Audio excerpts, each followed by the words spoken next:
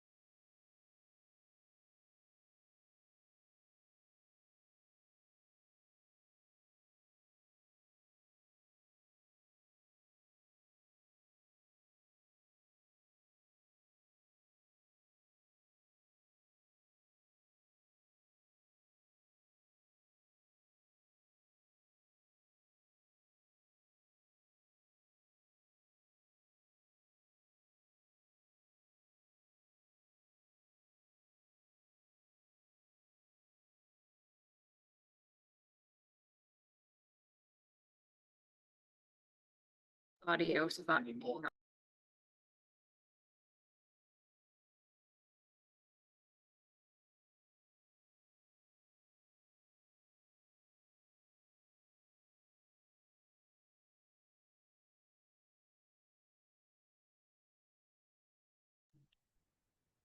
Okay.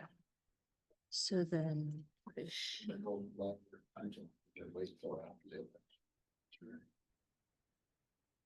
Wait, you wanna do this? Scared that I don't. You'll just have to stop share and go to stop share, and then you'll go down here. Yeah, Wait, well. you'll go to, not that, you'll stop share and then go to share, That's what. and then you'll just click that and then share. They're online. Really? Yeah. Okay. It's not to see that very often. Yeah. So high school is. So you have that. Nailing it in. You can pretty much. Yeah. If the coffee gets slow, make sure somebody.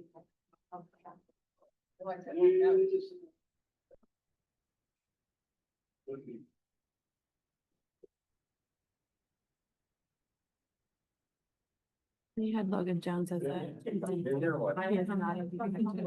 No, he's. This was pointing to the wrong year, so we fixed that. So it changed. That's the wish list, Jasper.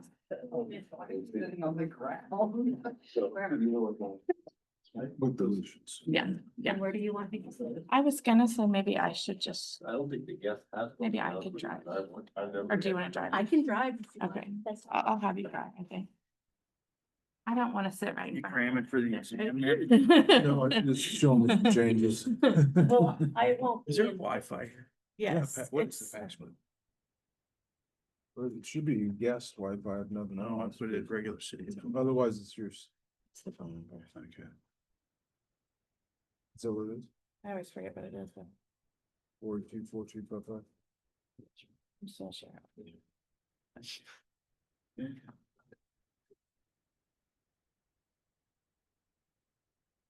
I have to say these are all.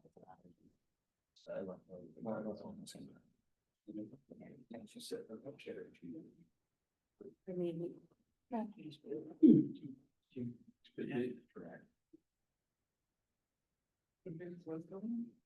Yeah. Do you need it, Nancy? Nancy. Is that the pre-official, city? Girls have to go be. They're not. I'm going, what? We're no longer girls. Oh.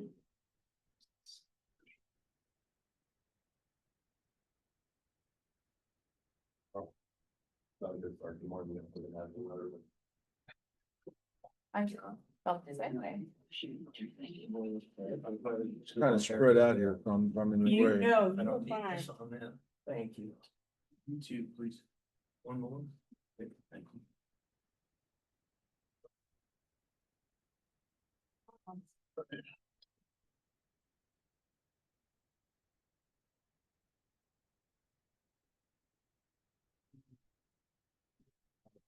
I did some stuff.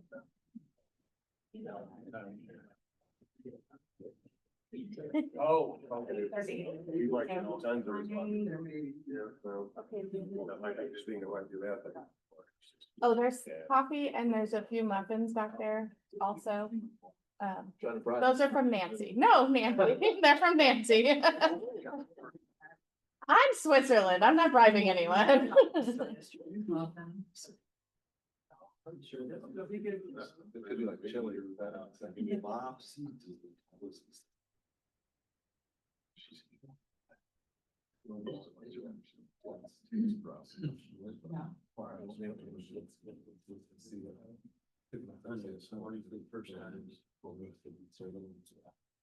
What'd you do down?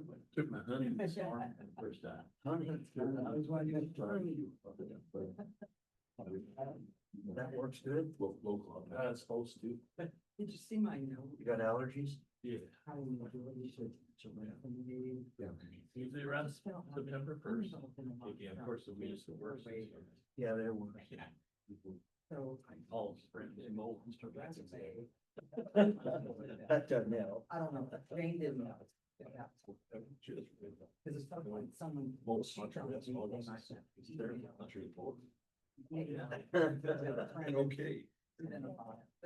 I don't know.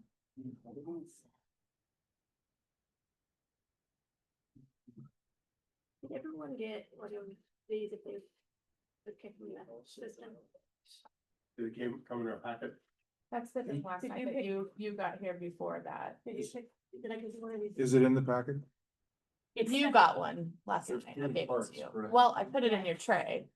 You might not have got it. Oh, sorry. So, That's okay, we have Because extra. you're- We'll you get may it for not you. have corrected, but that's- okay, so. It's just a KBS one. Yeah, that's what we were together last night. Very good. Mayor doesn't have one either. Okay, John. It said it on my computer. Yeah, someone was waiting in the lobby. I didn't let them in, so. I just minimized it. It doesn't say it on here. That's the admin one. It doesn't say anyone's waiting in here, right? No, and if they got on without us, Needing it, yeah. that's weird, I don't. I wonder if it's someone internally that used my meeting notice or something. Cause it was a Teams thing. That's exactly what it is, yeah. Thank you, Lisa. Is it even this in this? Oh. Yeah. Only That's if you what keeps talk. coming back. I've got the- Invitation. Let's get started. Okay? He's playing. I'm ready. I don't have my gavel down here, but let's go ahead and get started. Okay. How's that? That works. I'd like to call to order the meeting and the budget meeting for the Common Council for August the 22nd. Please have roll call Presiding Officer Mayor Dean Vonderhyde, here. Councilmember John Schrader, Here. Councilmember Chad Legan, Present. Councilmember Vince Helming, Here. Councilmember Paul Lori, Present. Councilmember Kevin Manley, Here. Councilmember Nancy Eckerly, Here. Councilmember Phil Moody, Here. Clerk Treasurer Kirsten Kenise here. In order to have a quorum, a majority of the council members must be in attendance. All of the members are in attendance, which is a majority, therefore there is a quorum for this meeting. If you would take a moment for silent personal reflection.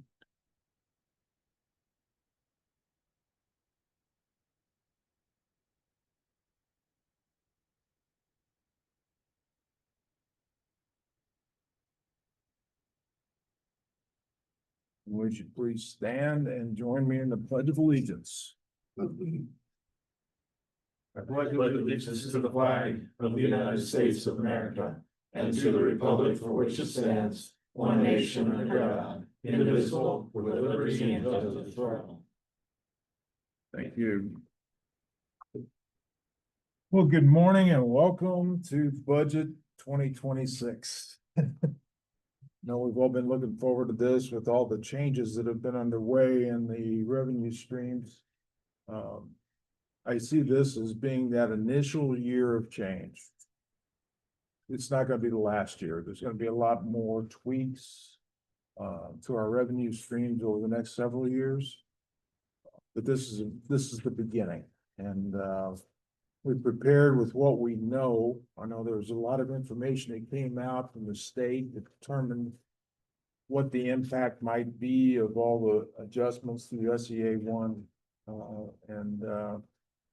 I really appreciate the work that the clerk treasurer's office has been put into this. All the department heads have had multiple dialogues to try to end up where we are today. And today we are attempting to provide you a pretty flat budget. We went into this with a target of being flat from last year, knowing that we didn't know what the end result would be of our tax, but at the end, that we'll go through the numbers, but we will have some additional funds that we could allocate toward the wishes of the department heads, okay? They're coming in with a flat budget. I think that's the real key. We ask them to do that and they come in. But their wishes, their wish list is pretty vast. It always is.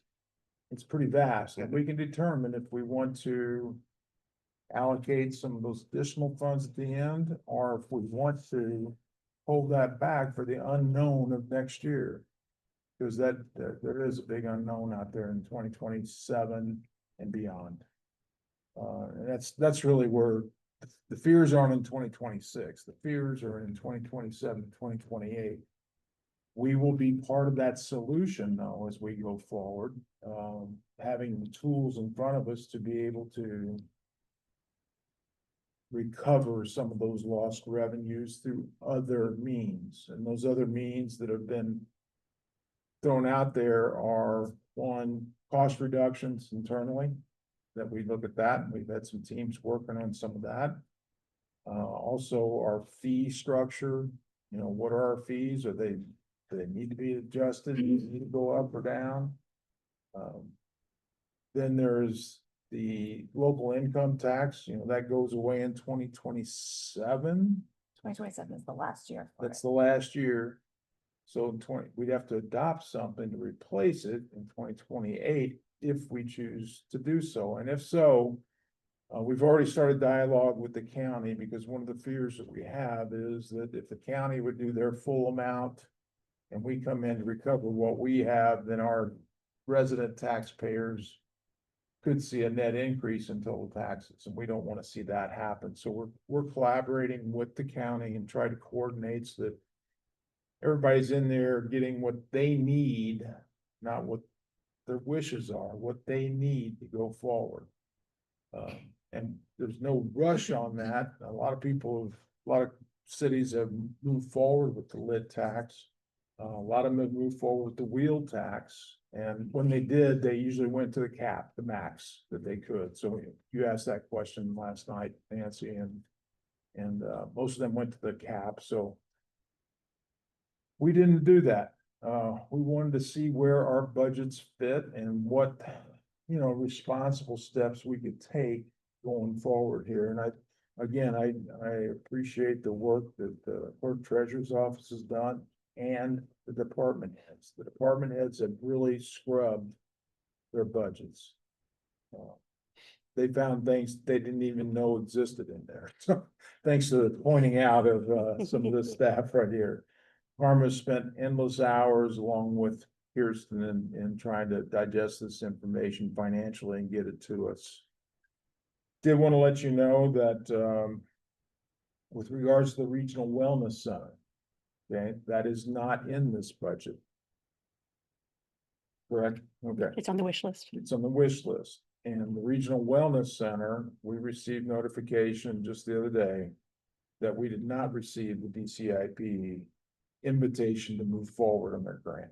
So that was a $13 million grant that we were looking for to close the gap by not having edit and TIF available for bonding in the future. So we will be regrouping and resizing to do what we can do, what we can afford to do, given the existing pledges. I've already reached out to ROI regarding the Ready Grant, whether it gets downsized now because of the project being downsized. We need to know what those impacts are. We'll have to meet with all the contributors thus far to see if they're willing to go forward with a phased approach. Or will they ante up to maybe close the gap, so there's a couple approaches we'll take on that. But we will be building something. We've got enough funds there. Roughly, if Ready stays in place, we've identified almost $30 million that we can move forward with a project. And that's a pretty substantial project. We would just have to look at phasing in some of the things that we wanted in that Regional Wellness Center, or just scaling it way back. So wanted to bring you up to date on that. We'll be working on that with the architectural firm and the engineering firm here over the next several months. But we'll determine what that amount is once we get feedback from our contributors. Was there anything else I wanted to start out with? I think as we've talked over the past years, usually we've come in pretty good shape, under budget in most departments, and it's usually because when they budget, they know they're supposed to come in somewhere less than what they budgeted at. They're supposed to tighten their belts. When they do have turnover, there's a gap in funding and labor and the overhead, so some of that accumulates over time naturally, but very specific, I think, as the clerk treasurer's office met with them, I think you relayed 20%. It's about what you expected, maybe operated at 80% of the budget. So if we're coming in flat where we are, they're really coming in and saying you gotta operate at 20% less. That's pretty much what we've always done. Yeah. I mean, Yeah. And I think I think I you think kinda got away from that that. a little was, bit. very well communicated with my predecessor, and then I think, obviously with the changes that maybe over the past few years wasn't communicated, so I've been trying to push that Once Juanita, message, yeah. once Juanita retired, I think it kinda got lost. So I've been trying to hammer that back home, that, this money is allotted, but our intention is not for you to spend it all. There's just by nature, there's things that are just not going to get done. You have a year to do it. And not everything gets done, and I think that's normal. Yeah, what we've included in this year's budget is a flat, just across the board, 3% increase. Okay, it's an adjustment in salaries and wages across the board. There is a request to raise the maximum pay ranges so that over time we can reward some people and also get to market value. There's several roles that need to go up in order to stay competitive. But we're not gonna do it overnight, and with the constraints we have on budgeting this year, we felt like a 3% across the board would be something that would be palatable, and we can move forward and then they reevaluate maybe mid-year this year and see if we need to allocate or do something, see how we're running. The other thing that was brought out this year, it was new for one of our new department leaders, is that you can't spend your budget in the first half. That's a 12-month budget. We get two pay cycles in there, so you've got to consider cash flow as well. And so that was a new point to Two emphasize. tax payments a year, property tax and stuff, from the first installment and the second installment, the city gets two payments from the county. If all of our department heads spent their entire budget in the first half of the year, we would not have enough money to get through the year, or to get to that next drop, so. For those that aren't fully. Yeah. given. Yeah, I think the second one's usually just a tad less, because some people pay both installments up front. So we get a little bit more the first installment, and then. I don't. No problem. Yeah. Yeah. I think a lot of people wait until they have to pay it, but some do, they get it over with, you're right. So that pay raise will be somewhat skewed because there's also 53 pay periods. There is that 53 pay factored periods, into this yeah, as well. so wages went up. Yeah. But it went 3%. On a weekly basis, 3% up, okay. And then you would have gotten another 2% almost, really, because of the 53 weeks in the budgeting area. So, You do that every year, that would be fun, but- yeah. That Well, would be a raise. We'd like to make a move for 28 hours in a day and 8 days in a week, 45 days in a month. Just kind of compound everything, but it's not gonna happen, so. We could have used a few more days before today. Yeah. Sure. Yeah. And this, again, this is our initial meeting, but I think they've done a pretty good job at scrubbing it. With that, any questions before we turn it over? The city didn't from I those. want to thank them, sorry, for all of the work they put in. I know you've met with the department heads many, many times and I've been sharpening their pencils. I would like to thank Karma for all that she did. It's a team effort. I could not do it without her. Sense.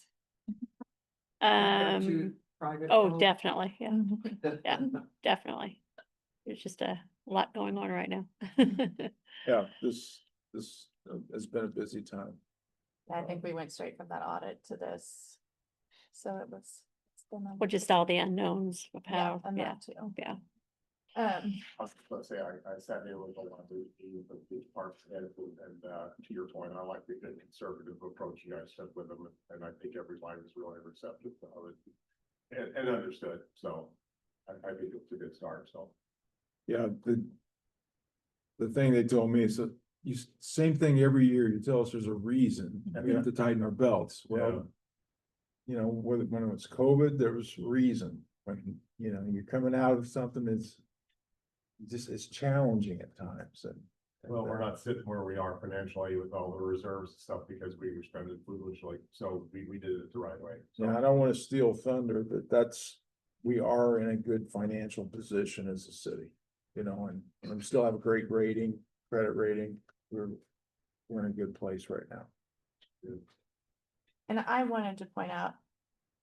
We used the term wish list and I do not care for that word. And I searched and searched to try to find something else that was appropriate. Because some of the items on the wish list aren't really wishes. Some of them are necessities. And even if we don't do them this year, you know, eventually they may need to be done or will need to be done.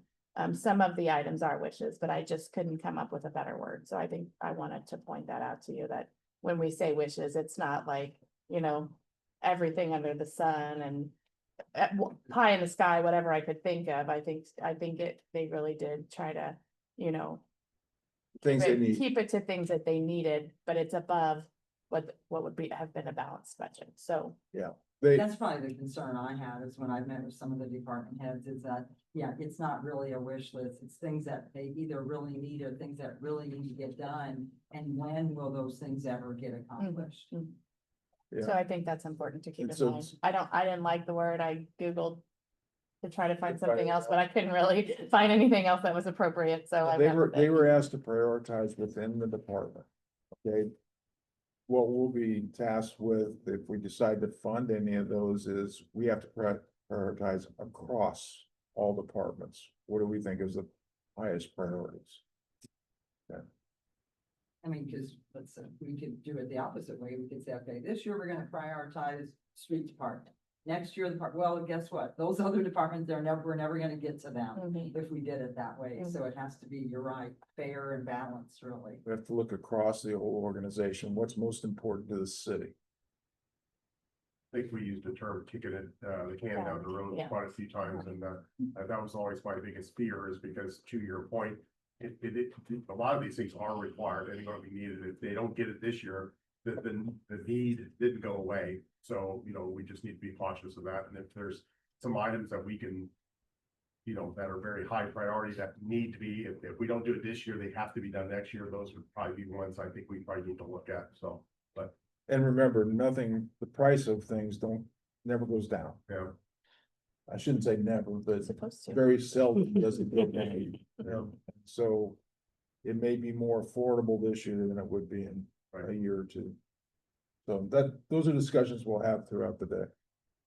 Next couple days. So anyway. All right, I'll so I'm gonna just go turn it ahead over to and- Kirsten. Yeah.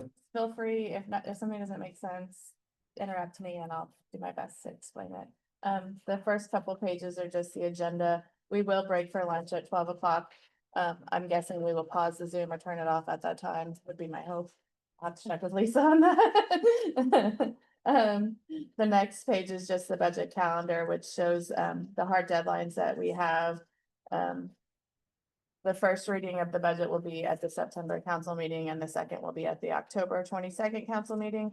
Actually, I think that's October 20th, but it's at the October meeting with a hard deadline of acceptance by November the 1st. And I will not be at the September council meeting, so just to note that. And one thing too, to point out, we should receive the 1782 notice by the end of the year. And hopefully it'll make sense to you as I go through and I'll explain it, but, in that time, if we need to make any changes, we still can make those changes. So if we need to, appropriate, if the park department or the fire pension, got more money than the general fund, we can change those things at the time to make it work for the budget that we, choose to adopt at that time. The next are just some definitions that I like to refer to and sometimes make you remember what they are. So I thought I'd throw them in there for you to refer back to if need be. And then to the meat of it. This slide indicates how we factor what our maximum levy will be.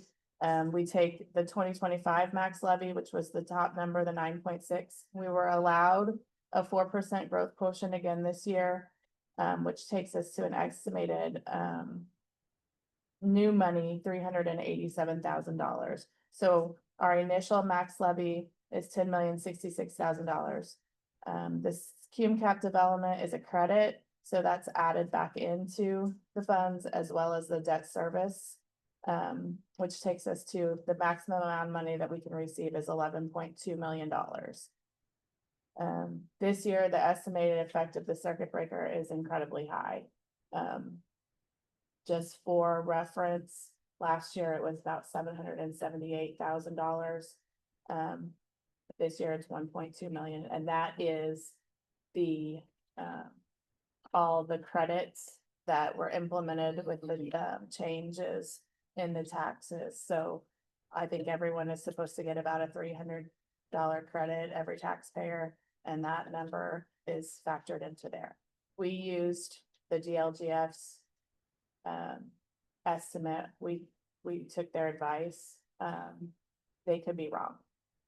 So last year, the DLGF advised us to use a $500,000 circuit breaker, but we felt at that time that we were uncertain that would happen, and we went with 775,000. It was 778,000. So it could be wrong. And I think, and short of parceling out every property in the city of Jasper, I mean, we have no way of really knowing, and that is an estimate. How is the county gonna handle that? I think they got new software that was implemented, They're but just gonna cross the board type thing is what they're doing? well, it's supposed to be factored into their software. And I know Sandy had multiple meetings and trainings on how this new software was gonna work. That would show this, so. Because I'm sure we'll get questions, even if they go down, we'll still probably get questions because some went up 35% last year and some went up 5%, some went down. And if everything is across the board, straight across the board, we're gonna get the same questions, such as the neighbor's gonna say, well, I got $500 off mine. And you'll see in a later slide that the city of Jasper's net assessed value remained pretty much flat from last year. So that will, I think, by virtue, cause our tax rate to be higher than it was in the past. But if someone's value went down in that, then they may pay less. You're right. Okay, thank you. Anyone's ever go down. There's some. It would have to, I mean, honestly, There are some that go down. It's Yeah. rare. Mine went Yes. down last. quite a Yeah. lot. I mean, and to Mine keep, went down last. to keep the net Mine assessed. does. Got one right at the table, so they do. There you go. Well, if ours, as a whole, if the city's value is flat, some people's probably went up and some people's probably went down. So the end result is the maximum amount of tax dollars that we receive is $10,086,000. Last year was $10,055,000. We're getting just a shade more than what we did last year. I would consider it flat. The next slide just shows that effect over the years. In blue, you will see the net property taxes collected. In red, you will see the circuit breaker and how that has deviated over the years. And then it'll just see the percent of credits, which obviously is going up incredibly high this year. The city of Jasper returned $778,000 of property taxes last year. And in comparison, we are expecting to return $1.2 million in 2026.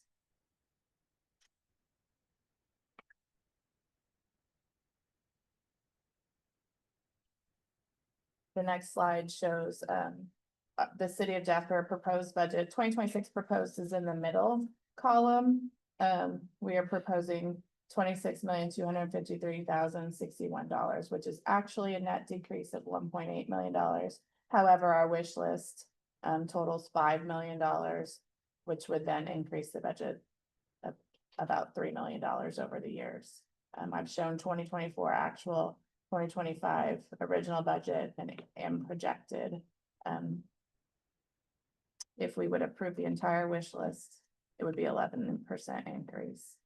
Can you, the elephant in the room on that one was under the third column, the 2025 projected actual capital outlays was, it jumped up to 41 million on the bottom, but it was 18,868,000. I'm not understanding what that actually is right there. Why is that so high? The encumbered.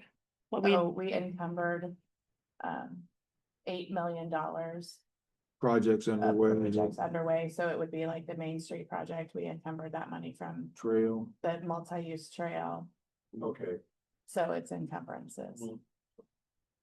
was the pool in that as well? No, the pool would not be in that because those funds are with the trustee.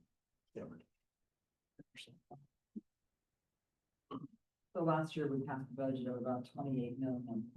And this year, So are we looking at what you're gonna be giving us today to be in about the 31 range? what I'm showing you today is in the $26 million range, and then I'm going to task you with deciding of that 5 million, what, if anything, we should approve. Okay, so the second last column, the 31 million, that was the 26 plus the 5 then. That makes sense, okay. I was struggling with that last night, but it was kind of late, and I'm ready to shut it down. I know, there's a lot of numbers too. Okay, thank you. We're doing it a little different this year because we did not build that wish list into our numbers, into the advertised rates that are on Gateway. That's where we're asking for your input, what you want to build into that piece, with that piece, Again, taking a priority. really a conservative approach to it.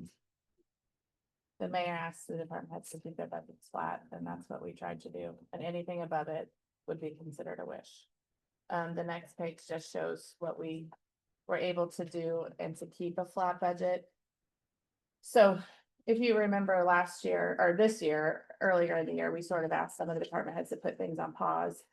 Or asked them if there was anything that they could remove from this year's budget. So with that, some of our cash balances increased for the year.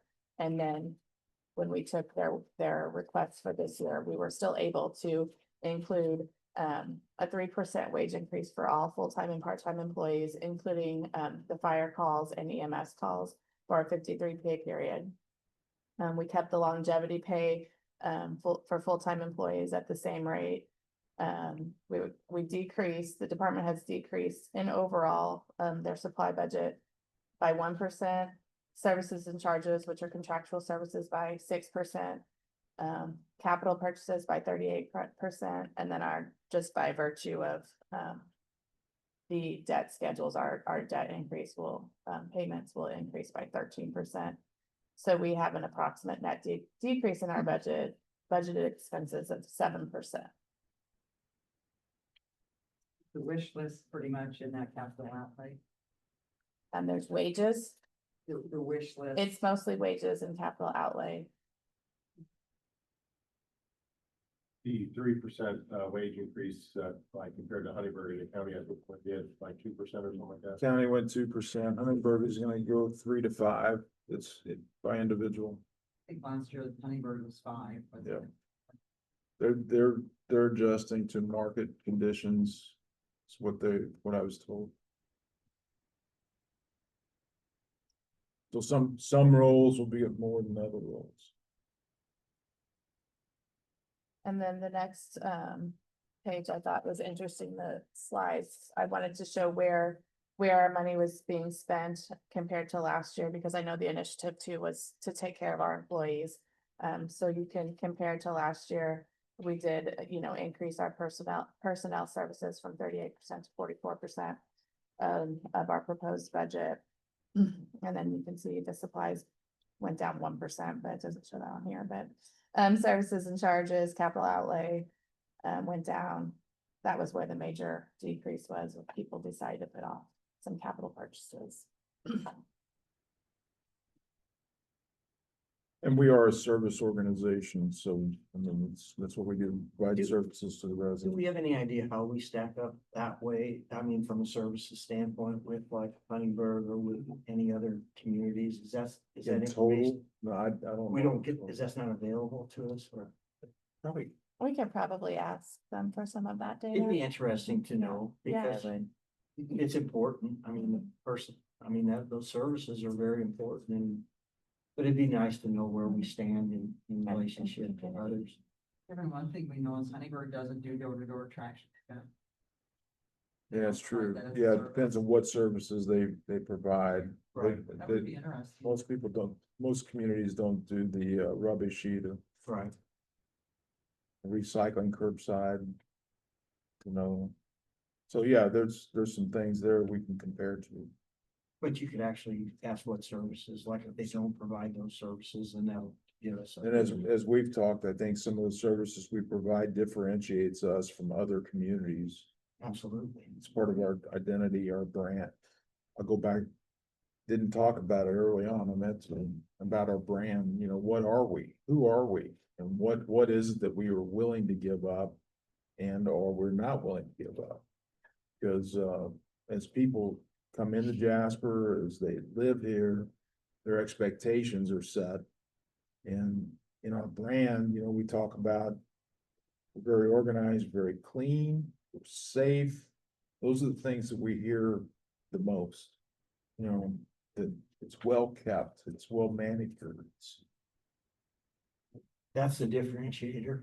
If you travel, if you go anywhere, there's no place like Jasper. I mean that. There just isn't. They don't take care of their streets and they don't take care of their walking paths and things, and that, And we could say, well, let's just get rid of rubbish pickup. Right. I think that would make a world of difference in how our community looks. oh, If absolutely, we didn't provide that. absolutely. Yeah. That's. It that's would. Amazing what that does. So things like that, on the table. I wouldn't be a fan of eliminating rubbish pickup or trash God, no. pickup and contracting that out because then it's a variable you have no control over. When you control it, you do something about it. That's I think if you eliminate any of those things that add the pride to our community, I think your phone would go off the hook. You just eliminate rubbish and find out how many phone calls you get. It would be unbelievable Yeah. because it would. And in a year, when our community might look like. That's right. It would be different. we'd have trees laying around.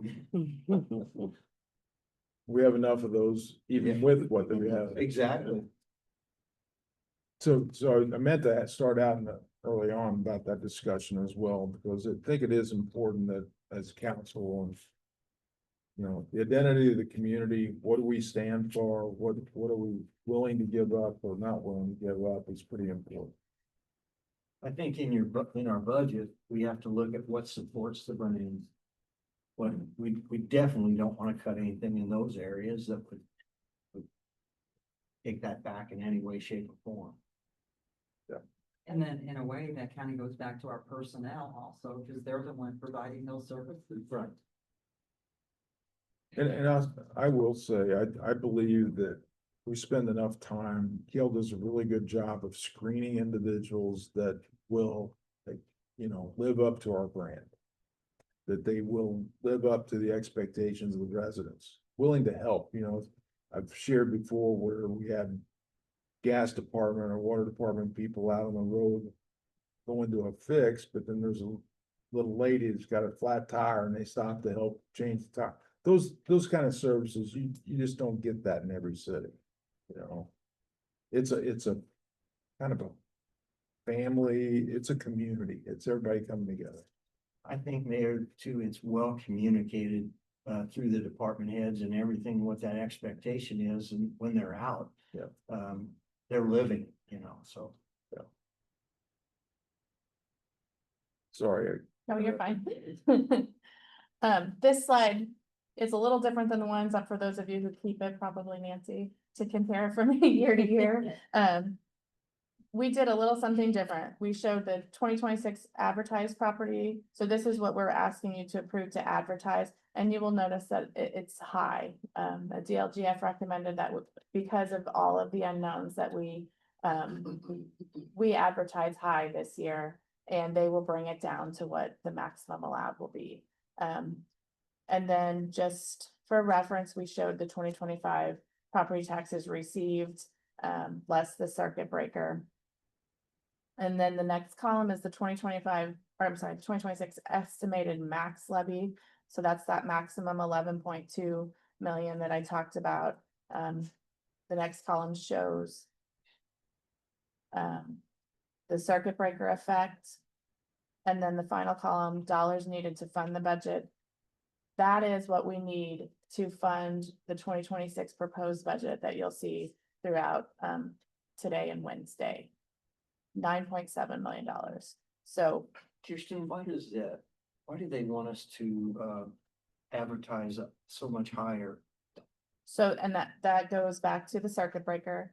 They want to ensure that we can receive the maximum amount of Okay. tax dollars. That explains. Not fully understanding the circuit breaker effect just yet. Also, if we advertise high in the park, I'm sorry, in the general, if the general fund needs more money than the park, because the park has a healthier fund balance, we could, if we wanted to approve more things in the general fund this year, we could, transfer some money there in December. Thank you. What does that do to advertised rate? We have that yet? It's coming up. Hang on. It increases it, Chad. But again, It's those the are just advertised numbers, and the DLGF will bring them down to what they need to be. So, I mean, it's not really, we're not getting $7.5 million in the general fund. We're not getting a $12 million total property. Right. The next page shows the 2026 advertised property taxes to be $12,080,000. 2026 max levy minus circuit breaker effect is the 10.8 million, and then the estimated needed to fund the 2026 proposed budget. So that leaves us with $370,000 left over for our wish list items. And that is to keep us, and that keeps us at the target fund balance that we need. Which I think I'll talk about here in a minute, but you'll have the opportunity to decide if something that is on the wish list is more important and we need to dip into our cash balances, or if we would choose to try to keep our cash balances up this year because we don't know what the next several years will be. I want to point out too, I'm going to try to mention where things might be different in the coming years. This year, we were allowed a 4% growth quotient that is expected to trend down to 0 over the next few years, with the tax credits remaining the same. So we will, if you flip back to that page, that first page, where it shows. Nobody's probably retained a 4% growth anywhere anyhow, so that was always overstated. If you back to this page where if you take our last year's max levy and add that 4% growth quotient, and that gives us $387,000 in new tax money, that number will continue to go down to 0 eventually. But the 1.2 million in credits will probably stay the same unless something changes. So we will have a negative effect. It will have a negative effect. Reductions will have to be made somewhere, naturally, Reductions, and we. unless we decide at some point to offset it through a wheel tax, through a lit tax, or if they make some changes. or if the government makes. Legislatively, which has been discussion as well. Kirsten, that's confusing, is that you're saying the 1.2 should remain static? I don't know that it will necessarily remain static. But you will still have the veterans, I think veterans were getting a tax credit, elderly are getting a tax credit. Those things will remain no matter what the property value is. So I do think that they will remain higher than what they have in the past. I don't know that necessarily it will remain 1.2% or 1.2 million, but I do think that, you know, there's been some credits implemented that will Are these stay. new credits then? They're new credits. Those are new So we, credits. okay. Growth quotient's going to zero. That's Yes. what they say. That's what they tell me. Well, that could be several years out though. Let's That's, go. It's Couple years supposed to out. go over the next couple of years, it's supposed to go down to zero. Places, it does go down to zero. You know, we're lucky that yeah. we even get close to 4%. We're lucky. What's considered elderly, I'm asking for. I don't really know. You qualify. You will. Up to $370,000 Okay. remaining. You have yours, you've got your list of what you want, what you think we need to do to run the city. No, we've consolidated it all so that we look at it broadly. I mean, there's some things that I would prioritize. but- Okay, We'll have that, we have a page that shows them all, and then I think he can weigh in on that Okay. at that time. gotcha. Here's where I talked about the net assessed value. The city's 2026 certified net assessed value is $1.327 billion, which is up 1.68 over last year. However, last year's was down from the year before, so really it is, you know, relatively flat. But you can see, I think this is really interesting, how they have gone up over time. I mean, over the last 5 years, the city's net assessed value has increased by 30%. And I think really this is what we're trying, I think what the government was trying to fix is, you know, a lot of people's tax rates or taxes went through the roof because their net assessed values went so high. It changed the model, Mhm. the 80%. In a short period of In a very time. short period. If They had it, 5 years to do it and they did it in the last 2 years or 1 year. I think they gradually, and then ripped the Band-Aid off and That's that's right. last year, yeah. And that's what got everybody all excited. yeah, from 2018 to now, if they'd have done it on an annual basis, a 6% increase. Yes, Yes, thank you would for have pointing been- that out. Everybody could have lived with it and So to make it sure, would have been that. I know. so to make sure I understand you know, the assessed value, and that's what Chad and I were talking about earlier. The assessed value of everything went up substantially, meaning that you should also collect more taxes on that as well, so. Why, that's throughout the state, why are we having problems if they collected more taxes then? I mean, obviously, everything went up and We weren't saying we were having, We're not- cities weren't we're having having problems. problems. the cities weren't, but you know, we're getting less from the state. In essence, right? Or It's not? because of those credits, those Okay. new credits. The credits, Yes. okay. Yeah. So we're still allowed our So growth that's how quotient, they our, do it. our net assessed value really though last year was 1.30 million, so. Or billion, I'm sorry, so it's relatively flat, Okay, um. I know that should have been painfully obvious, I'm just trying to make Okay, sure I no. put it in place. No, because, Nothing I- about this is I- painfully obvious. I can think of this, you know, the credits and how that's gonna affect us, and I guess that's a way of looking at it right there, that's. And that's it. again, I mean, they could come back with our 1782 notice and that. Circuit breaker could be 1.5 million, it could be 800,000, I just really don't know. And I- Jason, are the credits mainly through the state or are they through the federal? Or the federal the side? credits are staged. State, Okay, So when they issue a credit like on your property taxes and stuff like that, are they? It's gonna be off the dollar amount you pay, it's not like they're gonna give you a credit back. No, right, it'll be off the It'll be dollar off amount the that you dollar. pay. Okay, so then Chad, this is where the rates show.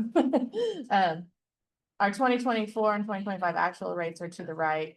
You will see a slight increase from 24 to 25. And then our advertised property rates are in the middle. And by advertising high, we're pushing the advertised rate up to 1.2%. It was 0.99 last year. It doesn't show on here, but even though it went up from 24 to 25, our actual rate, it has decreased by 2% over the last 5 years. And that is again, because of the net assessed values increasing, we were able to bring our rate lower and still collect the maximum amount of money. And I feel that due to the flat net assessed value and the increase in the circuit breaker credits, that it will cause the 2026 rate to be higher than it was last year. That's my personal crystal ball. It will, if the rate goes down, but your value goes up, that changes. It's really in the end what you pay, the dollar amount that you Yeah. pay. The net dollars is what counts. What matters, yeah. Kirsten, do you have a, I'm sorry if I'm missing it, do you have a guesstimate on what that net, the actual rate would be? Higher than Ballpark. 0.8297. No, I don't. But expecting less than 1.2. Yes.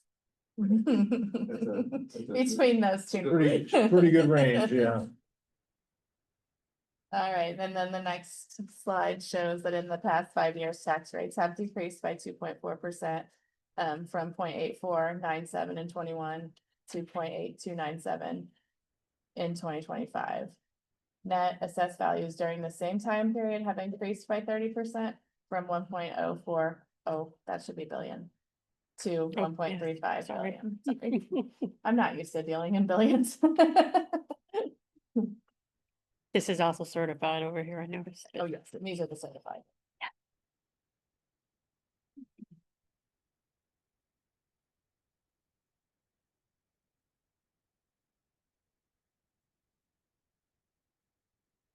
So the next few slides will show our fund balances.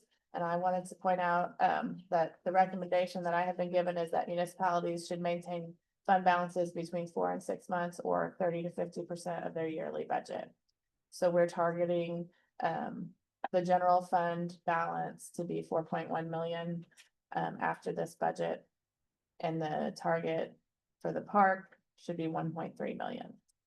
In addition to that, we aim to keep $2 million in the rainy day fund and in edit funds, just as an emergency. There's a little over 2 million in there. There is in both, yeah. But Well, But yeah, the edit there's had a quite lot. You're not taking anything from the. rainy No, day. I'm just pointing out that that is the benchmark Okay. that we estimate, yeah, the target. That's over. Yeah, it has actually its own.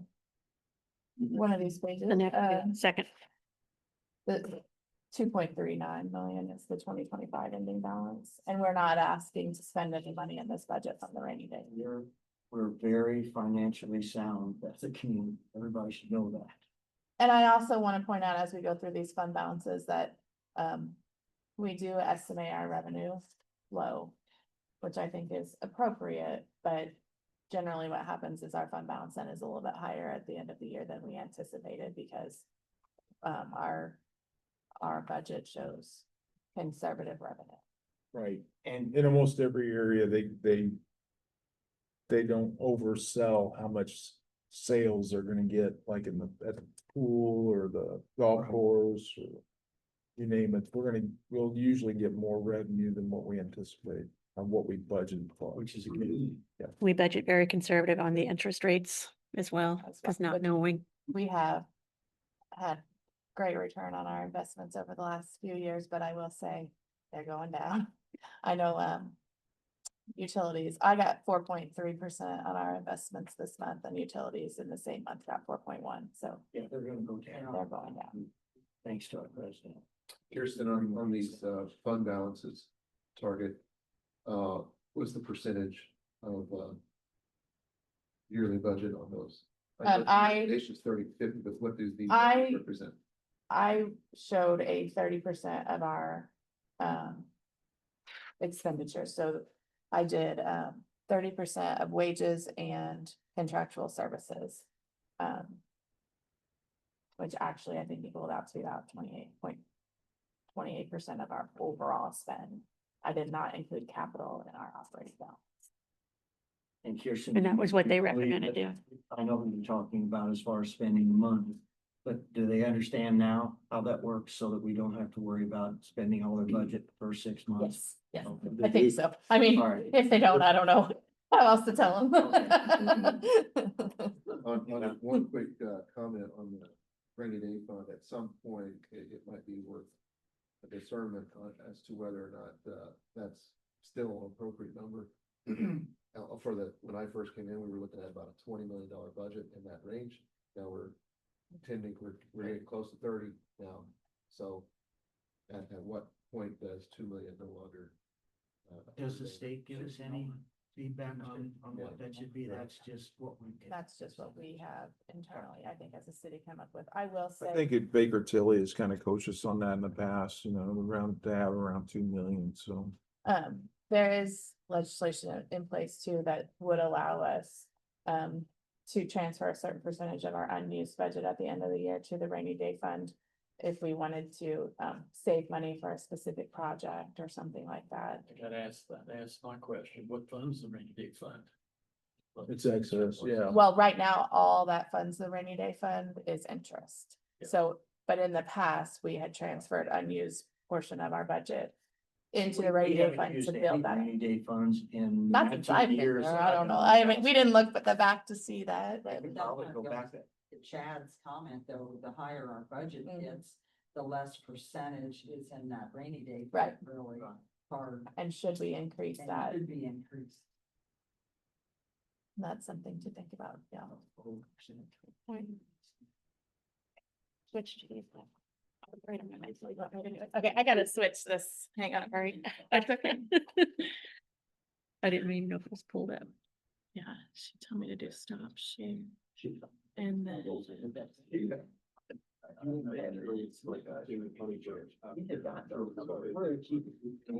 But it's not showing on the screen. I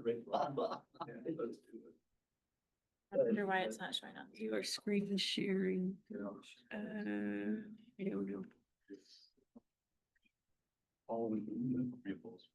Great Well, it's showing. I'm not, I don't know how to get the fund balances up here, but they are showing to the people that are on Zoom and you have them in front of you, so. Here's one more thing, when you get you have nothing else to do, Bill was, Bill brought up a good point, wonder if maybe we could get a feel from other municipalities, as a percentage of their overall budget, what their base Sure. funds look like for comparison's sake. Well, I will say, all that information is probably on the Yeah. DLGF website. Okay. You could probably go through. So I look forward to getting Bill's report of next. Will do. That would be worth having. Yeah, I'll take that action and share with Kirsten to give to you guys. Well, I guess I'll hand it off to you then.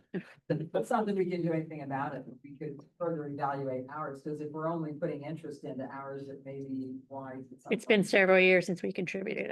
I don't know the year, the last time it's been done, but it's been several years. all right. I don't know if you want me to just go through and read these, or if you've had time to study. Now I'm on the fund balances.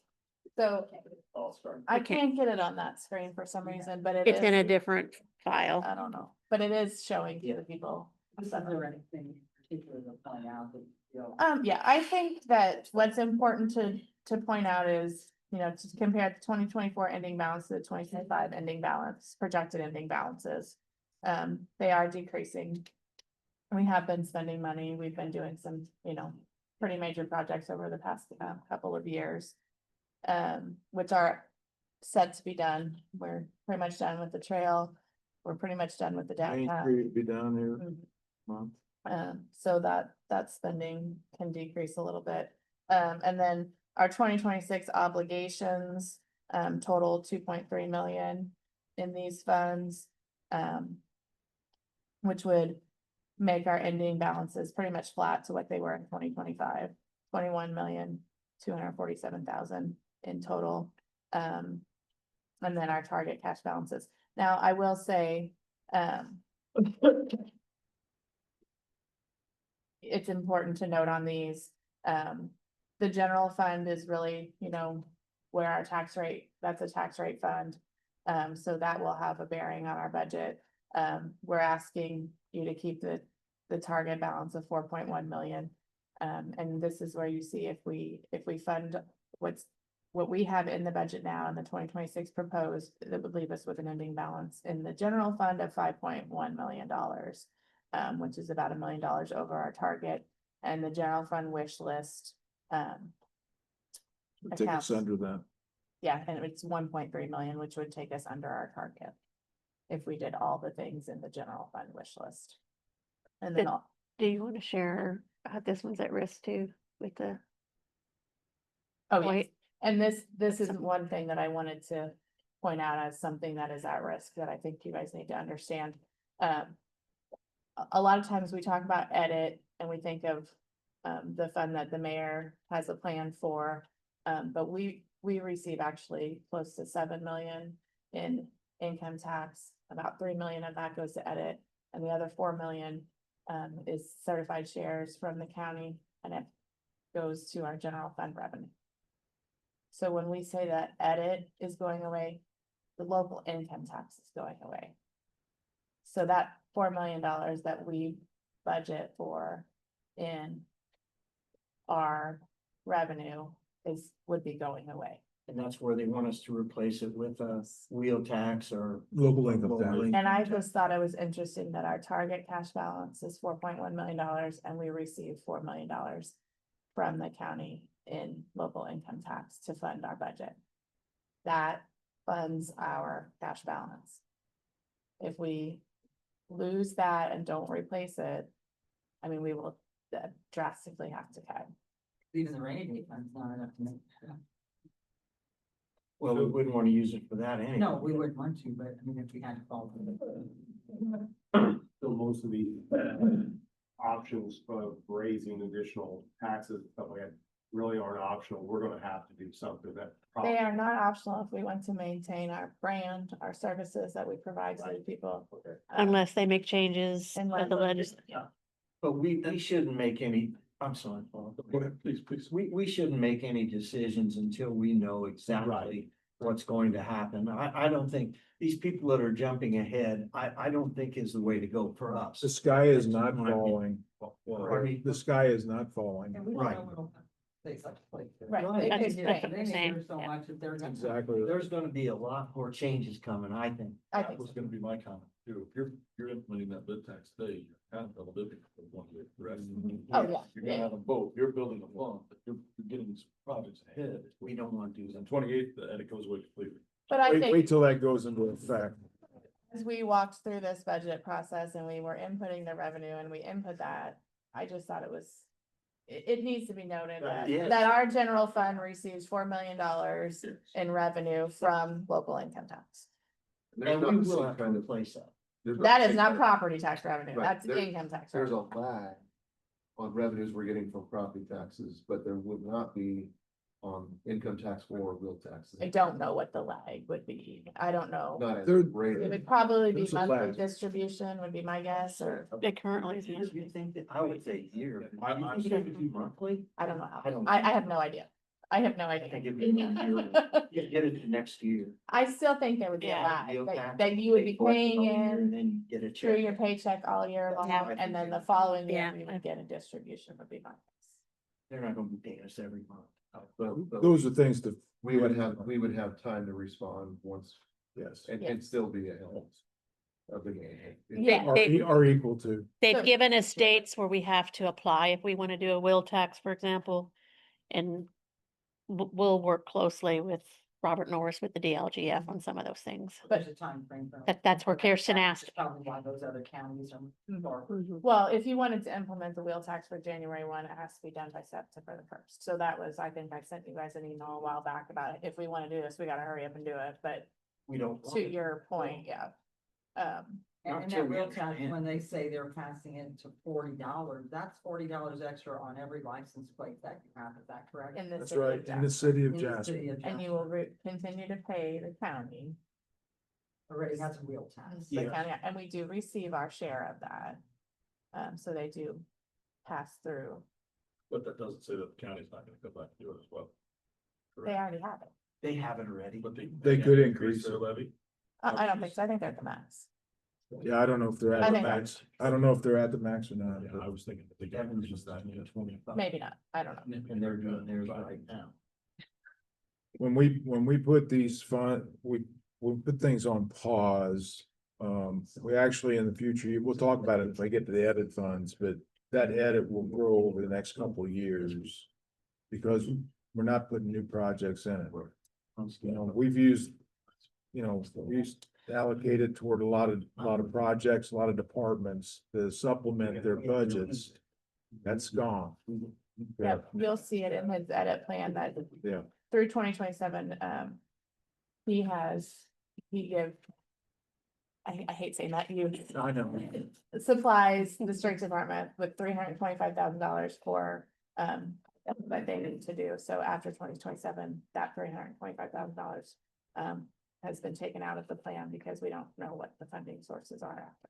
And we'll have to figure that out down the road, but we don't need to figure it out today. Right. But it is important to note that Yes. these are some of the changes that are currently, Yep. and that is, we will continue to receive that money through 2027, 2028. But we What's- can't wait till then. We would have to make some changes in 27, I think.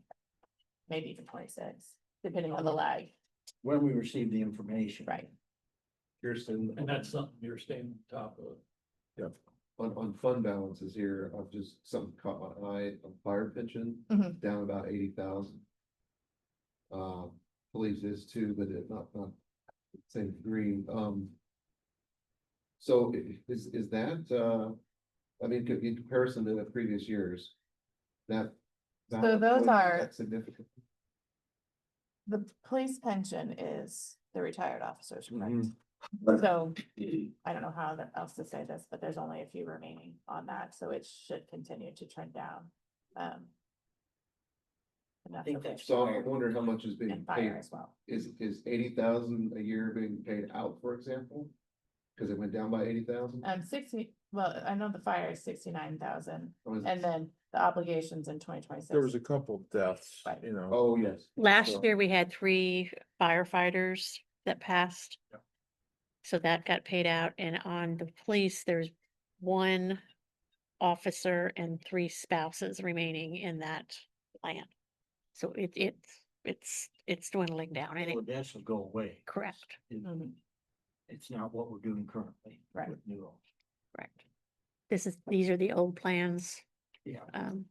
Okay, so at some point, this is expected to be a zero, is that right? Mhm. Okay, that's the. Well, Oh, unless I'm sorry, someone lives forever, then. right, Yeah, a spouse can't collect on. on fire, they do not, but the police, they do. Steve Wagner's the, I think, oh, I'm sorry. No, there's 2. There's 2. Steve Yeah, and Steve, Smith. Steve and Mayor Schmidt, yes. Apologize too. So anyway, then you go down to Park and Recreation, and you'll see that that's where, we have a target ending balance, in 2025 of 2.7, and, or I'm sorry, we're expecting to have 2.7 million ending balance in 2025. Our target cash balance is really only needed to be about 1.3.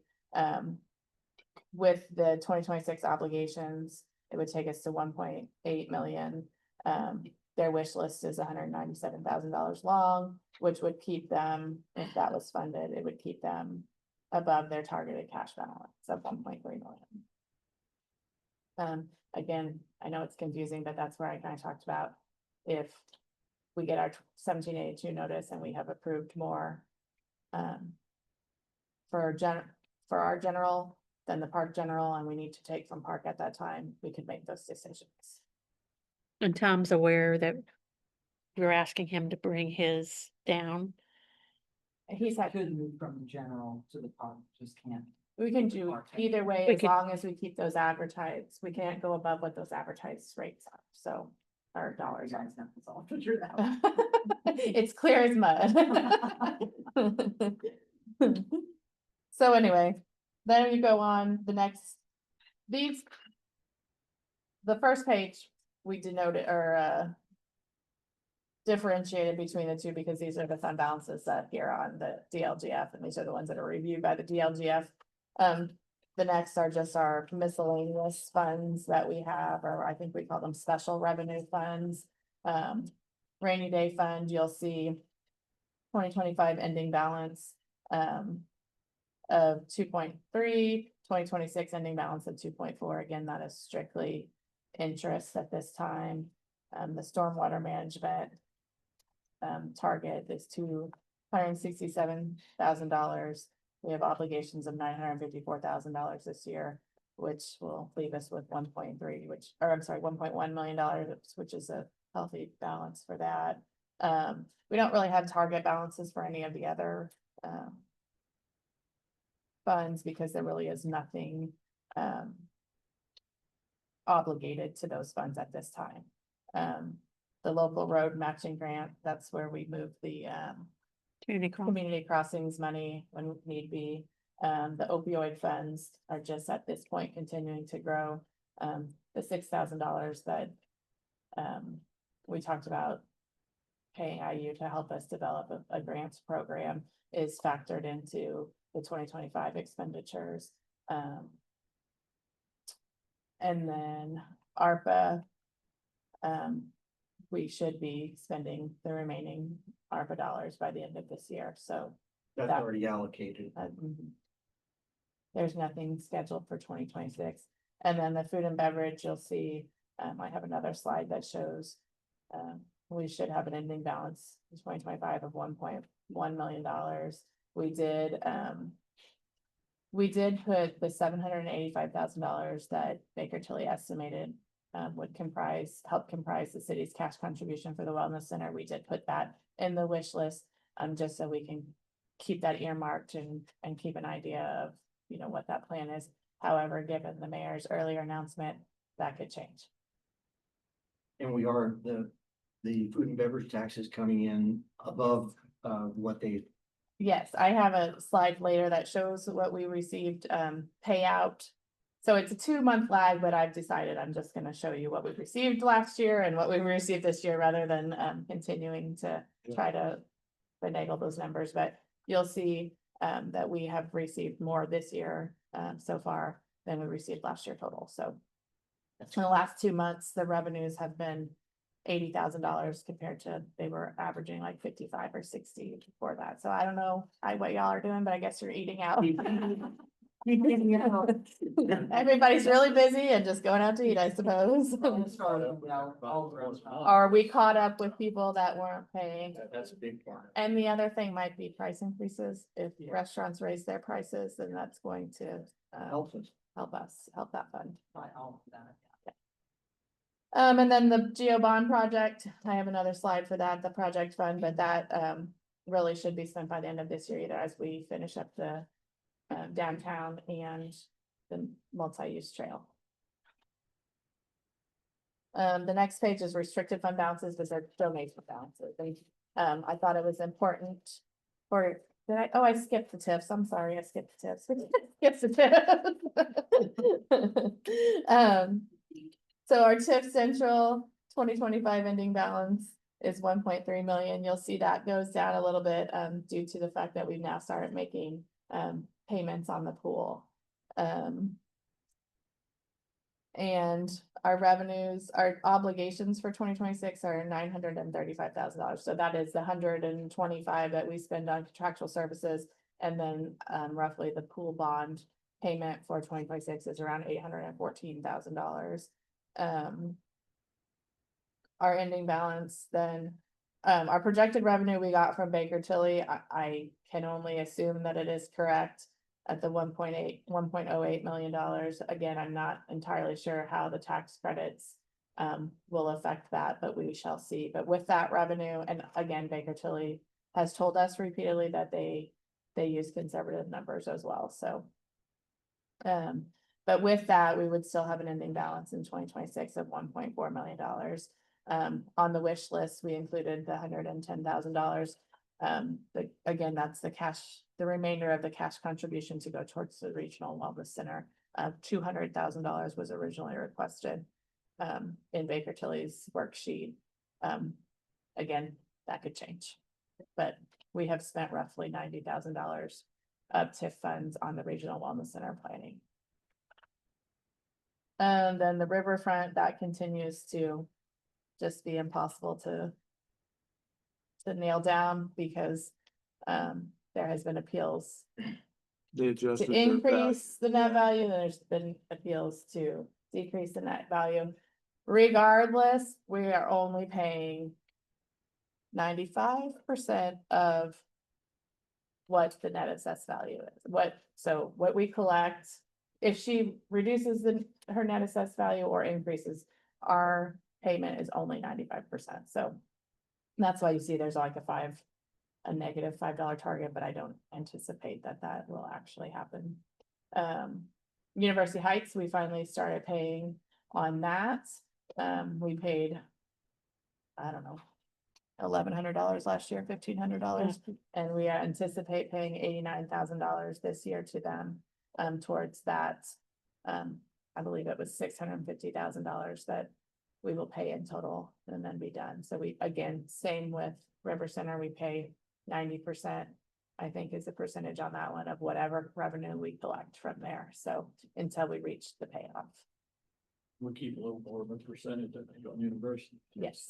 I think it's 90, we pay 95 on River Center, 90 on University Heights, and then 85 on Northrop.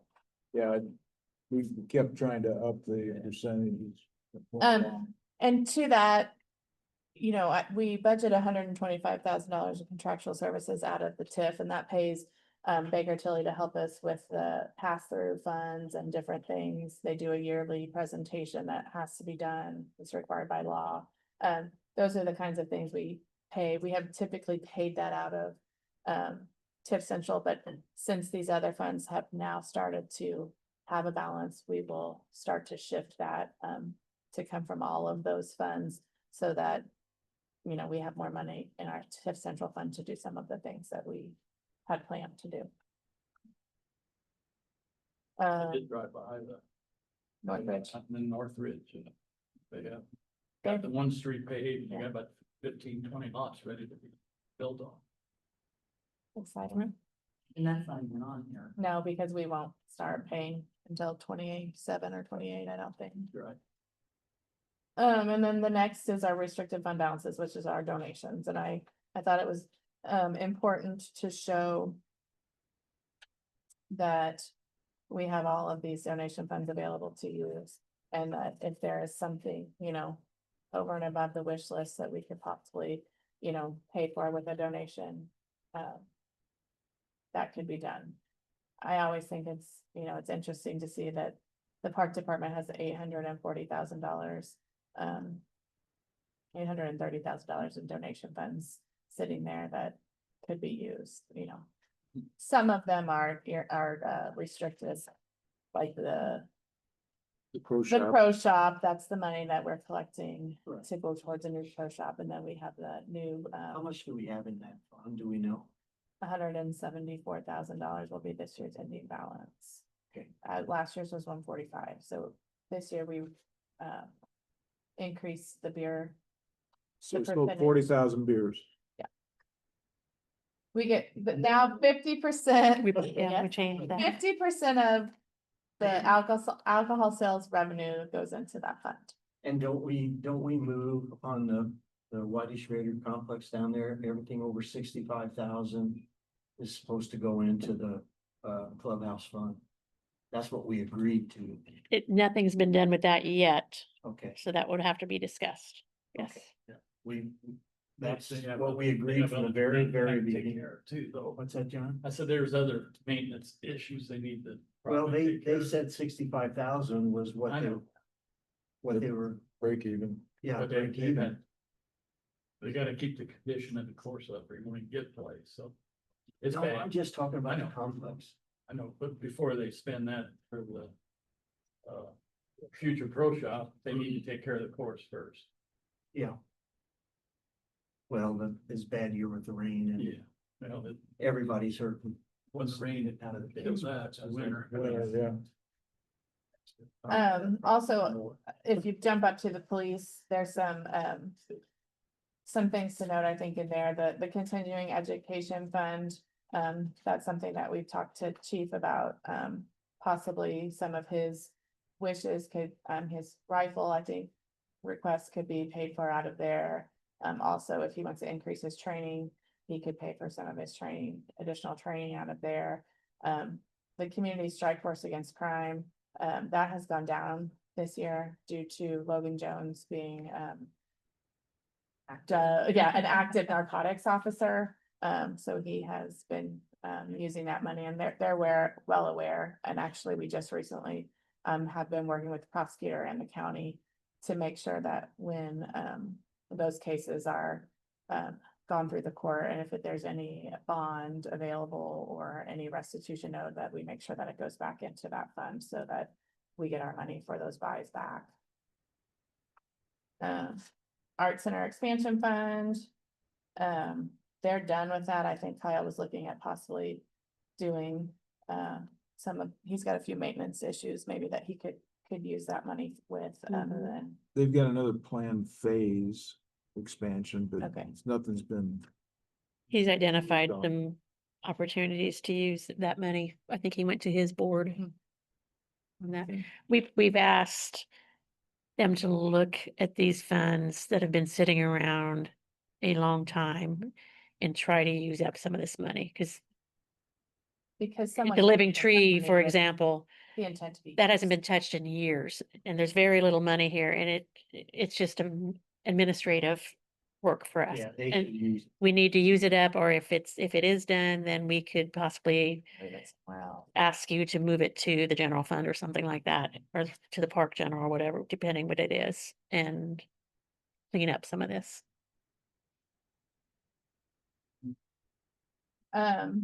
And then the next slides are just some definitions and explanations over. Okay, now pause, Oh, I'm sorry. I gotta go back. I gotta go back. I don't want to close it down. This zooming is all new to me.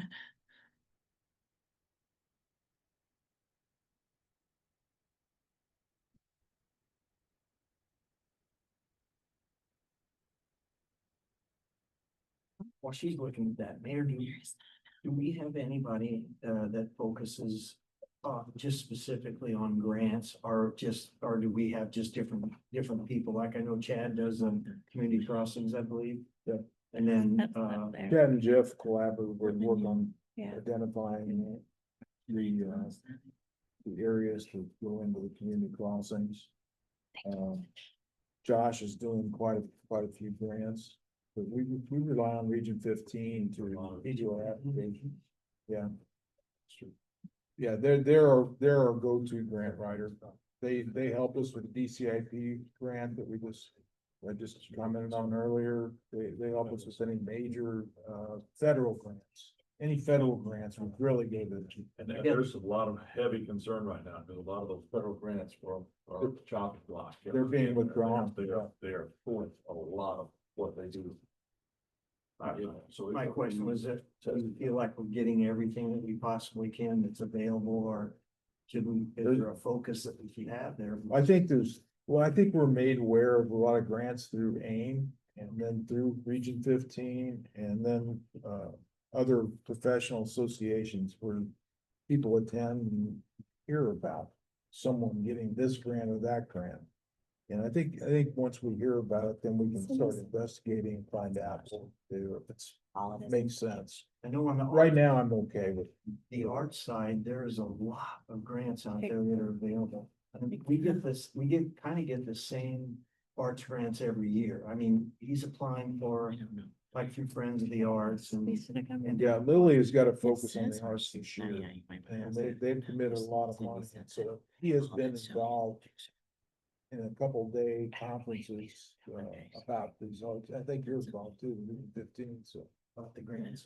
Yeah, that's specific to Lily, so that's not a federal grant, but that is something more local and. There's so many private people out there that want to give money to the arts. It's just amazing. Yeah. They don't want to pay those taxes. I think so. That's I think you're right. But we need the money, so. Yeah. Okay, Kyle does a pretty good job of investigating. Okay, okay, this is our ARPA slide, and this just shows what we have a current balance of $217,000. We're spending it on the county health grant, and the administration of that. Our excess contract for the year, which I did want to point out, has been now moved to the 2026 budget and is factored into there, as opposed to ARPA at this point. And is that excess split with utilities? Yes, we split it 50-50 with utilities, and then also between park, general, and stormwater, correct? The one thing we did differently, we did not break that dollar amount down to each individual department within, like, the general fund. We kept it, we put it in the council, just like we do like for the perf and the taxes. The rationale there is we're trying to work with Exos to build a true IT budget for next year. And how do we want to allocate that money? So it's in the right budgets for the tax purposes. We broke it down between park in general. But we did not identify how to break that down, because that includes servers and all these things, so Was he was gone, when they gone, then, identify more. correct, Specific, you can get more Yes. true costing. Yeah. Okay. It's still kind of in its infancy stages. Yeah. yes, Building that. yes. That makes sense. But it is factored into the 2026 budget, no longer being paid for with a special revenue. This is the food and beverage tax information I talked about earlier. Our total receipts for 2024 were $469,000. Total receipts year to date for 2025 are $486,000. We also invest those funds, so our projected 2025 balance, including interest, will be $1.1 million. Can I ask this, Mayor, on the wellness center? If we know that this amount of money is coming in, could we not get a longer term bond It's a plan. We're planning to use this for the payment of the on a bond. longer term plan? Cause this is pretty set. I mean, Yeah, for 21 It's years 20, now. 21 years, yeah. Is that as far as you Yeah. go? Yeah. Yeah. Okay. Okay, that's good. Here's that's as of what, roughly mid-year, This is as of yesterday. as of yesterday. Yeah. That's how much it's gone up. Yeah. Like I said, the last 2 months that payments that we received out monthly, the last 2 months were $80,000. And in the past had been ranging from 50 to 60,000, so. I can tell you one thing, Culver's is killing. We have a lot of restaurants in the area that are doing well. Yeah. And we have some that struggle. And I will point out that in the beginning, we did talk to the Indiana Department of Revenue. We gave them a list of the people that we felt should be paying. They would not divulge the information to me as to who was actually paying and who wasn't, but they said that they would reach out to people that were not paying and set that straight, so. Yeah, and we can't know who's paying what. That's, Yeah. I don't understand. If you're not paying your taxes, I guess that's not my business. There's nothing that makes them the gatekeeper though. Right. And there's nothing that makes them the gatekeeper. And one of the requests from municipalities is that the Department of Revenue becomes the gatekeeper for this food and beverage tax because they're the only ones that really know. Yeah, they won't tell us. Yeah, and And it's not a good, like, you can't just look at your receipt and determine if someone's paying or not. So that was a big thing in the beginning. Lots of people would bring me their receipts and they would say, these people don't have the food and beverage tax on here. Well, maybe they baked it into their prices and are Yeah. just paying it. I don't know that. Some do. Some pass it on, some increase their Some prices. specifically say Jasper food tax Yeah. or something like that. Yeah, I think I've seen one that was even less nice than that. And we did decide that wellness center is the only recipient of these funds at the current time. yes, And I know the question was, saw it several times and had it asked to me is if the wellness center is on pause, why are we still paying this? Well, we are gonna it's continue on to pause. collect We didn't stop it. and this money will be used towards a wellness center. It's awesome. And obviously it showed that by adding that tax, it didn't stop people from going out and getting it. I don't think so. Like it's, And then the geo bond. Again, our ending balance this year should be 0. Did I do? Did I? Oh. skip one? Oh, opioid, yeah. Restricted use fund balance is $97,000, unrestricted is 15,000, that does include the 6,000 that we would appropriate yet this year to pay the IU Center for Rural Engagement to And I help did us. want to mention, they are working on a contract for us. Mhm, yeah. So that should, I imagine we'll have that next. Soon, yeah. Mhm. What are they doing for us? So they are helping us establish a granting process. So they'll look at what is appropriate use of those funds, what they can be used for, and let us know. Give us an idea of that, and then they will also help us establish a granting process so that we can, we'll have a board basically that will, take grant applications from the community for this money, would do like a one time a year. Because we don't have, basically it has to be used for, recidivism, reducing recidivism, training, education. We don't have a court, so it's not like we can just use it for, programming or something like that. In collaboration with the county Yeah. and other entities. So I think the idea is that people within Jasper could come to us and ask for money, for this opioid money to help with training or education on opioid abuse. And then we would have this format where we could decide what was an approved use of funds and if we should, and then they'll help us determine how much per year that we should give in the granting cycle. So, I'm involved in a lot of groups, and believe me, everybody wants a piece of this Yeah. pie. So the more established process we have in place is the best, Mhm. because then, especially for the restricted funds, I think that's the most difficult ones. We have to spend those correctly. and I know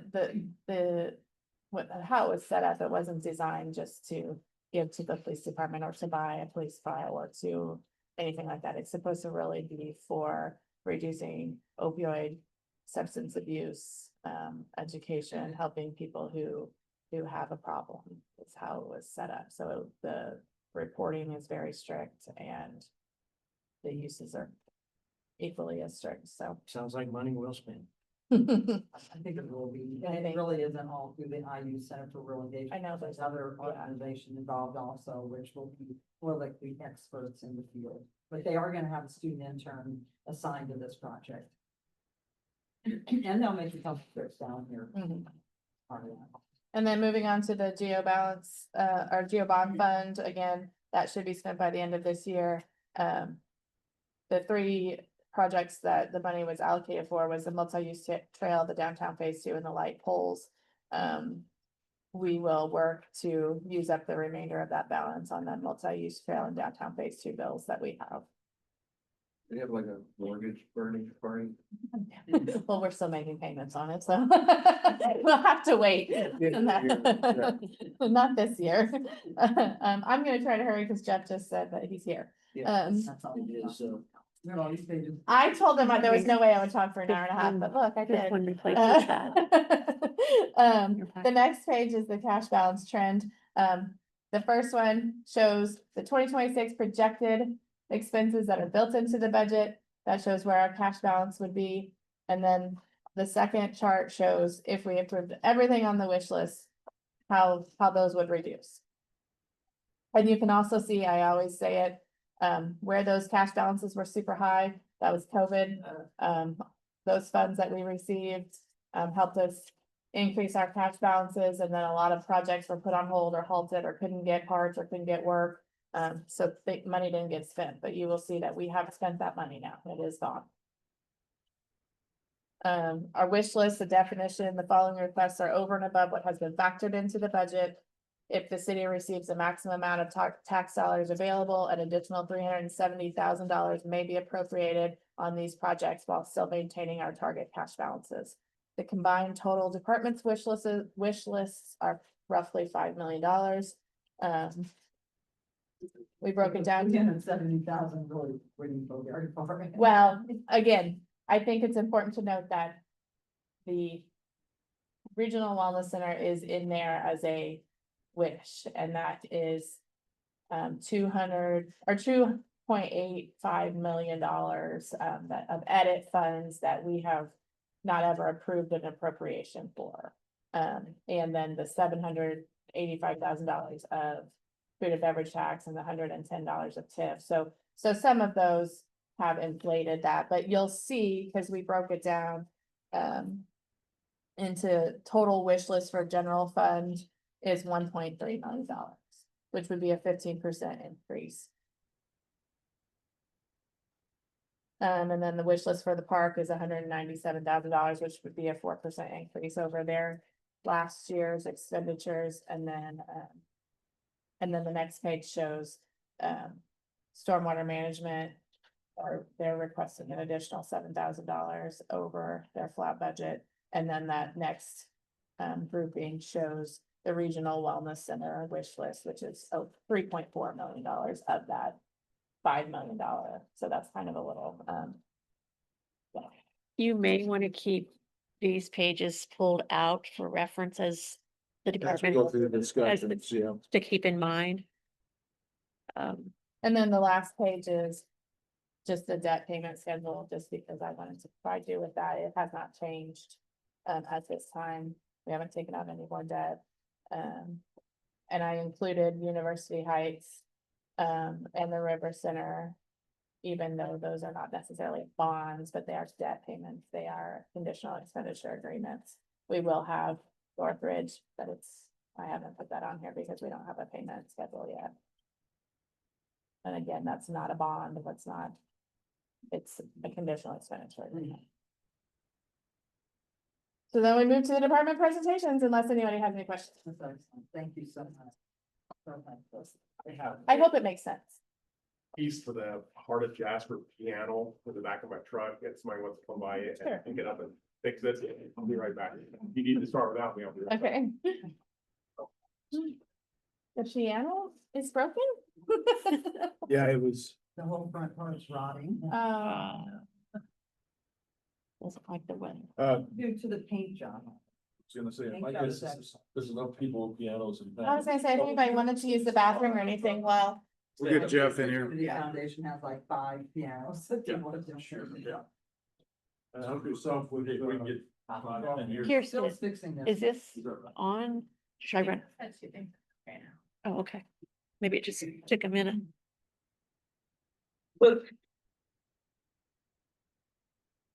perfect timing. Ron are still head. Morning, Jeff, morning, Matt. How you guys? Look here, sweetness up here. All right. Here we go.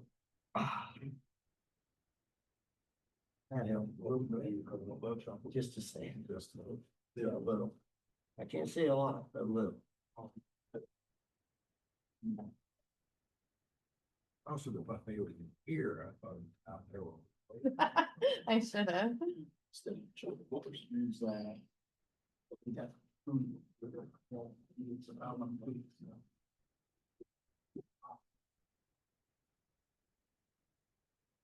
That whole 45 minutes today. Yeah. I don't know, we're at, 901, so Kirsten Gray cut him in like 45 minutes. By 1 minute. By 1 minute, I didn't think I'd ever talk for that long, but Jeff probably knew better than that. He's like, tries to get his mail and run, I think, besides having to talk to me. Week or so, the door's been closed, so I've been able to. yeah.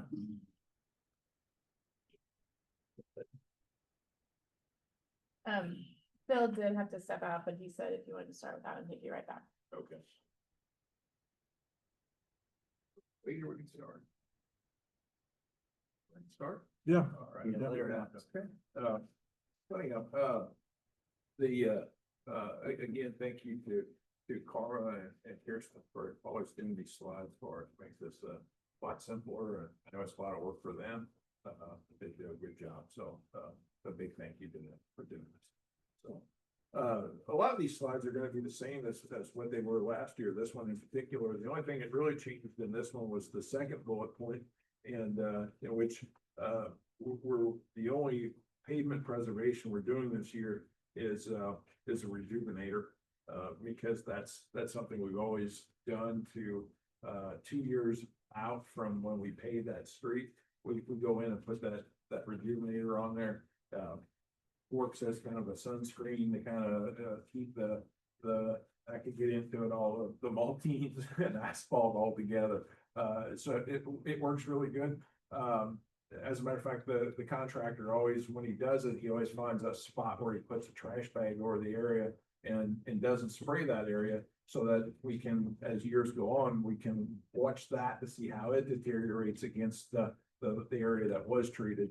And one year when we paved Leslie Drive, he said he didn't know, but I think he did. But he did it right across the street from my house, so I have one that I can always watch. So, and he did it in front of the people across the street, right in front of their mailbox. And I said, well, and maybe he didn't know it, but I said, if he'd known it, I wish he would have done it in front of my mailbox. So, but anyhow, so.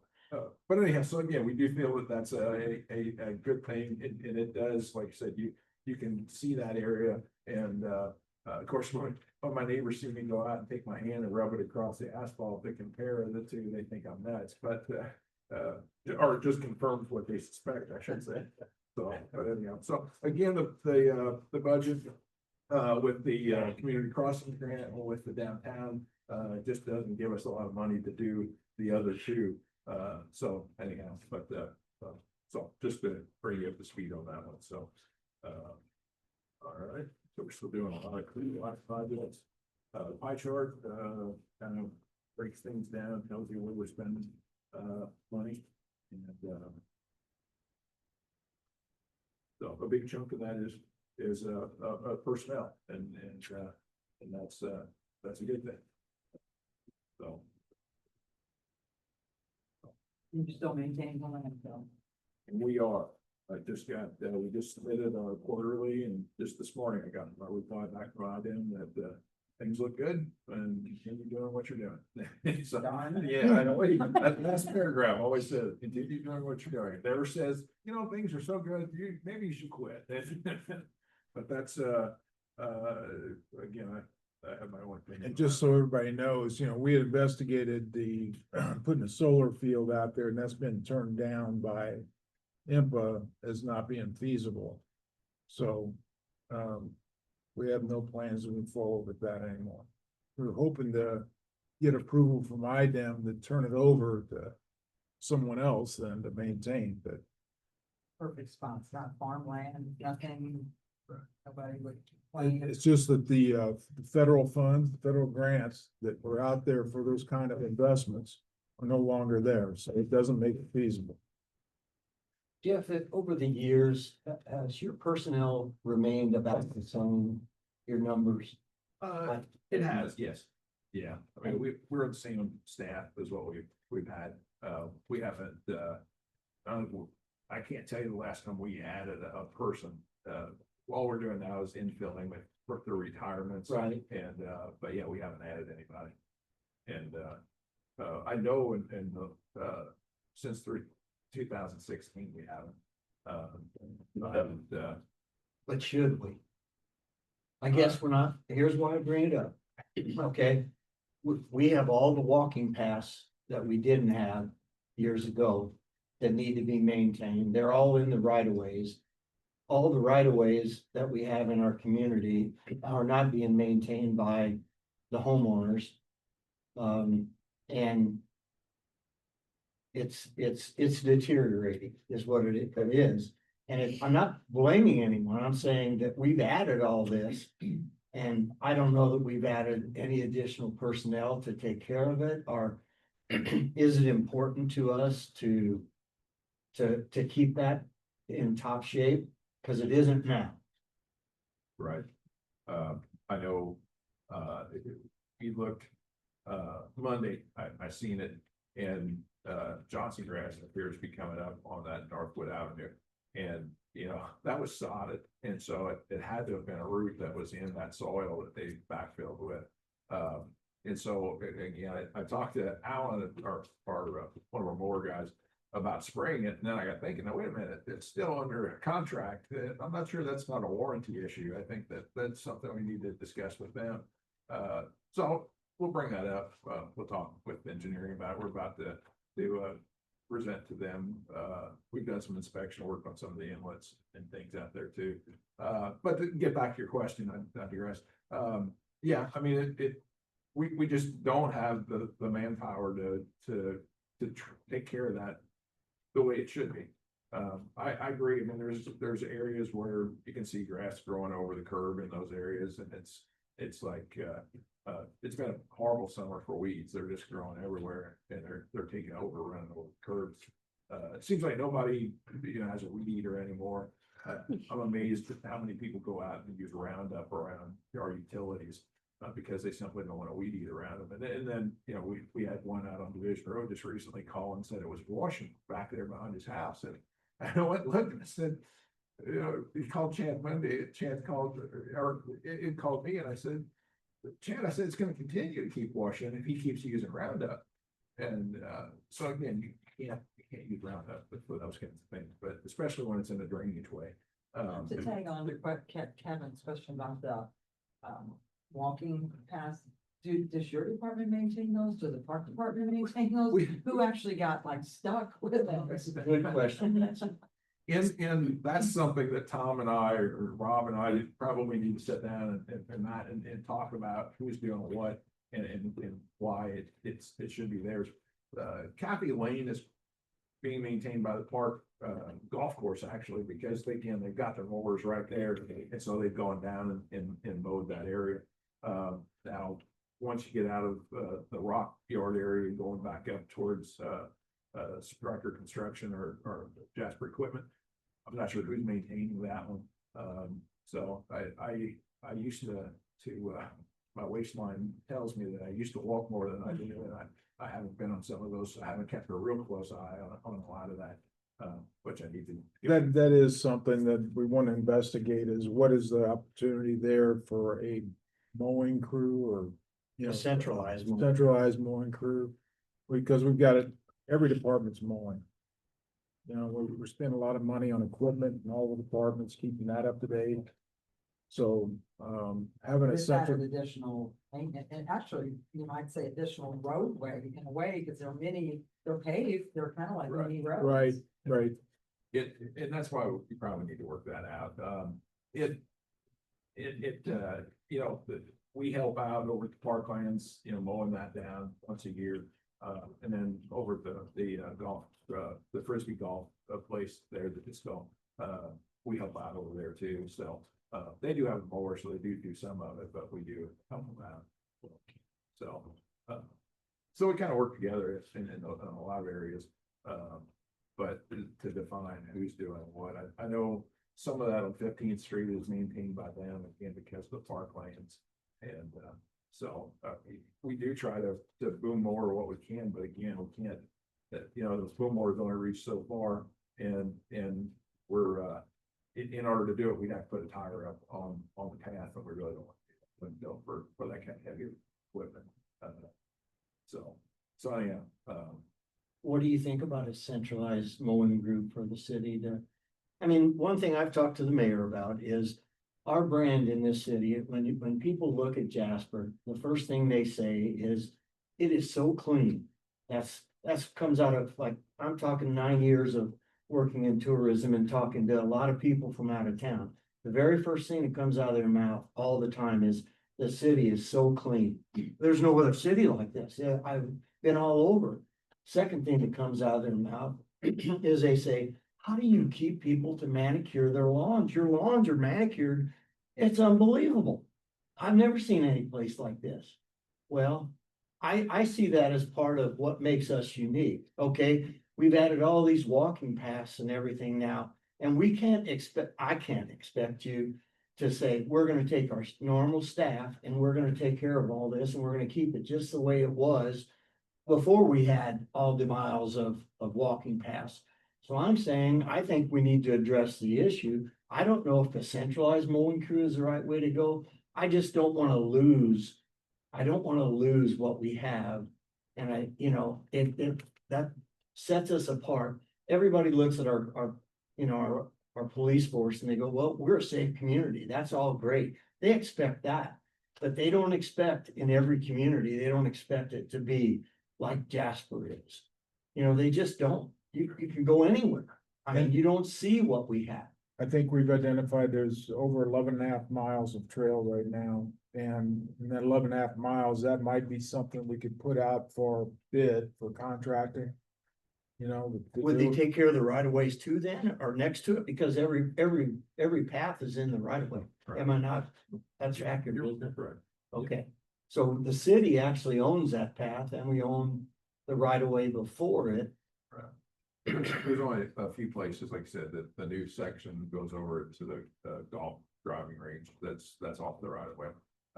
And, you know, like I said, the Kathy Lane, once it turns, it goes up the hill, it's kind of out of the right of way there too, so, but for the most of the majority, I'm sure 90% of it's in the right of way. And I know when you and I had conversations about it, you said, well, the homeowners in some areas help you and some areas they don't. And the ones that they don't, they just seem to, you know, crop up. When you drive down the road, all of a sudden it's beautiful. And then you got an area that's got stuff up this high. So we'll take that into consideration. I don't want to take anything. No, I'm from Jeff's time here. That's it. Jeff. I got my point. wrote down to address that ownership, that's. Okay, that's fine.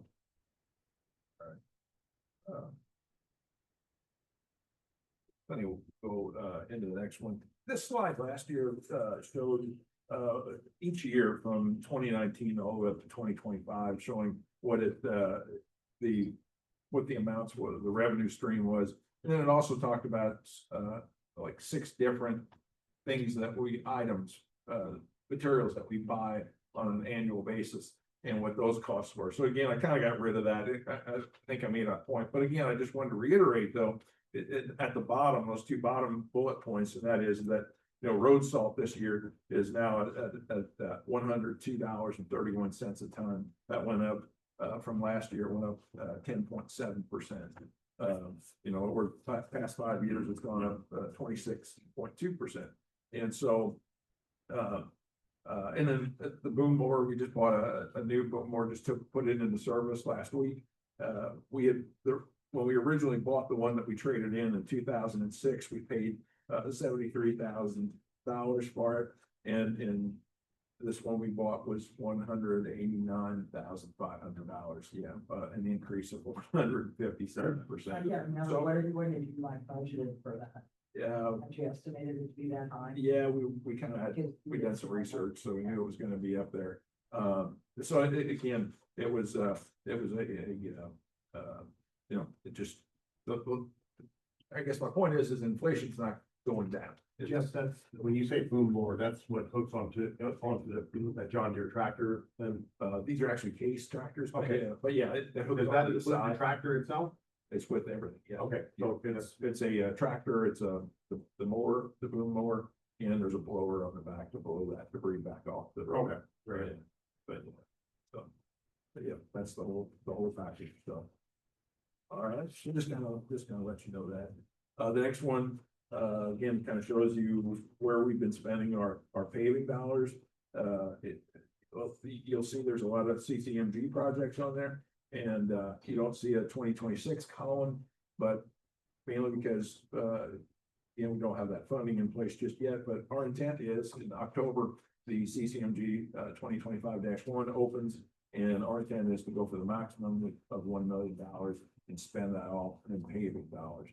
So as you'll look at the very bottom, you can look yearly how many miles of streets we paved. And again, some of these are, we did big projects, so we didn't get a whole lot of mileage on those projects, but we did, you know, get a lot of things done. And then you'll see that the paver number continues to go down. If you do look at 2024, though, you'll notice that we did pave 6.5 miles of streets, and that was a big part of having some community crossing money. And so hopefully that trend will start to make that paver number go the other direction. So Community crossings is, do we know if that's gonna still stay in? Or Once a year, $1 million is the cap now.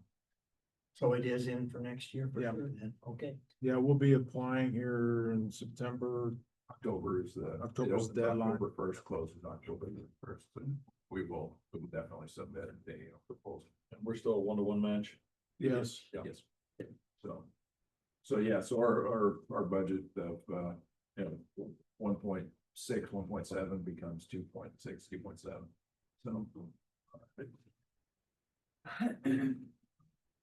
So.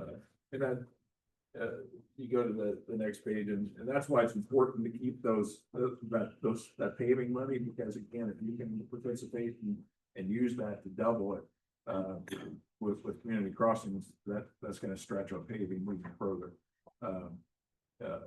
The unfortunate thing is, you know, if you look at the 2028, you'll see that the edit money goes away, and that total for paving goes from 1.9 to 1.6, 1.7. And if you look, that takes us back to the same level we had back in 2022.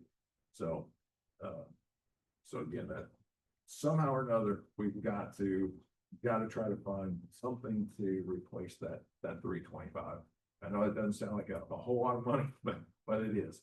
And The cost of paving probably also will go up. So that's you get exactly. fewer miles. Exactly. So with inflation of paving, it's, you know, you can't afford to do as much each year because of that. So another reason why we need to have that so that we can get community crossings. Kirsten, do I recall your note on the motor vehicle tax, that if we were to impose the motor vehicle tax, and again, it's gonna be projected roughly $500,000. I think Something that was is correct. 500, just a little over 500,000. If we Oh. hold that. If I can find that. Second. Okay.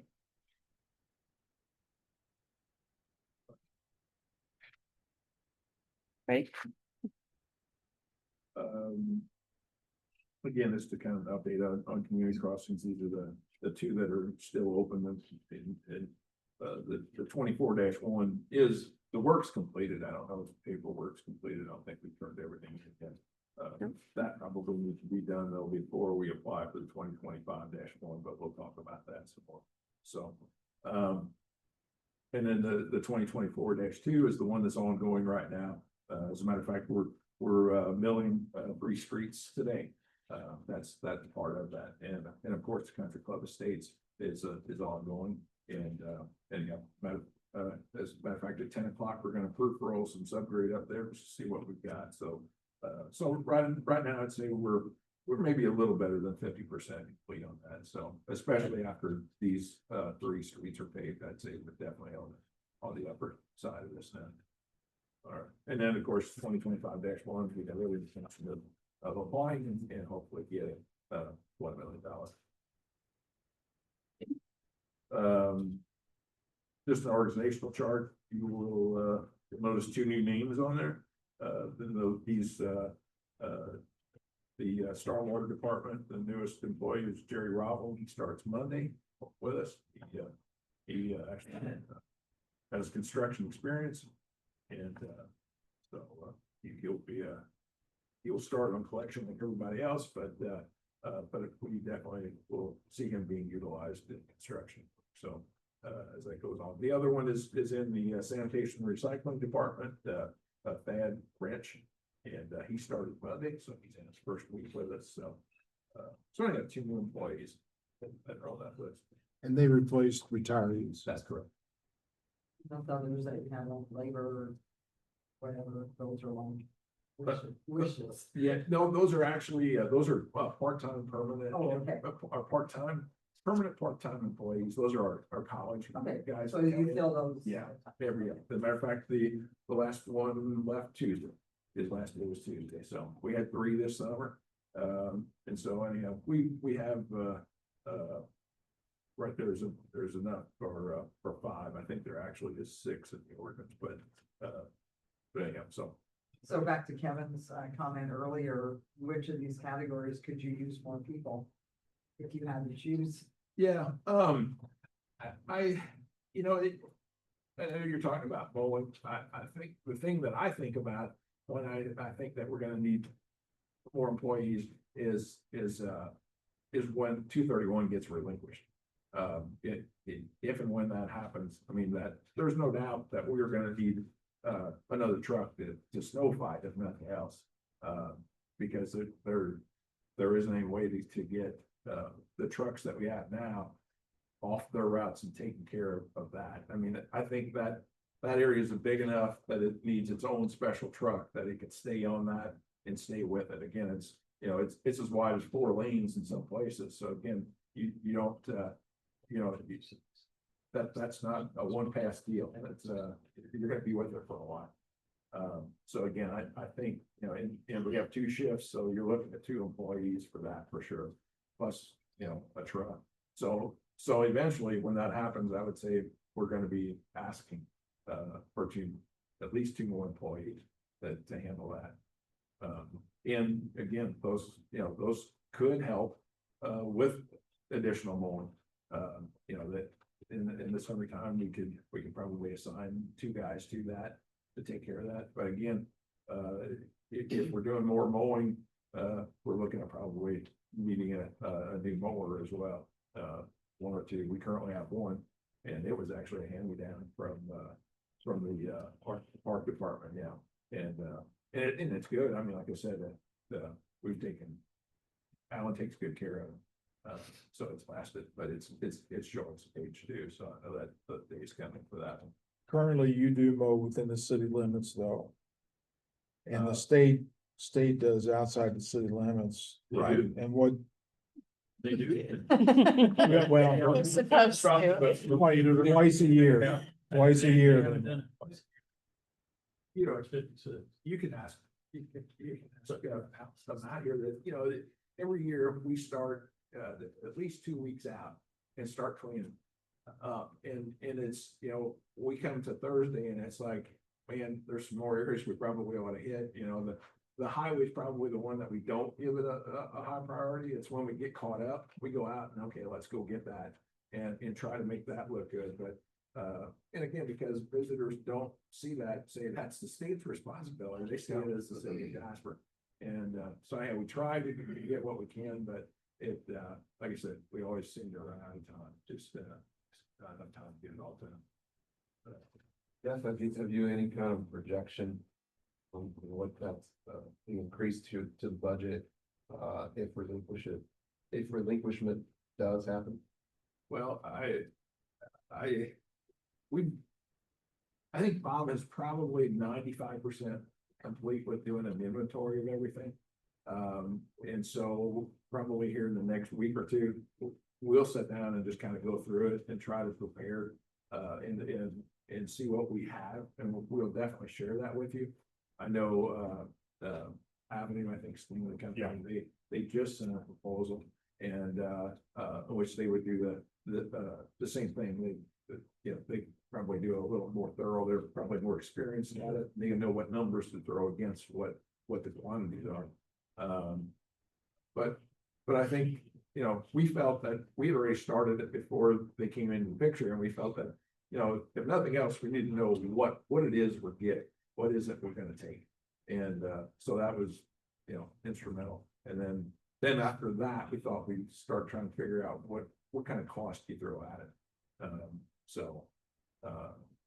But like I said, once we get that all together, at least the inventory part of it, we'll definitely reach out to you and let you know what we got. I took a picture the other day at the stoplight. I said, isn't that Highway 56 that runs through Jasper too? Yes, Not only 231. right, exactly. Yeah, I mean, they're From the Y on it. Yeah. 56 north, yeah. Yeah. State Highway 56, no running north. So again, I mean, I gather, and I know we're gonna want to try and keep it up in a little better shape than what's being kept today for our standards. However, there's gotta be some kind of a cost share there again with the state funds. And that is a federal highway, my memory serves as well. So that'd be federal money there too. Yeah, should be.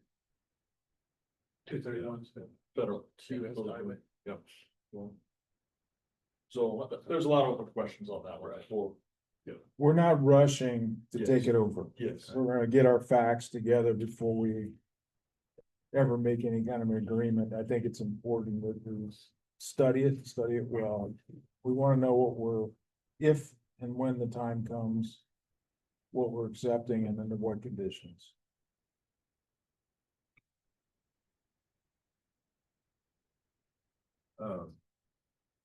Next one, we start to get into, some of the different categories that we have here. You know, so we've got,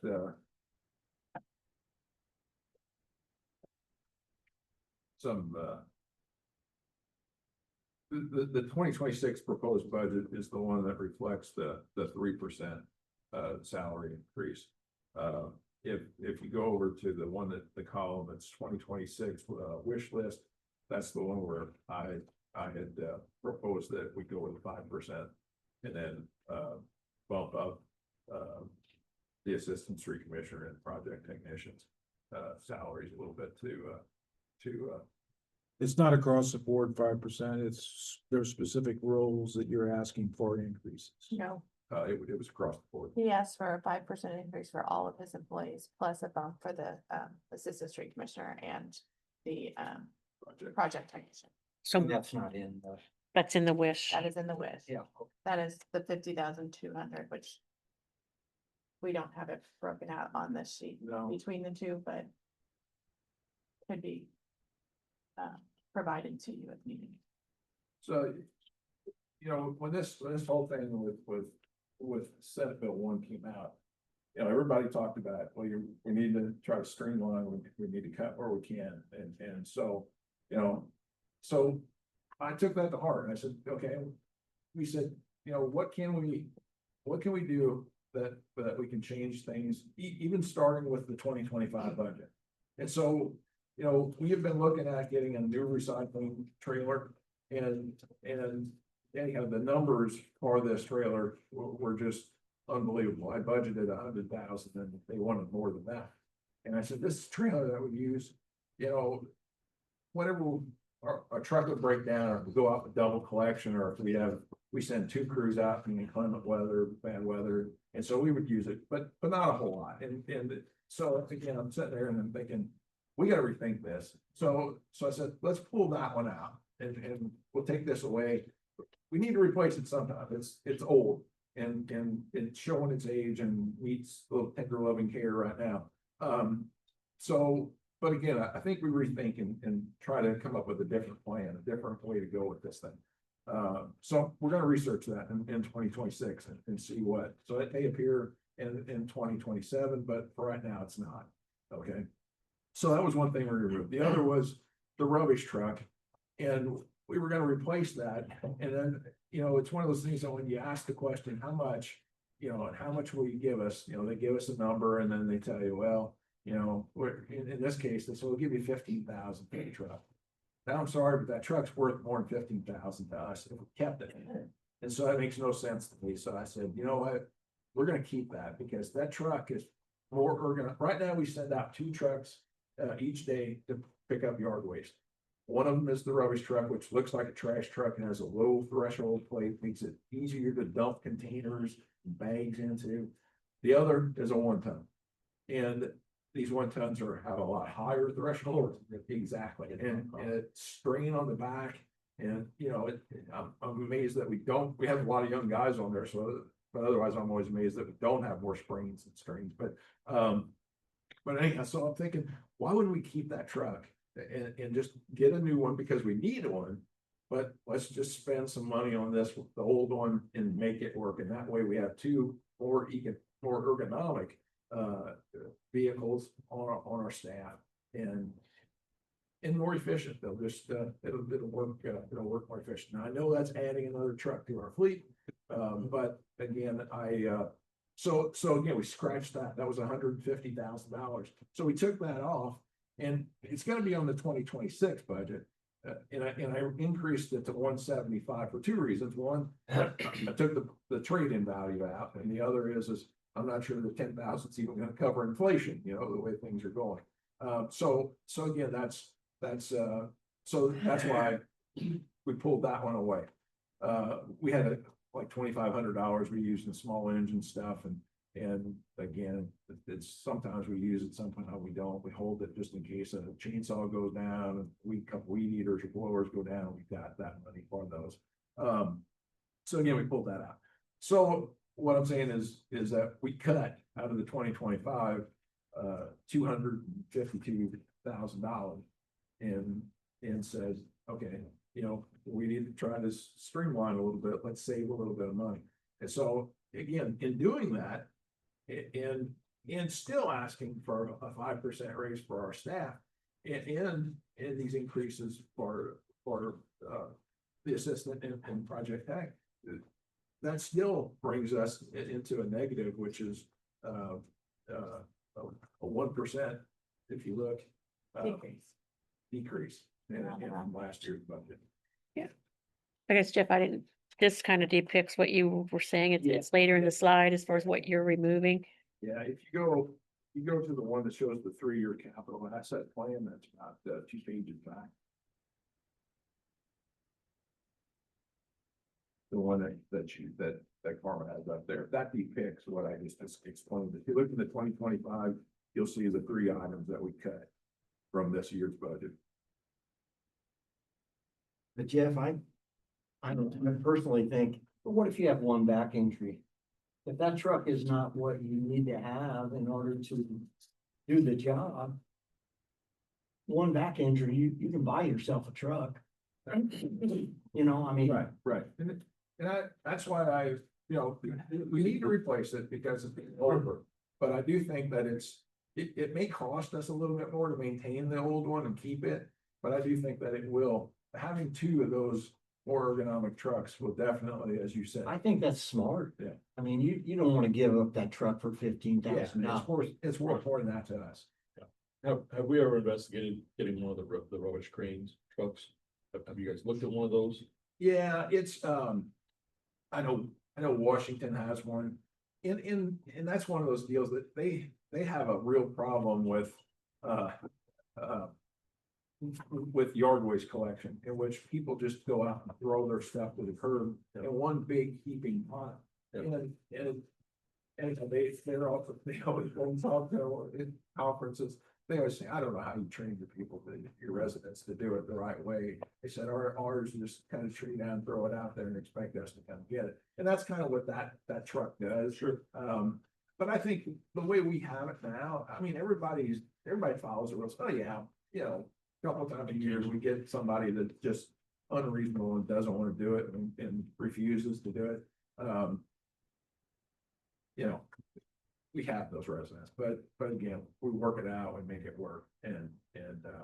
So again, I'm not like I said, I don't really see the need for that truck, but I know that they brought them, we've demoed them, we've seen them, but like I said, I don't see the need. So, during storm damage, it might be nice to have, but again, we've got backhoes and loaders, that telehandler, all those can go out. And they do that. Yeah. I've seen them do it. Yeah, so. And also to add to the rubbish truck, we use that double collection routes, like cardboard. So one of our bigger trucks will go down. We have 2 of them to help out schedule wise. I'm for that, We because I use it on worry track. about back injury. So, so again, like I said, that's on that previous slide that shows what happened there. And then it shows what 2026 is. It has that new rubbish truck on there with the 175.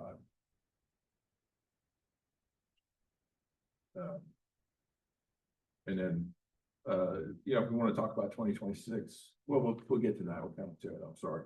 So, Where you want me to go? yeah, we'll go back to the general fund one. Okay.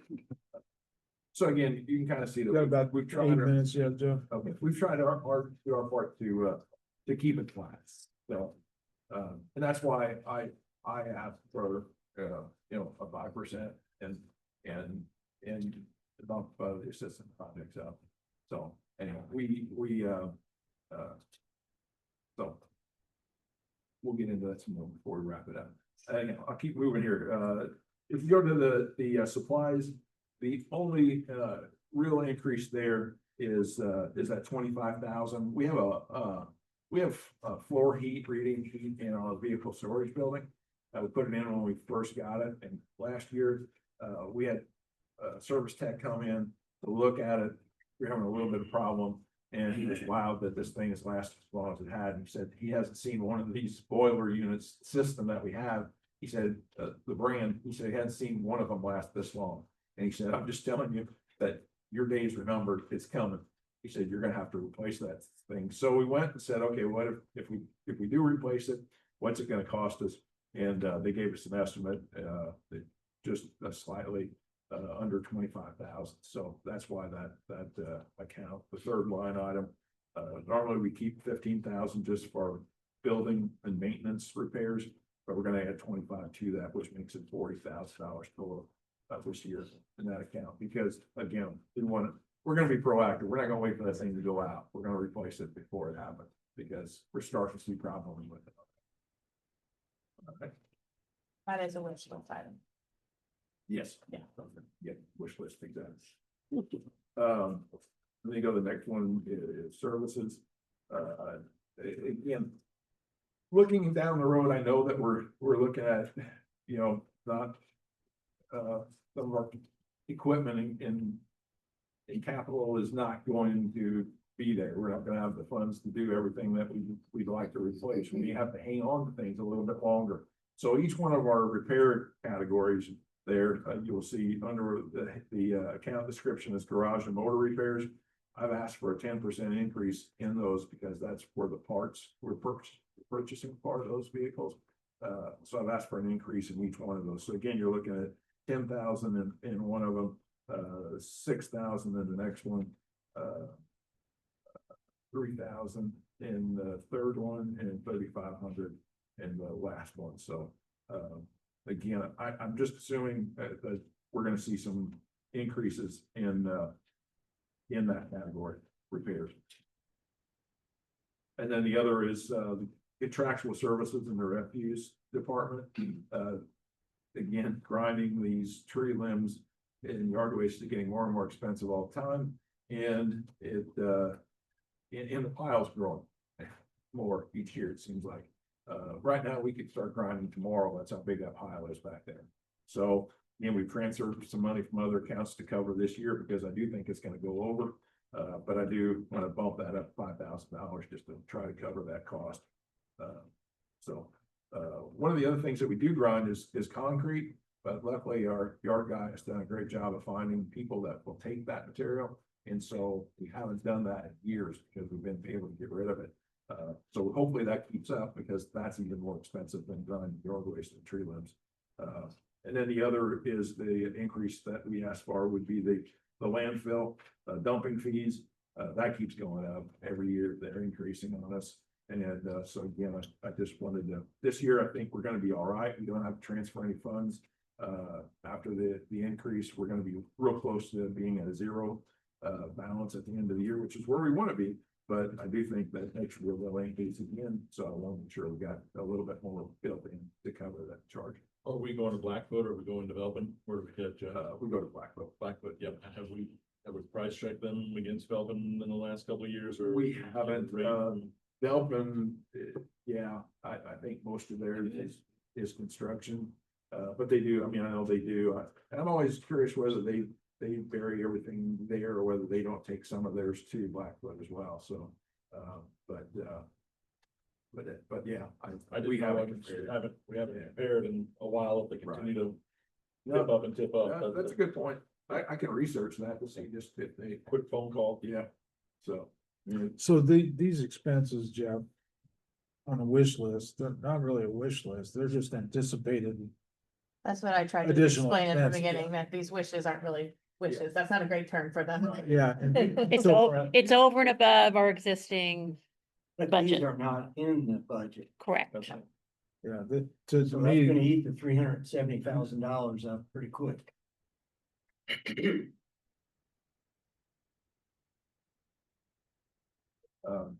And then go to the next one. That one there's the equipment purchases that we were talking about for this year. Again, talking about small engines, 2,500, the rubbish truck, 175. And, annually, we really need to replace those 1 tons.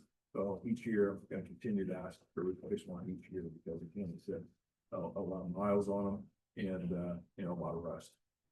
Again, these are salt trucks in the winter time. So, we try to do a real good job of cleaning them afterwards, but, it's just, a tough thing to do.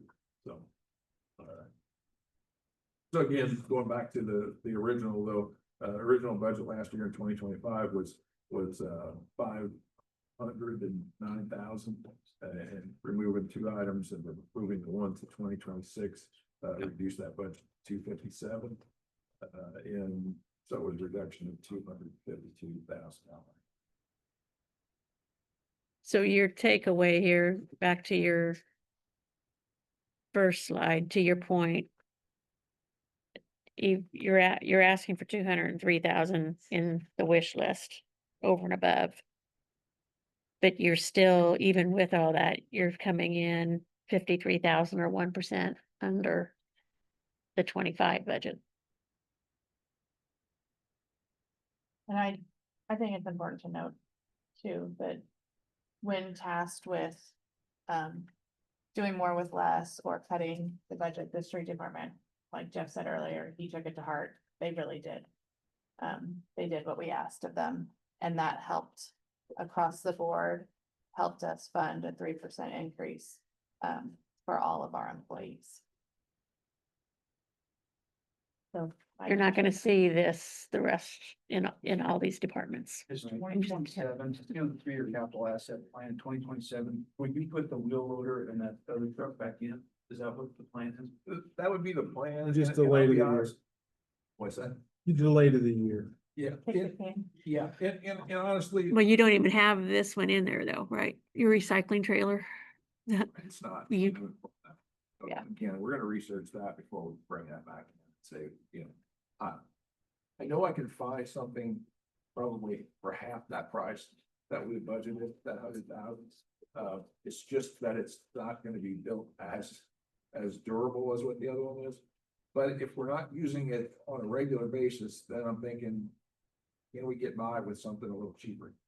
Is it a frame? Is it axles? Is it the bins? Or is it all? Yes, yes, and yes. And It's all of it. there's some grants available for these kind of things. Solid Waste Management just identified that they're closing out on our grant applications at the end of the month. But the only reason I asked that is that the Delta Valley Cooperative Educational, that might be an opportunity to get with Daryl Clemper down in Pike County in their welding classes to say, hey, guys, here's a real world experience. Would you guys be willing to rebuild boxes? I mean, again, axes, we gotta do in-house. We know that, but if it's welding up boxes to store things in, that might be a practical real world application, but we make a win-win. It's got cylinders on it too, because it dumps, and so like I said, there's some out there that are plastic, and, you know, I keep thinking, how, and that's what I want to research, is just how long are they gonna last if we keep doing this with them? And so we'll weigh that option before we come back with it. Not 9 years, that's your answer. What's that? I said not 9 years, this was a 16, you said, right? Right. Yeah, the plastic. So anyhow. Jeff, to- do you to- want to prioritize them, or are you gonna? Yeah, Okay. the thing is the wheel loader, I know I've got that in 2027. You know, I just recently talked to our yard guy who drives that thing, and he kind of alluded that although it's got some issues with it, and we repaired some things just recently on it, you know, we could bump that out probably to 2028, so next year we'll have a better handle on where we're really at and what expenses we paid on that thing, and then try to determine whether we keep it 27 or whether we do it to 28. So, but I would like to, like I said, the 2.5 ton probably is bigger priority. I'd rather keep that 2027. If I had to choose between those two, I would be able to lower it to 28. And then you were talking about prioritizing, you're saying, I know we discussed your priorities yesterday, but we Right. chose not to put them on the slide because it right. made it too small. Right. And yeah, if we have to prioritize, again, these are things that, you know, the landfill's an obvious one. I mean, I think it's coming, so I would see definitely need to increase that one. The wages, I again, we just went through the hiring, and so I know I'm going over here, so, you know, I think that's pretty important. The tree grinding, you know, that's something that keeps our city looking nice and we get rid of that material. And then the repair increases, those are all. So the rubbish truck, I definitely think that's a priority, so. What order of priority? I think, That's what we're asking with. right, I would say I'd say the rubbish truck, we need to do. And then from there, I would say the landfill's next. I would say and I know you guys are thinking 3, I just think that 5 would really help our guys out. I think wages are a big thing. That would be my next priority. I would say tree grinding and then repairs after that. So if I had top 5, it would be the rubbish truck, it would be landfill, increased fees, wages increased, tree grinding, and then the repairs. Or the equipment. So, let me wrap up real quick, okay? I do want to point out that on this slide that we've referred to, that Kirsten went over this morning, this perf here is for all of the general fund. That's not just Jeff's people. That's where, that's budgeted under the public works. So when you're looking at that piece, So if you were to take street department up to 5%, that wouldn't be that total amount, it would be. it's everybody portion- else's would requests be a as portion of well. that. It includes every wage increase over and above 3%. It does not include the park or stormwater employees. This is, Because those those are separate. fund, but it includes all of the general fund employees. Requests, so I think that it's a little misleading, but if we would have to factor that percentage. If you chose to take the street department employees to 5, there would be an increase in part as well, but not That's- 55,000. Yeah, it's part of that number. It's not the entire amount. So your order was 1 rubbish truck, 2 landfill, 3 wages, 4 tree grinding, and 5 repairs. And a lot of those, like I said, a lot of those are just things that I think we're gonna wind up seeing going on for. So it's gonna be a matter of, if we run over, I'm gonna have to play, gonna pay Peter, we're gonna rob Peter to pay Paul, that's what this thing, so we're gonna wind up stealing it from another account. The street farm, so something else is gonna suffer, but, so I need to wrap up, I know I'm already 5 over, sorry. Inflation, not slowing down. So having the same amount of money to pave every year means we pay less. And so that's just the way inflation works, and you know that, and so the need to replace the lost edit fund by 2028, again, how we do that, I don't know, but in order to maximize our pavement preservation, paving, in CCMG money, we've gotta have that money, we need to have that to maintain those things. And that's not even mentioning special projects. I mean, those things pop up too. So, how do you fund it? I don't know. Lower it, wheel tax, pave less. We're already doing that, paving less because of inflation. So, US 231 relinquishment. I said, I don't know what we ever wind up monetarily. Doesn't really matter. But in the end, the responsibility is going to be an increase for the street fund. Again, I'm being Mr. Obviously telling you these things, you know these things, but again, I just want to stress it because I think it's important. And then the last item and most important is labor. I mean, we got to make sure we get good employees. We just went through the process of hiring 2, and it's important that we hire good employees. We had a pool of, I don't know, how many did we have? 8, let's say 8. And of those 8, well, only half of them were people that we felt comfortable enough to interview. Those 4, 3 of them qualified to come, that I would say, yes, we can hire these guys. So, and as a matter of fact, one of them turned us down, basically because of his age and perf. He works on a farm, a family farm, and his concern is that his parents are mid-60s, and if something happens to them, he's going to have to go take care of the farm, and so he may have to quit. In which that could happen within 10 years. And if that did, he feels like, you know, that perf that he built up isn't his until the 10th year. And so it was one of the reasons why he backed out. But anyhow, so again, the wages are important, you know, not only to attract good employees, but to keep good employees. And, our guys are good. They do a good job. So, you know, you don't have to go far from here to see the quality of work that, all right, over on Clay Street right now, they're doing a fantastic job. So that, again, one of those deals that we worked, with and, coordinated with, Mr. Ewan. Little give and take there, so we got, I think he got what he wanted, and we got what we wanted, so. So anyhow, it's, turns out sometimes we have to do those things. Which again leads me back to our management team, those guys, Matt and Bob, as well as Jim. They make this whole thing work, and that's why it's as good as it is. All right?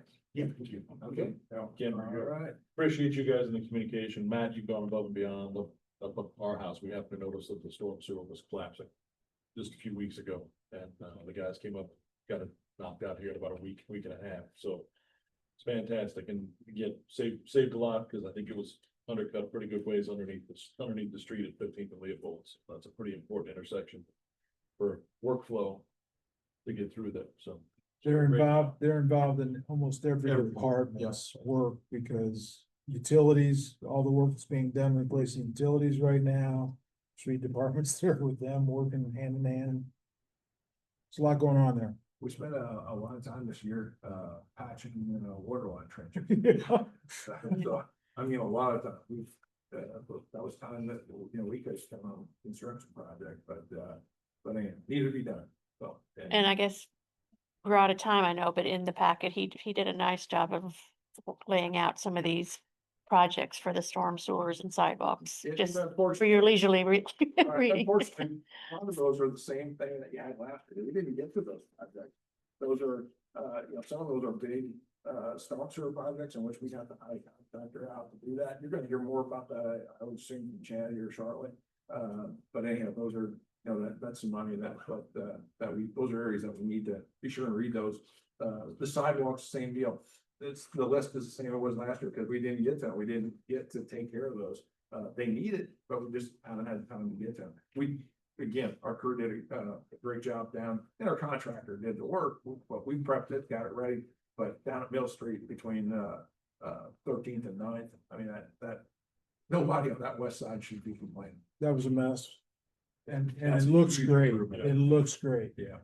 So, Just to add to that, you all have probably heard me say it, but when we talk about, replacement revenue and talk about doing less or cutting back, we already don't do everything that we need to do. we also All right, found- thank you. We also found the old foul poultry house. We were digging up there, so.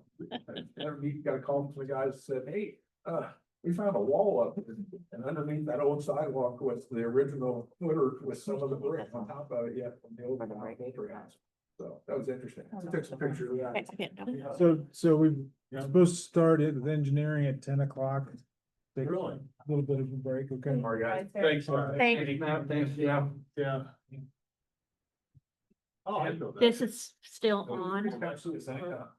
Thank Know where we're at. Okay. We have a 5-minute break. It's still- 3 minutes still on. It's still on. It's still on. So how do we address that when we Hey, face? Bill, you heard. Zoom is So still. it's still on, just FYI. I'm not gonna say anything bad. Yeah. But to the good, I mean, he's done a great job on his budget. How do we give him, his employees a 5% raise and somebody else has more expenses? That's kind of tough, isn't it? I don't know. That's gonna be a Yeah, I know, and I get it, cause but there again, well, my concern is this, again, that kicking the can down the road thing, because next year he's gonna come back and we're not gonna cut his wages on him, but he still needs that equipment again, so. Pull out all that, it makes it look really Yeah. good, get 5% of that next year. Yeah. Back in. Yeah, I don't have any problem bumping some of the managerial stuff if we have to maintain good upper level management in there, and I don't. Every shorthand that wears the crown. Yeah. No, I didn't ask. Yeah, that's right. Well, And all the work. Yeah. So everything. Every manager's gonna go in and ask for all they can, That's every employee. Yeah. And they've done that And quite a what bit. Kale has done is look across all municipalities and what's being paid in other areas. When he and I sat down, that's kind of where we came to that 3%. Felt like that. And you know, in light of, There's some county at 2%, I think 3% is probably fair. Of course, but he wouldn't be doing his job if he wouldn't be asking, because they are, it was kind of funny. Karen marked up, my wife marked up the calendar, the last 3 times in the last 2 weeks, we carry limbs and stuff for our little green bin down to the curb. Karen puts it down and looks down the road, and there they're sitting there. She goes, just working out, they're sitting there waiting for him. I mean, it did not sit there for more than 30 seconds, and they came and picked it up. Or hiding on your street. Yeah, oh, maybe we got that reputation of, That's good. we might be that, That's on right. that naughty list he was talking about, so. I called Chris Kim and I said, Chris, you're a cable guy, can you help with this piano? And he goes, well, let me come take a look at it. He looked at it, he goes, oh my God, that old piano is just deteriorating from sitting outside. I don't know if there's gonna be anything they're gonna be able to do, but you know, so I can, Chris can probably find somebody who's got some. What if you guys are familiar with the truck that I was talking about for ergonomics? Can you turn it off? Is that me? Should be able It's got to a small mute thing it. on the front, it's got a graphic. I don't think you can mute it while Right you're up to the sharing. edge, goes down and scoops Here, up I'll stop the into share. into- You do it from a cab. That's what Lisa That's why I said. work there, my department there.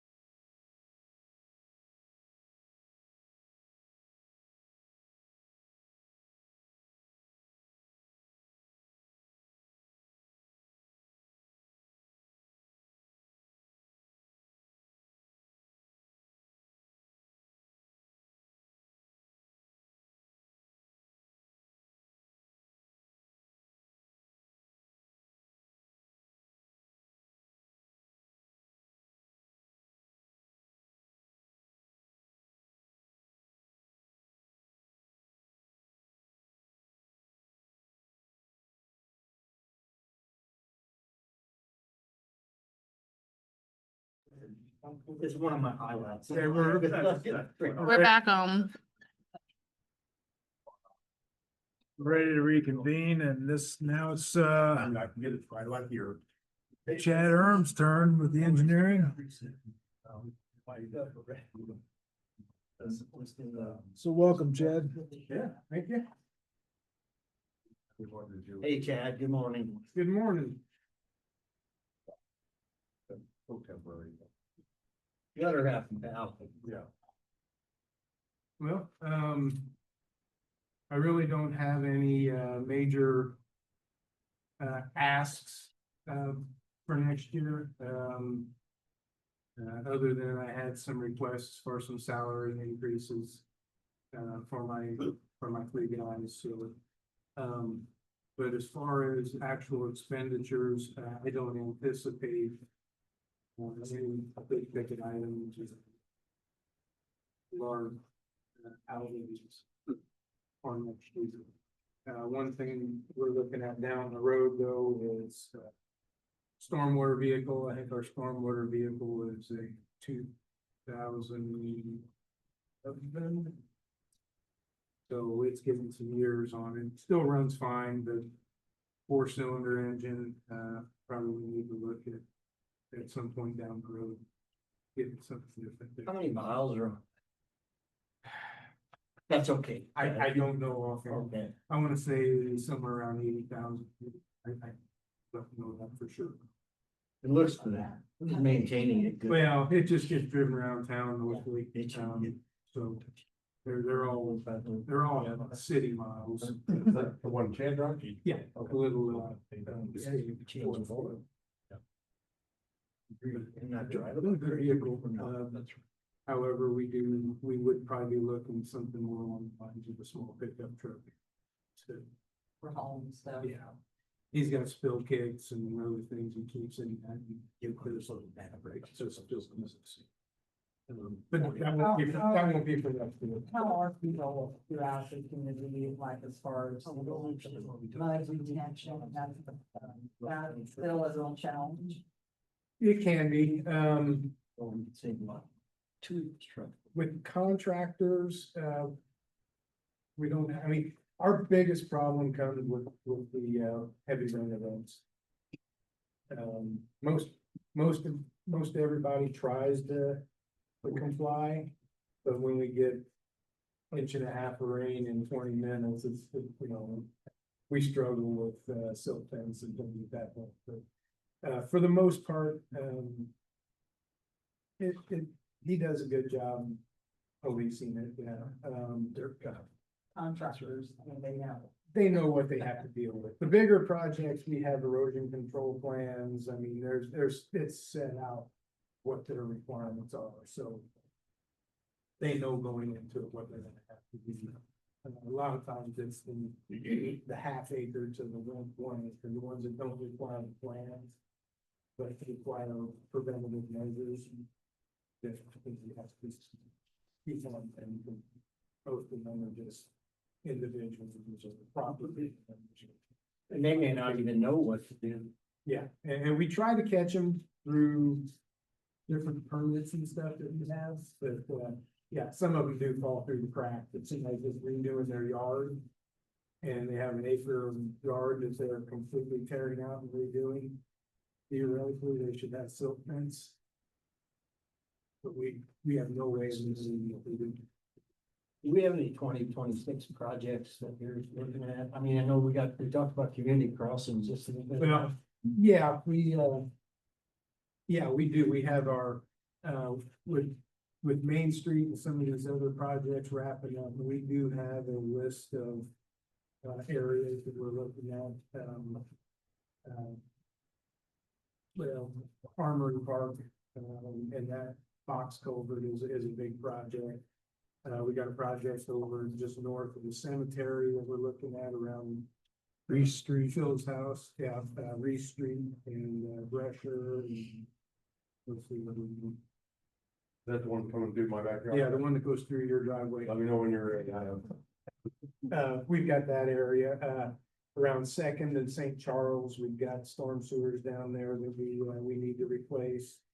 We did a couple projects out there several years ago in Golden Acres, and now we need to branch out from that main line, out to the smaller pipes, so.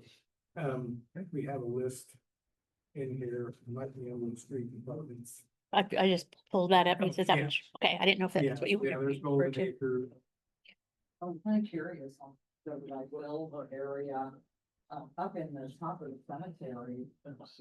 There are tombstones falling like you can't believe, it looks like the ground is sinking there. And I wonder if some of that isn't related, that this just flowing downhill with the sinking of that whole area there. There are tombstones laying all over on the top because they're just sliding off and falling off. the area we are looking at basically is from. The street that runs on immediately north of the cemetery. Immediately north of the cemetery. Isn't that Reese? Now Reese ran out to 15. Yeah, Reese, so Okay. 15th, over to, that becomes 14th Street and then Brescher. And then 13th, well, Chad, what do you live on? I live on 14th, yeah. That's 14 there, okay. The one we're looking at basically goes from, Maud. We got some storm sewers in Maud, comes down through Phil's, yard, for lack of a better Yeah. term, out into, Brescher and 14. Yes. Then there's a line that runs north on Reese out to 15. Then we've got a bunch of storm sewers and Parkman that we're looking at. Replacing those? Replacing as well, yeah. Anywhere from 12 to I think up to 24-inch pipe. So,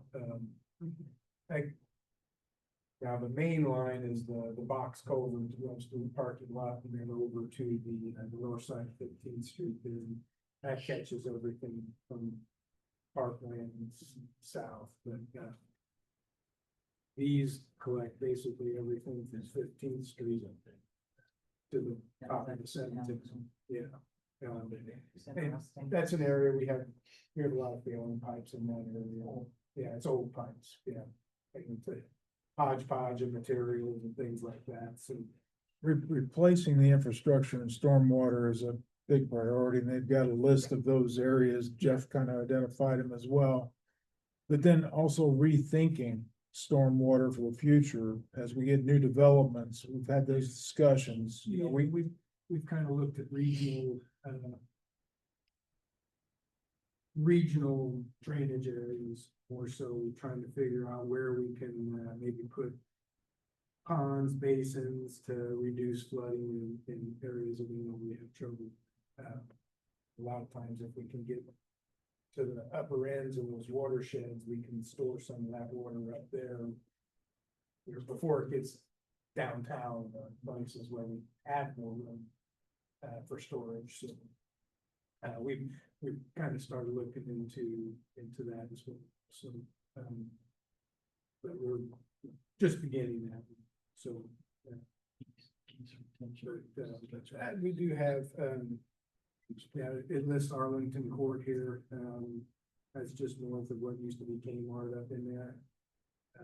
Big pipe under the road there, we need to be replaced. So, we do have a list. This is just some of them. At one time, we had over $3 million worth of storm sewer work that was on the books, so. And unfortunately, stuff gets added to that every year. That's the reason we did a rate study 2 years ago, well, 2 years ago. Increased our stormwater user rate to $5 from $3.96. Is that enough? Well, we're gonna look at it every 3 years. We'll go through our list of projects. Every 3 years, we're gonna probably look at a smaller increase. Like I said, that was $1.04, but we haven't done it in 10 years. When we do a project, Chad, do we figure anything in addition to what that? I guess the way I'm saying, if something is done, back in the old days, they put in the smallest pipe they could possibly put in. There was no. Okay, today, are we looking at least a 25 to 50% increase in whatever we're doing? We try to, yeah. Okay. If we know an area is developing, Yeah, Yeah, we will look at that. We'll try to get an idea. What could happen in that area. okay, Any new development, we do require retention, once it reaches, a certain size. And I think that's basically anything over an acre.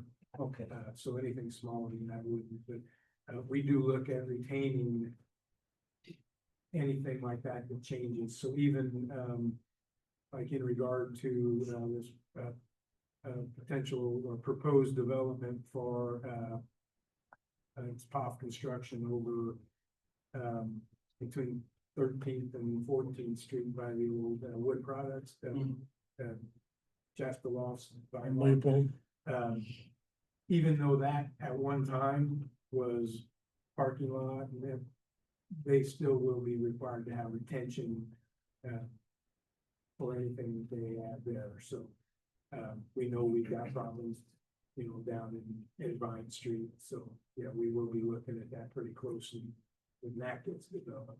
So even on infill, we do try to look at things like that. So you're doing a much, much better job than what we probably did maybe 20 or 30 or 40 years ago, so. Well, back in, I think it was 07, we put out our first standards manual. Prior to that, it was just pretty much. shooting Whatever you from the want to hip. do, right? Yeah. Yeah, so, and we've changed it 4 or 5 times since then, so added things, Doing a lot changed better, things, that's so for yeah, sure. we try to keep up on it. We got another change coming up here, before the end of the year, so. Check That area by Vine Street definitely was discussed at our council meeting the other evening, and we approved that. Yeah. Yeah, I Well- didn't even ask about that because the street being what it is, so it slopes so much, so. So there will be retention required. So we'll keep an eye on that. We're not to that point yet. We do have an idea. So somewhere in that project, there will be somewhat of a retention. Yes. It could be underground. Underground storage. Underground, What was okay. discussed. Yeah, probably oversized pipes, orifices, or in some places they've actually stored. It doesn't always work best, they try to store water in their parking lots. In some places, specifically what was the old bank property like Market Law, and was not their retention because they had no limited space. Right. They actually retain some of their water within their parking lots. Yeah, Like on the surface, yeah, That's the, up to curb height. yeah. So it did flood corner of their parking lot, and that was by design, so.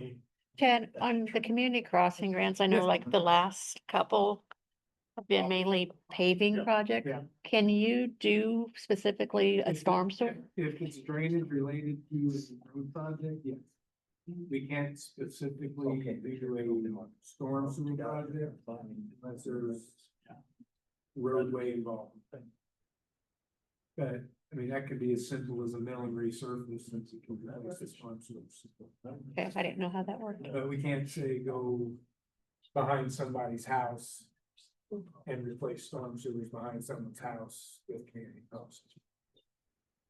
So for this budget, you're really flat. More or Other less, than yeah, wages. we've tried to reallocate some things, to account for, wages, but overall, I'm not asking for anything additional. So, On the any year of them. storm sewer, that's police department, that's really not, doesn't flow into your storm So- sewer is not the thing. Storm water. No, No, but the street department does have, I think it's $200,000 that comes out of the storm from materials. They have a line item that they draw out of. Makes that decision. That went from, actually, when we did our rates, our previous rate increase, it went from 1925 to 200.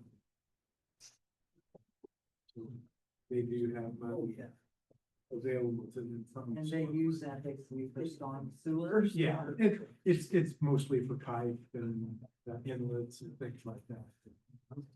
I think they, concrete, global fill, things associated with repairs and maintenance on supervision. We were just discussing, some Jasper, where you have out there involved with many projects. Oh, yeah. Not just infrastructure projects. Oh, yeah, no, they help out a lot of people, oh, yeah. So, yeah, You still. it's 200,000 for that. Shannon, noticed your, comment on the last one, it's disappointing to have, to replace structures in 0.50 neighborhoods with the older part of the structures. Do you feel you're getting ahead of the downtown as far as? Let me qualify that as saying that we haven't replaced anything, doesn't need to be replaced, but we know we've got a lot of places, so we have problems. Yeah, it's just, I mean, there again, I hope we're not kicking that again down the road. That's gonna cause us a lot of problems. In other words, all of a sudden, we'll have some big projects coming due because we kicked it down the road too far, so to speak. I don't think we're too that thing, but like I said, now that we've kind of moved beyond some of these, larger projects, and we can start getting back to that, we gotta make up a lot of ground. So and like I said, we'll try to coordinate through community crossings, things like that, try to stretch what we have even further. So, starting next year, our maximum grant amount, $1 million, this last year, $1.5 million. So, we're already seeing budget shrink even on that side of things, but, we'll max out what we can there and get as much out of it as we can. Chad, on the stormwater side, do you feel like we're keeping up with what we need to fix? I mean, we had a lot of old stuff and a lot of complaints for many years. Are we getting ahead of it? We're keeping up with it. We're not getting ahead of it yet. At this point, no, I don't think we are, but, we'll look at our list again and when we do our next grade study and, we got $500,000 for capital repair or improvements or whatever, and that every year that goes less and less, right? Less and Is less that what done. you're getting in on the stormwater stuff, or? We bring in roughly, I'll say $950,000 a year. And we use that? And half of that goes to storm sewer projects. Okay, 200,000 of it goes to the street department. We're trying to, get a 50-50 program going that has $50,000 in it. We have one potential client, customer, whatever, currently, on Big 3, they're looking to, they've got an erosion problem going through their area there, and, That's kind of a new area too. yeah. Erosion beyond what was already happening and then, or this is beyond what was already happening in the ditch. It's that, no, it's that ditch that runs between the two subdivisions, and, they're looking to install a pipe there. So we kind of looked at that as a 50-50 project. We gotta get the word out about 50-50s though, so, that is not gonna use up what we had, but, That's true for storm and for sidewalks. yeah, Because, you're right. we really didn't have We that had many. 150-50 this year. I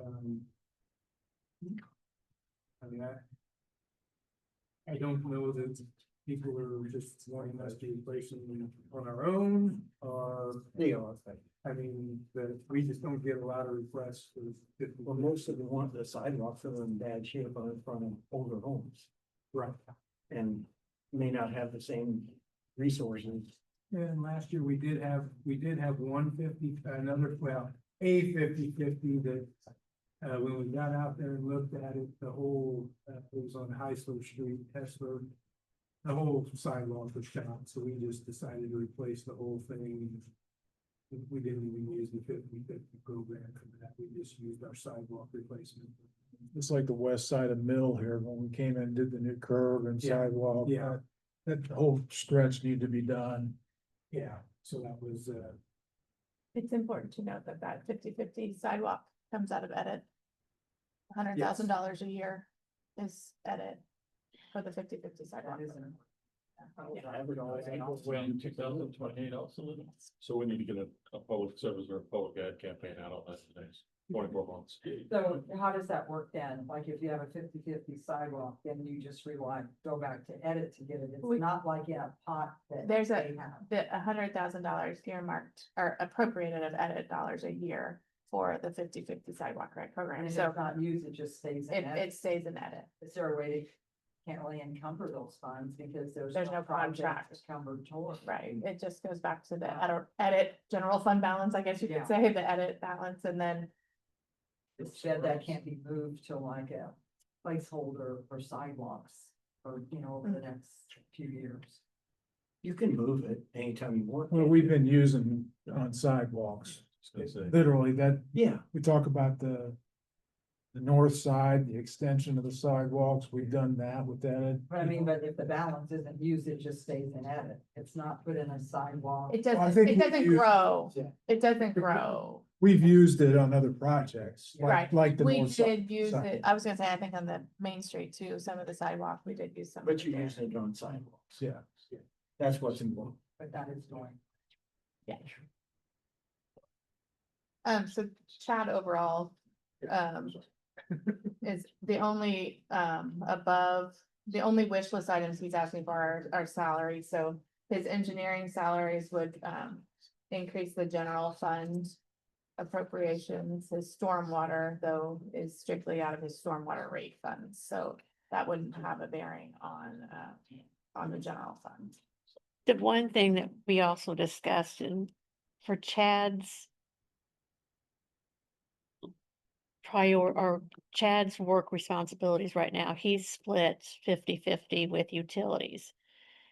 He is not like Scott, I believe, 25% of his time goes to stormwater. In reality, Chad should also be allocated to stormwater. He oversees that department. We felt we should not make that change until the next rate study to build that I in. think that's a good idea. And additionally, So that would also there was some. align these wage adjustments to work being done. I guess is my point. So it would still be 50% to utilities, but 25% stormwater and 25% engineering department. It would be the same as with Scott. Scott, yeah, it's 25 stormwater, 25. Yeah, the same way or is he? Jeff is 100% Jeff. Okay. We talked about But moving we him. talked, to yeah. We talked about Scott. moving him too. Yeah, So- so, well. so again, And Stone. those need to be factored in though at a rate increase time, not just now, or it'll skew our. However Balances. that works to make the dollars flow better. I think you have to look at that in terms. Jeff is increasingly being utilized by utilities now as well, Yes. correct? Yeah. Much more so. Yeah, that's what I was thinking. No, Jeff is. Jeff's 50/50. Oh, I he's think. not paid by stormwater, that's what. Right, Yeah. Yeah, that's great. 50 utilities, 50. Yeah. Yeah. So The tools are important. Utilities is leveraging the tools right now. Honestly, he's probably more like 75% utilities right now. Right now. Has been for probably the last couple of years with all the heavy stuff being switched over. They were between gas and water and now electric and wastewater. Probably 75% of what he was doing. Utility related, so. And how far along is Jeff coming to getting all that information?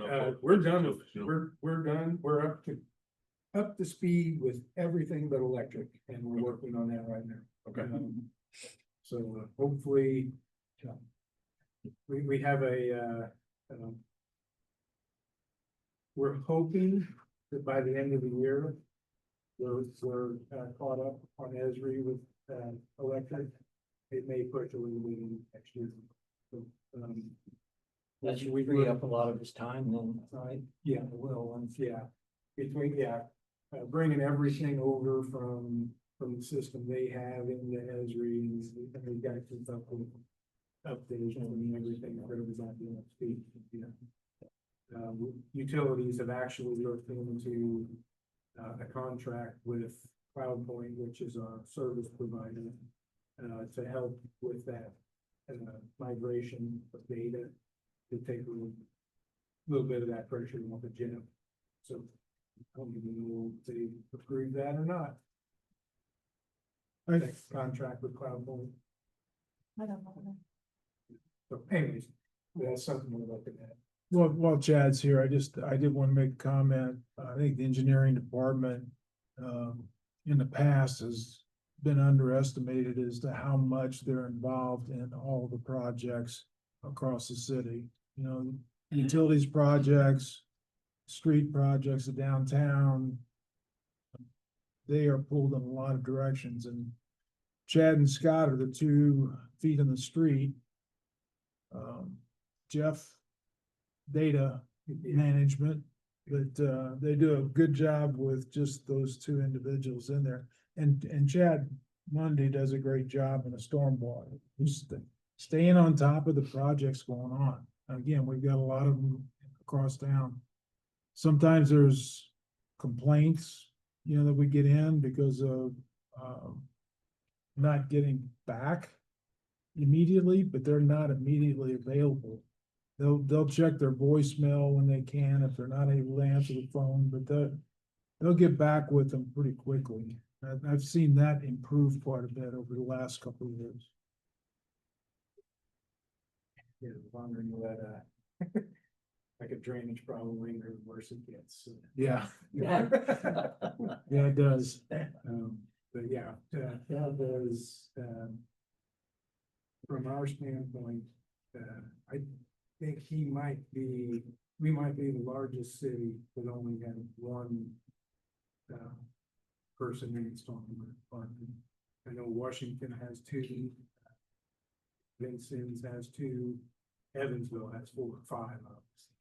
But he does a lot of work as I was telling that, as you told from Sam. we try to keep it level. Any other questions for Chad or any comments, Chad? Wind up. Well, thank you. Thanks, All Chair. right, thank you. Would you We're good. send our Send the next. police one in. department in? Okay. Thanks, everybody. Thank you. Thank Thanks, you. Chad.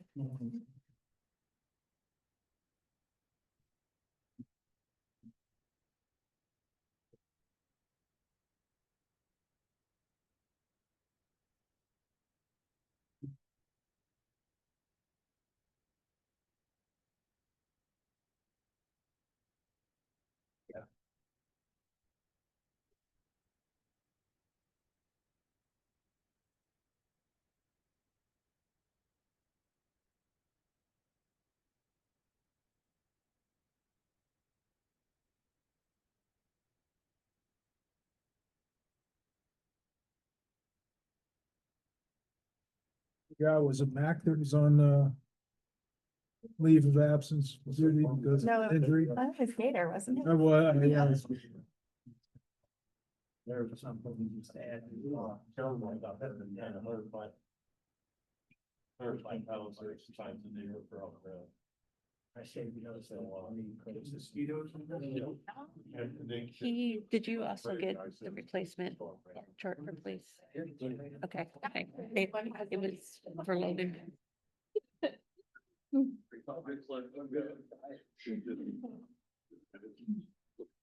Morning, gentlemen. Morning. Good. Chief, the show is all yours now. That one. You what? The show is all yours now. Mine? You have a half an hour. Well, good morning. Morning. Thank you guys for being here. I know it's probably a long day for you here and everybody that's, wanting to kind of grab onto the monies that's available. You know, through the process of becoming the chief, I was told that we want the Jasper Police Department to be the agency when people think of city police departments. And I think through the character of our people that we currently have, at the police department, we are, the agency, we are a top tier police department. As I've told some of you here in the room, in my years of being a trooper and having the privilege of working with several other police departments throughout the area. The Jasper Police Department is almost now. Comes to officers, equipment that they have and, their capabilities. None of us get into law enforcement to be rich. We do have to obviously support our families like every other employee. But for JPD to be competitive in the law enforcement world, we have to offer pay benefits that obviously attract the best and the best.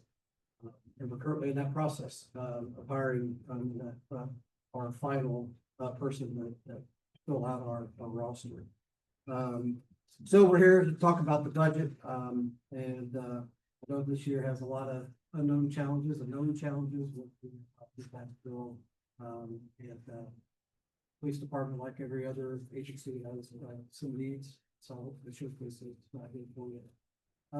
As you're seeing up on the slide there, I think I haven't seen, the other departments, but I think we're unique as our budget consists of personnel issues for the most part, and is not one of projects.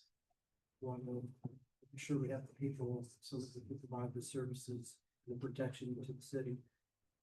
It's not comprised of a bunch of wants. It's comprised of a bunch of needs. Needs to improve the quality of life for our employees, to improve the capability and availability to provide the services that's coming to make them provide police department. On this slide here, you're seeing once again that our calls for service continue to climb every year. While not depicted on the slide here, our city continues to grow every year, which is a plus. But with the city growing, the police department needs to grow with it. As things unfolded over the year, we were not able to get fully staffed. That's why we're currently in the process of hiring our 26th person. But up until then, with all the calls for service, the number of officers has remained the same up until last year when it was approved to add an additional officer. We're still operating with just 23 fully trained police officers, while we have one in the field training process, one in the academy, and one position that's open that we are currently trying to fulfill. So I'll go into a little bit more here in a little bit why I feel it's important that we move forward with hiring additional officers here in just a bit. So do you anticipate that 26 roster to be pretty complete by the end of this calendar year? Almost everybody in place. We will hope that, yes, we will hope to have the 26 person, at least the conditional offer. We know the academy doesn't start until the second or third week until January. So we are hoping to have that process. We've closed the process and we are testing, doing the physical and aptitude testing tomorrow.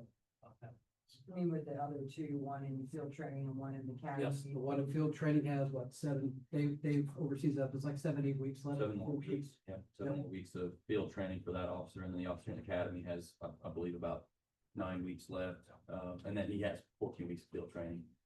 It's a long process.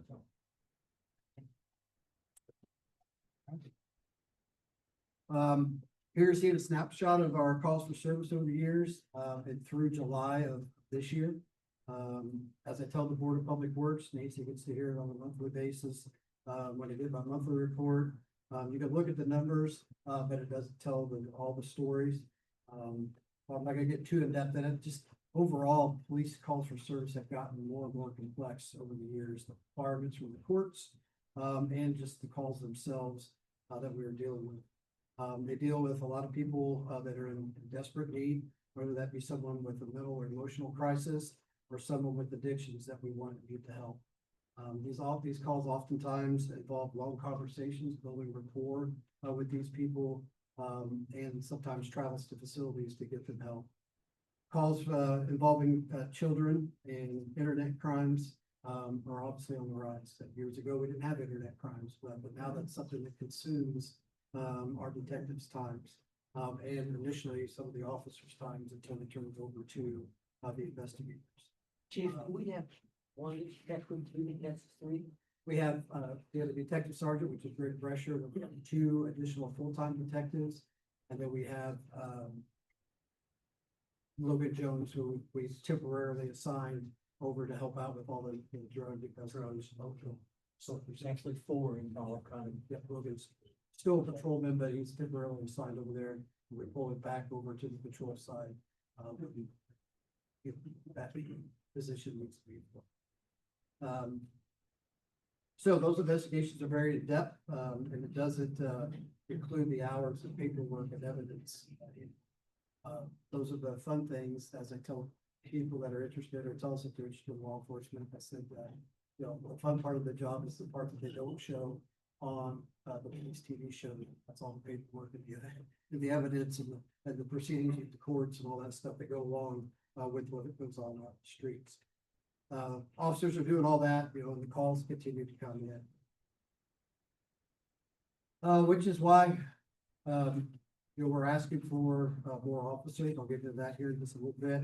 I've been told that, you know, looking at this slide, I've been told that people don't base how many officers we need just off of the population alone. Also, I've been told that we're blessed to have in this community, which I agree, we're blessed to have the state police and the county sheriff's office inside the city limits. But the reality is those agencies have their own areas of responsibilities and their own calls to answer. If something big or emergent would happen, they would obviously be here to help. But for the day-to-day calls that bog us down, you know, they aren't in here answering those day-to-day calls for us.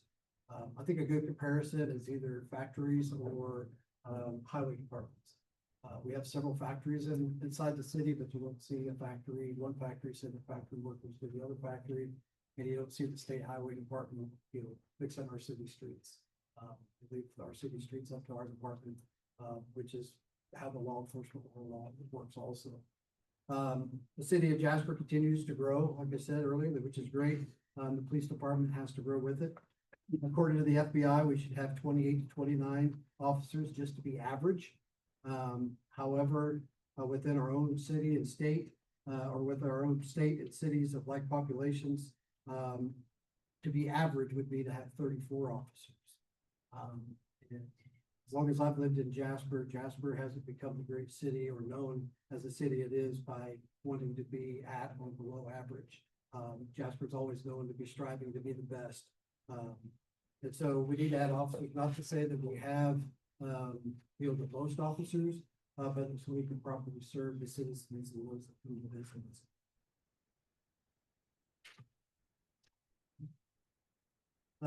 So you're looking at the current manpower for our department with the projected 2 people that we put in there. Just we threw those in there so you can kind of see what our thought process is. But we have 25 officers, but due to the increased needs in investigations and school resource, you know, we've had to remove people from the patrol duties and put them over into other specialties that are requirements that are necessary. So we have 13 officers that currently, plus one in the FTO that we talked about, one in the academy, and 2 patrol sergeants that handle the majority of the calls for service that come through the department, at least initially.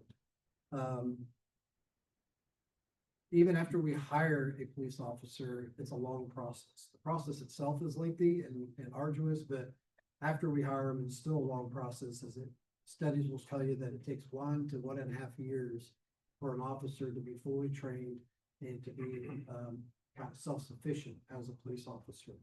And that's similar to our dispatchers. So dispatchers, it takes upwards of a year for them to be fully trained and comfortable working by themselves. Our dispatchers, as you can see, we have 2 open spots over there. They deal with tremendous stresses and pressures as they're the first line when those phone calls come in.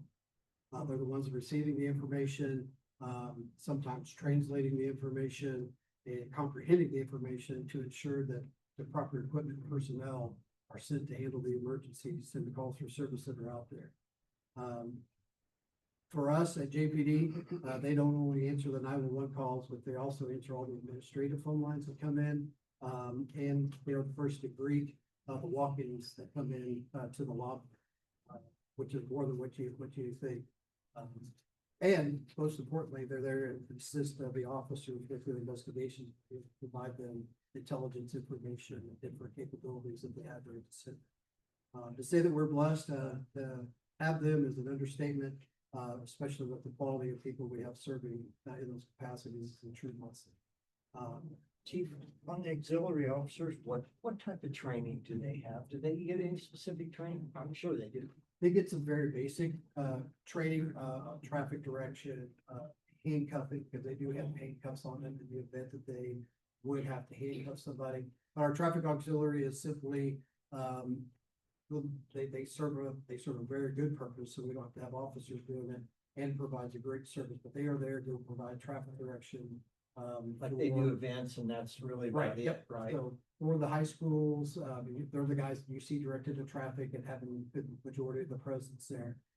Last week, if you went out on 56, they were the ones that were directed traffic at the Precious Blood Church pickup. Yeah. So they get hired by churches and schools to do their jobs. They are very minimal cost to us as we provide them their uniform and some basic items on their belt in the event that they would need it.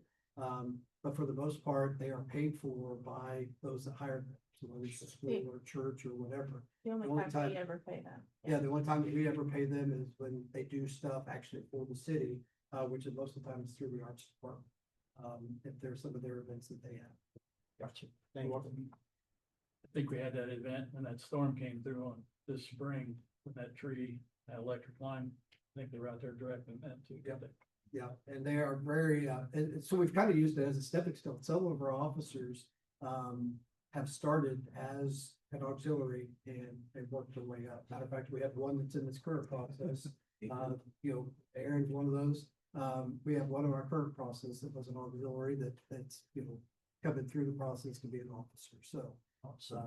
So between our dispatch, we have a couple of good avenues that Daniel, who's in the academy, is a dispatcher. Someday we switched roles on him and made him an official police officer. So, because he finally became of age, to where he could be a police officer under statute. So, anyway, we have a couple, I think, really good pipelines that help bring people to the agency, give them exposure.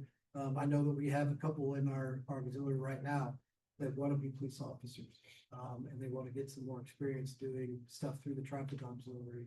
Before making that they are very interested in being police officers. So. All right, Carmen. So what you're seeing now is the budget over the last couple of years, and unfortunately, the cost of running a police department dispatch center doesn't get cheaper as we go along. There are more and more demands of technologies, safety equipment, training that comes every year. With all that stuff comes a price tag.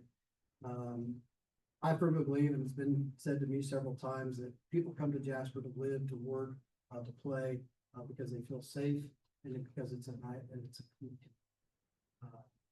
But I wish I could also say that public safety is cheap, but it's not. There's so many technologies and gadgets and services that we could be asking for, but we're not. We're simply asking for the necessary personnel, the necessary equipment to carry out our duties. And we're asking for some repairs to our building to keep it up. And Chief, anything we can do technology wise, I know you guys are always looking at that, but when you add an officer, it's probably the most expensive thing that we can do in the police department.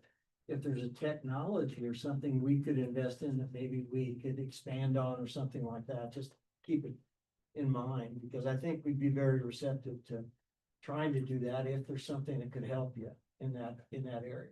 Right. Thank you. All right, so the slide you're seeing there is the clerk treasurer put together the information here on the slide. And as they have explained to me, the column marked 2026, the proposed budget contains the dollar amounts of items that have already been placed in the budget, and those, is that real? Yeah. Anyway, the items on your right-hand side of the screen, are those items that we need to seek approval, from the council for. They have them deemed as a wish list. I don't see them as wishes, I see them as needs. and needs to keep us competitive, needs to keep us appropriately staffed, trained, and equipped, and needs to keep our facility up and running. So they asked me to prioritize those items, and I'll do my best to help explain why I prioritize them the way that I did.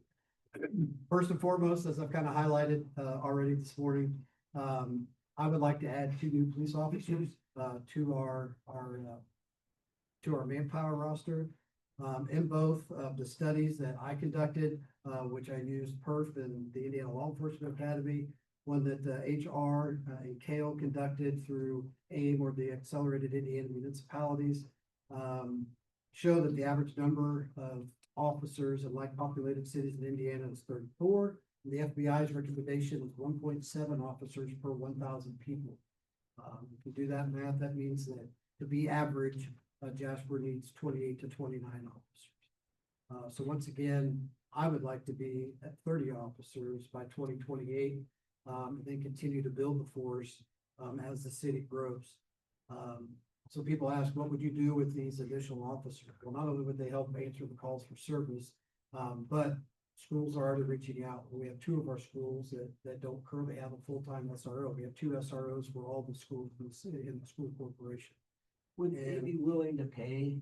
Would they be willing to do. pay? They for- do. They do. No, I mean the additional ones. I know we have some schools that we don't have, and you said they're reaching out. Yes, so shortly after school was out last May, the school reached out, and of course they get grants to pay for the officers, or to pay their portion of the officers' pay.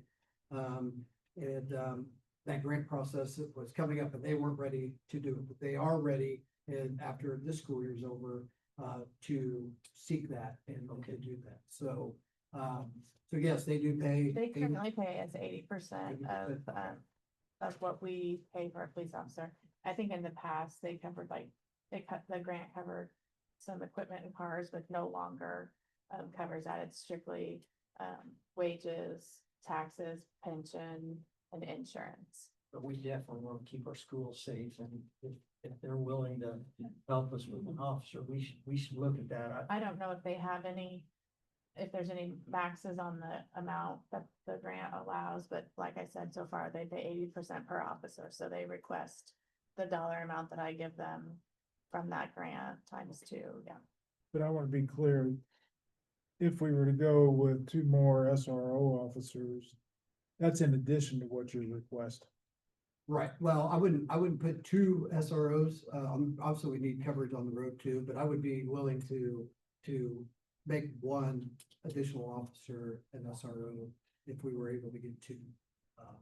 If we're able to get 2 officers, I would strongly consider, because as Kevin said, the school, to me, I did SRO stuff for 10 years, when I was a trooper in my off-duty time, as an off-duty gig, and I quickly saw the importance of building those relationships and what it does, the impact that you have on those kids. So currently we cover the high school, do we cover the middle school? And then Jason and Brian float around to the elementary schools in the mornings. A lot of our detectives will sign on and go sit by the schools and be a presence to those kids in the morning, but during active school hours, there's not somebody full-time in those elementary schools. I often see the Detective Brusher directing traffic at Ireland in the morning. So I think they all help out. Cover Ireland as a SRO officer. Correct. And we don't cover any of the Catholic school, right? Or the Holy Trinity, I should say. Okay, correct. So, also, on the priority list, seeking an additional 2% pay raise besides what has been approved for the city, and longevity pay. When you look at the studies that were conducted, both the AIM study and the one that I conducted, to be competitive or to be in that 75th percentile, that 75th percentile for law enforcement was 74,124 base without longevity. So we need a good pay raise to get us to be competitive. And the 75th percentile range for longevity was $6,458 at 10 years, at 12,275 at 20. Looking at that study, Jasper is the lowest when it comes to longevity pay. So asking to double, and talking with the clerk treasurer, asking to double what the city, or what the police department gets paid as far as the longevity goes. And we were double, you know, at one time, when we added longevity pay for all employees. We kept the police department where they were, we went up and matched them. And with the intent of looking down the road of maybe doubling up. Never had come back to that. Also for dispatch, asking additional 2% raise and the availability to add additional hours to our part-time. So you saw when we had the manpower slide up there that we have part-time dispatchers. Our part-time dispatchers help fill that second seat in the dispatch without the city having to pay for a full-time dispatcher, benefits, and all that stuff. And we're very fortunate we have highly qualified people that are sitting in those seats. One being a former full-time dispatcher for us. One is a full-time dispatcher for the county that comes in and works on his days off. And then we have another one, or we actually have two that were used to be full-time. Beth came back to us as a full-time. And we have a brand new person that is aspiring to get into the law enforcement world at some point. She's not exactly where she wants to land, but she's starting out in the dispatch field. And so we've got some people in there that help us fill those positions. What I'm seeking is hours to equal 84 hours, which would be 3 part-timers working 28 hours, which is the max that they can work without having to get benefits from the city on average.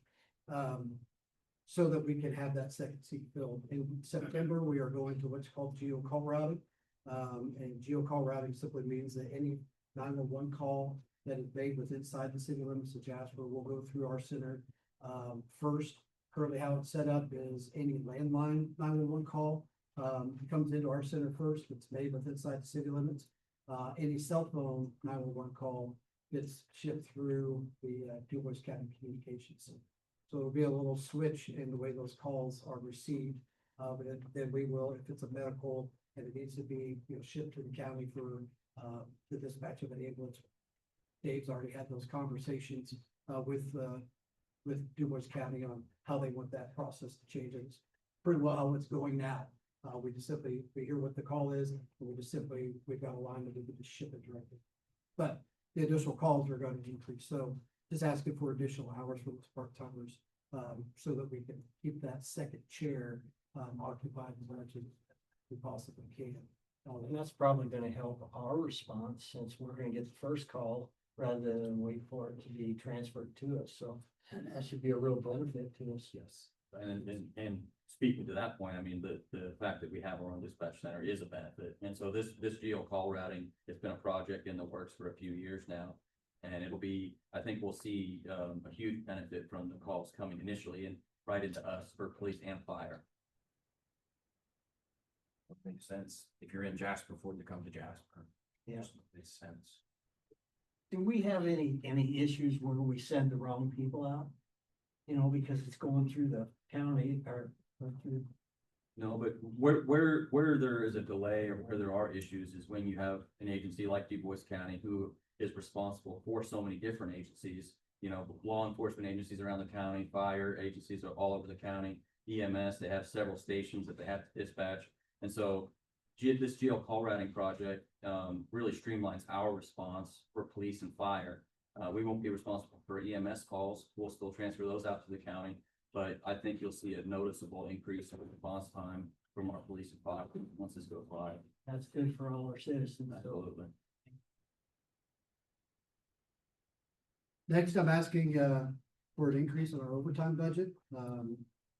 As I've said, we're different than other departments in the city. When the call comes out toward the end of our shift, or we get called out, it's not something that we can put off to the next day.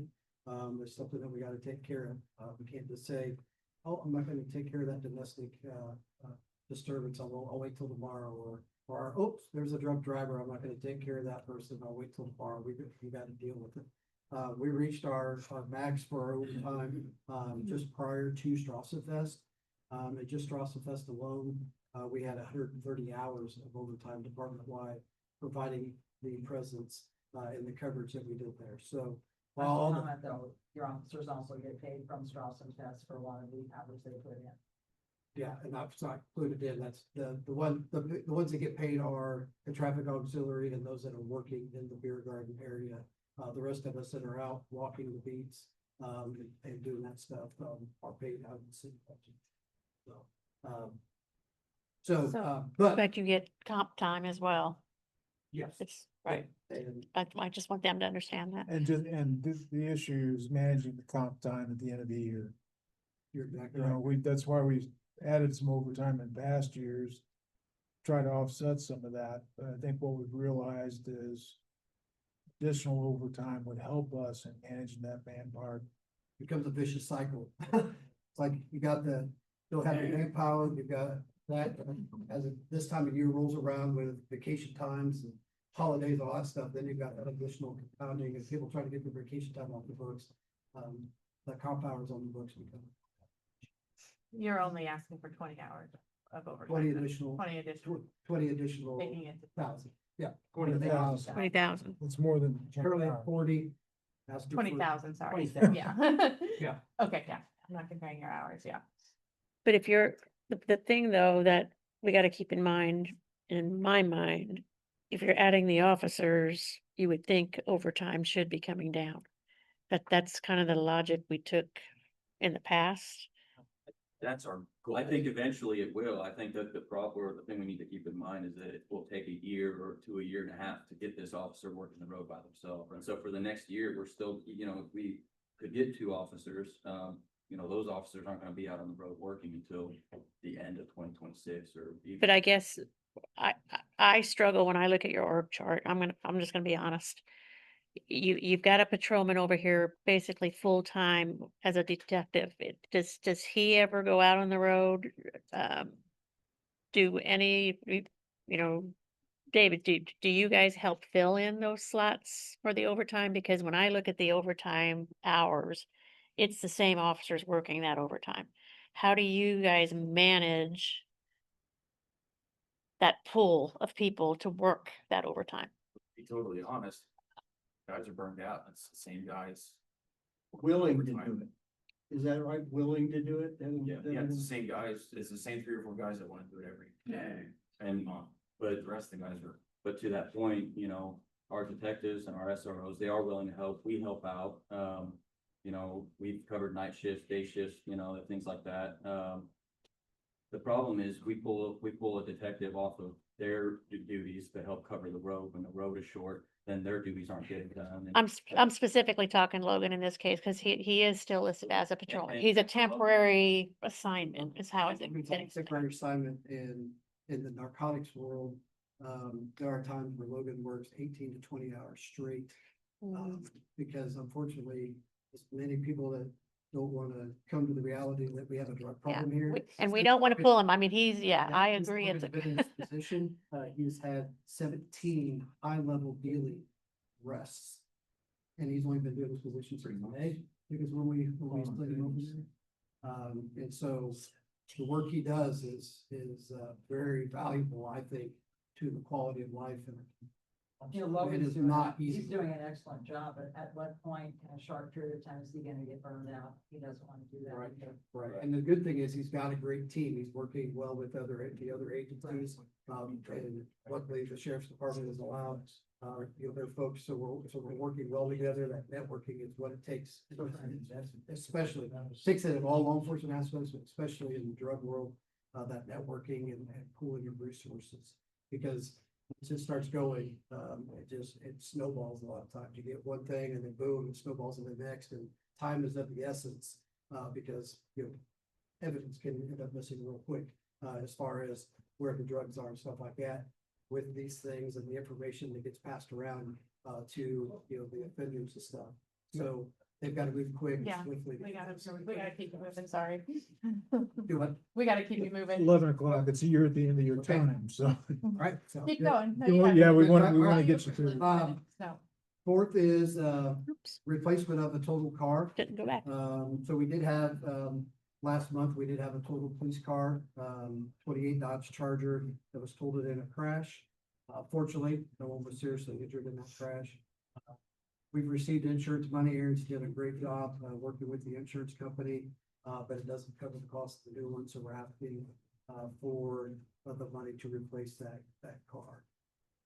And at Fifth the is, time, is that officer using the pool car? yes, he's currently in a pool car. So we have two guys currently in pool cars. We had one with, one of the Durangos had some electrical issues. And there's still, as with any, whether it's a house or a hobby center that got struck by lightning, the electrical issues sometimes are difficult to diagnose. So we currently have two of our guys in pool cars, actually three, because Daniel's got one going to the academy. So our pool cars are being utilized. But yes, he was placed into a pool car. He's very grateful for that, but obviously, fleet wise, we want to get that vehicle. I'm sorry, I can't remember. That money you got from insurance, is that plus the 54,000? No, so that money goes to the general fund. Now we can, it was $26,000. We can kind of adjust their budget for that $26,000. But it would be the remaining half of it that would still need to be covered, but we did put it in this. We earmarked it for that for next year. We didn't have. Yeah, I don't know, the 54, I'm not sure where that's coming from, cause it should be like, we got 26, it should be. That's what she's saying. It's Yeah, it's it- total of it's total, 54. yeah. Gotcha. I'm with you. And the goal for a car, pro cars to get 9 years out, is that correct? Yeah, so we're on a 9-year rotation with our patrol cars. And he's done a great job of doing that. But you know, the average lifespan of a patrol car that is 3 to 5 years. So we're doubling it. And like I said, a lot of it's because the guys take care of the equipment. And a lot of it's the work that Aaron does behind the scenes, working with the dealerships, the garages and stuff. Making sure that the cars are well maintained, at the lowest cost possible. Part magician, he works a lot of good magic, talking with the garages, saving a lot. So, In addition to that, replacing that one car, how many other cars do you have in your budget? 3. So that's why every 3, if we do a 3-year rotation, that keeps it on that 9-year, rotating out of the older vehicles. Where is that under in your line item? This is in equipment. Equipment.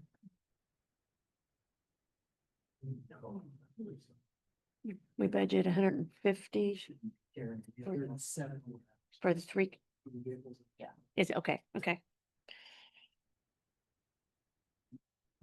Next is a voice recorder for the police department, the device that records not only 911 calls coming in, but also, all the admin lines in the police department.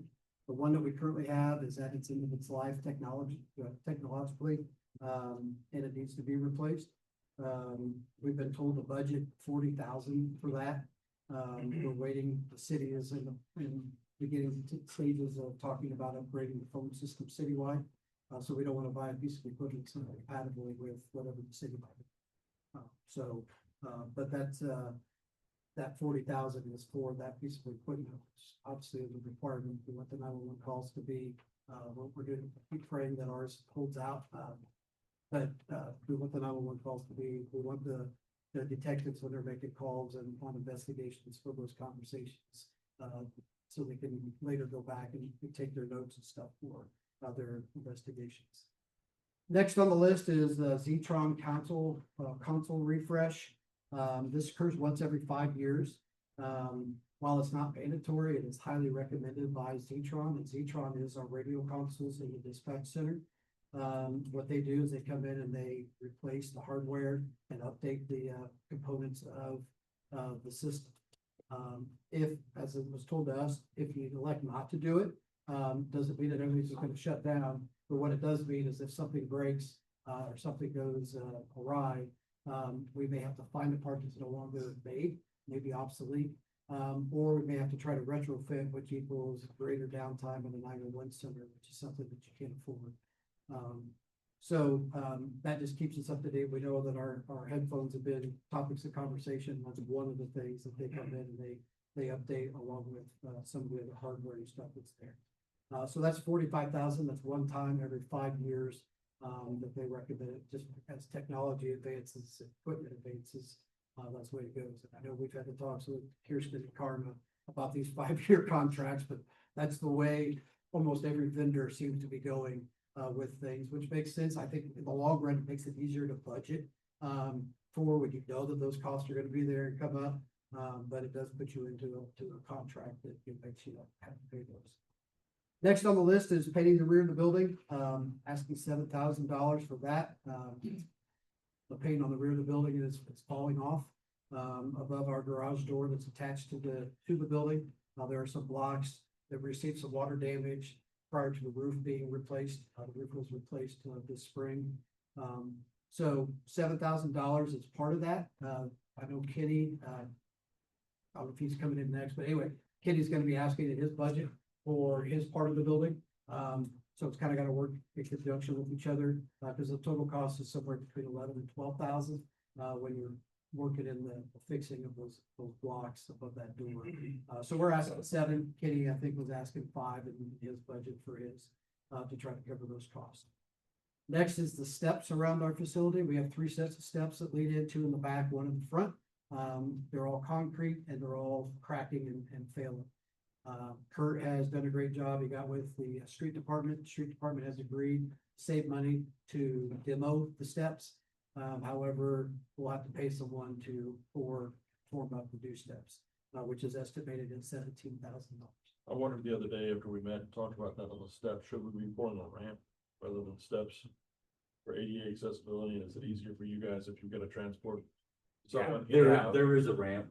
Yeah, it goes down the sidewalk. So there has been talks, The parking area. you know, we just discussed, do we do away with those steps since we have ramps coming out both sides? But then we're like, it's gonna be awkward, somebody looking straight at our doors, can't walk to the door, you know, they gotta go around to get to the door, so. But, you know, we do have 2 sets of ramps that run up to that main door. In the back, we don't have any ramps, but covers the, you know, ADA stuff. 9th is roof replacement on the detached garage. We're still in the process of acquiring the old National, what used to be the old National Storage Building. That's the building on the south end of our parking lot. Looks like it's been part of the police department. I think they built it to, you know, kudos to them to build it to fit into, you know, everything there to make it look nice. But we are acquiring that. But it does have the original roof. The building was built in 1993. It does have the original roof on it. Fortunately, we have a professional roofer that works in our dispatch center, so I just asked him one day to give me his professional opinion, and he said if the company's doing it, it's gonna be about $11,000. If you can do it with volunteers and stuff, the cost of materials is gonna be somewhere between 5 and 6. So we're asking $11,000 to help cover the cost of putting that new roof on. And according to him, he did say that it has about a year left. So surprisingly, that's the life in it, but good for it that it does. Additional security improvements around the police department. Once again, this kind of coincides with what Kenny's going to present his. Currently, our key fob system, Kenny has control of it on the fire side of the house.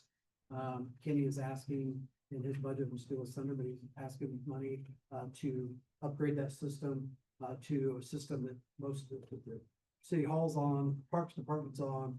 Just makes key fob management a lot easier. We can just simply go into the system and add people to and from the key fobs and have better access. So once again, some of that's coinciding with what he is doing on that side. His side gets shut off and our side gets shut off with the current system.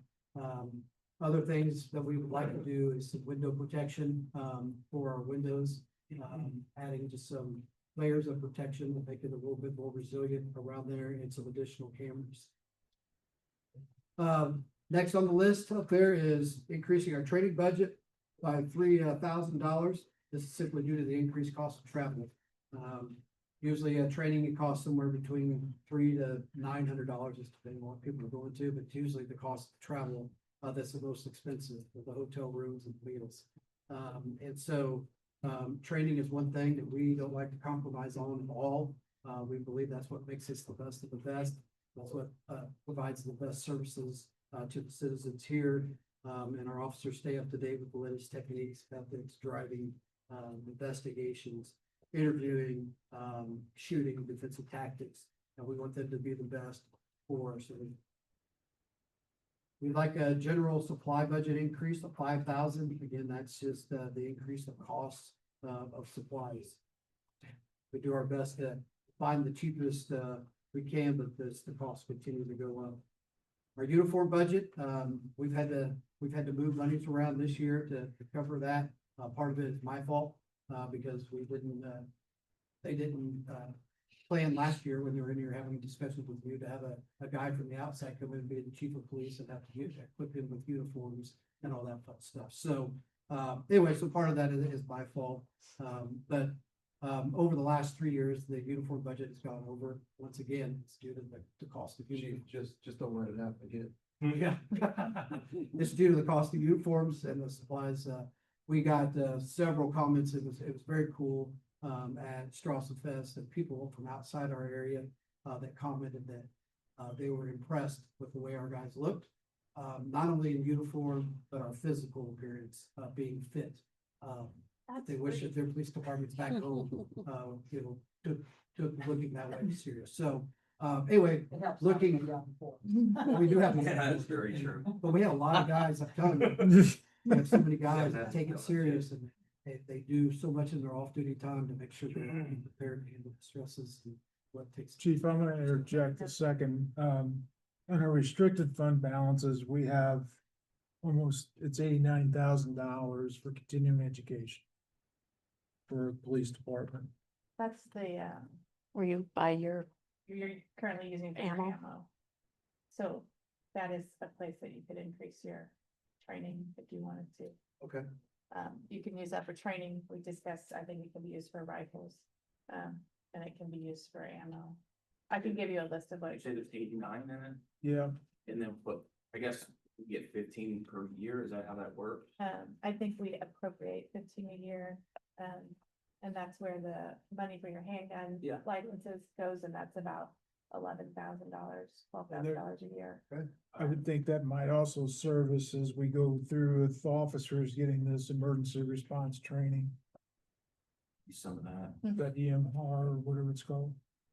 Yeah, what the mayor's talking about is, Brent Burton, one of our officers, and a couple others recently went through, well, Brent was an ER nurse prior to coming to.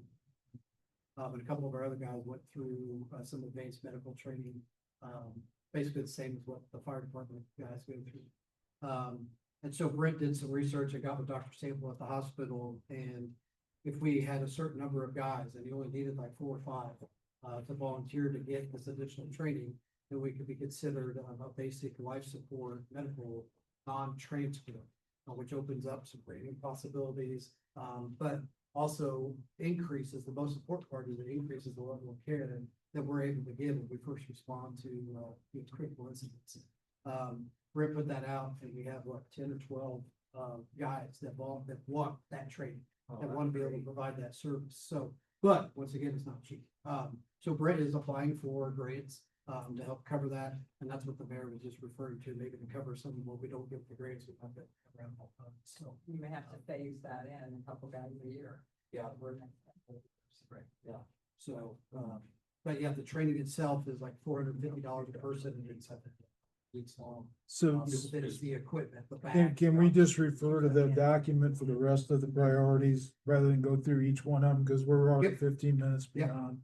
Yep. What's it been allocated here? Yeah. I do want to note, on this, if 2 officers were approved, I don't know how that affects your, uniform budget or your equipment budget. If you would need, additional equipment, that may have a ripple effect on some of these other, funds, just saying. I don't know Yeah, if you would be there's- asking for more cars then if you got 2 more officers or what have you. We'll make it work. If we think car wise, with the 3 that we get, and we get the replacement of the 1, we'll be all right. Cars, if we do 2 additional. Just because of the pool car situations. So, And that, and the length of time it takes to get. guys. continuing education fund, I think, has been built up over time from handgun permits. And you guys are aware that in the past couple of years that we just get a certain amount now because of the handgun permit change. So it's been more than you get. Eventually that will go away. It does go away at some point, I thought. It probably totally Expires or- expires. I don't yeah. know when that is. Okay. Okay. All right, yeah, so the rest of them, I guess maybe I wanted to hit on the mental health services real quick, just because that is a hot priority of mine. And you may question as to why I have it towards the bottom of our list. I'm very prayerful that, if it doesn't get funded through the budget, that we have some granting opportunities, to get that, but the mental health of our guys, and well-being of everyone that works at the police department, is a top priority of mine. So it may not look at it as the way that's on there, but I'm pretty certain that, grading wise and stuff like that, we're gonna be able to find the funds to fund that. So that's why I moved it towards the bottom, because I feel some of those that we wouldn't be able to find grants for, need more attention from you folks as far as the budget goes. So, with that. Just to clarify real quick, Oh, are you asking for that supervisor role on the dispatch again? Cause Tuesday. It's on Yeah. there. It's in. He's asking for it Tuesday. okay, okay. I don't know if that's. We have to talk. Yeah. Okay. Okay. I think. Are you guys good? If anyone has questions on the windows, you see that on the list. It was put together a couple of years ago. The north side of the windows were, north side of the building windows were replaced. The ones on the or check that, the ones on the west side of the building were replaced, the ones on the north side were not. The windows structurally are okay. It's the ones that twist when you open them, pivot, and it's the weather stripping that is just decayed. But what we have found is if we can get them closed and leave them closed, which is really isn't the need to move the windows, besides if the air conditioning would quit or something like that, we need to ventilate. But as we told the guys, don't open the windows and holler at somebody if we're up in the training room. Oh, don't forget to bring your handcuffs or something like that. It's like, call them on the phone or something, leave these windows closed, sealed up. So that's why you'll see, is it a necessary part? Yeah, but I felt, with the needs of manpower, needs of the items that we've already talked about, that was a lower priority, because they are functioning as it should. However, they will need to be replaced at some point in time. They're 30+ years old, so. Anyways, just want to give you a brief description of those windows. Do we need to say anything about benefits or?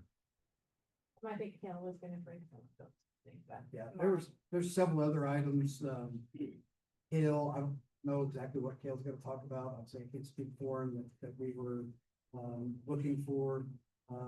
Some of those I know we're still in conversations with him on, so hopefully with what Kale, talks with you all and what we're able to talk through over the next year or so, we'll have a better list. I think he'll bring them up to those things.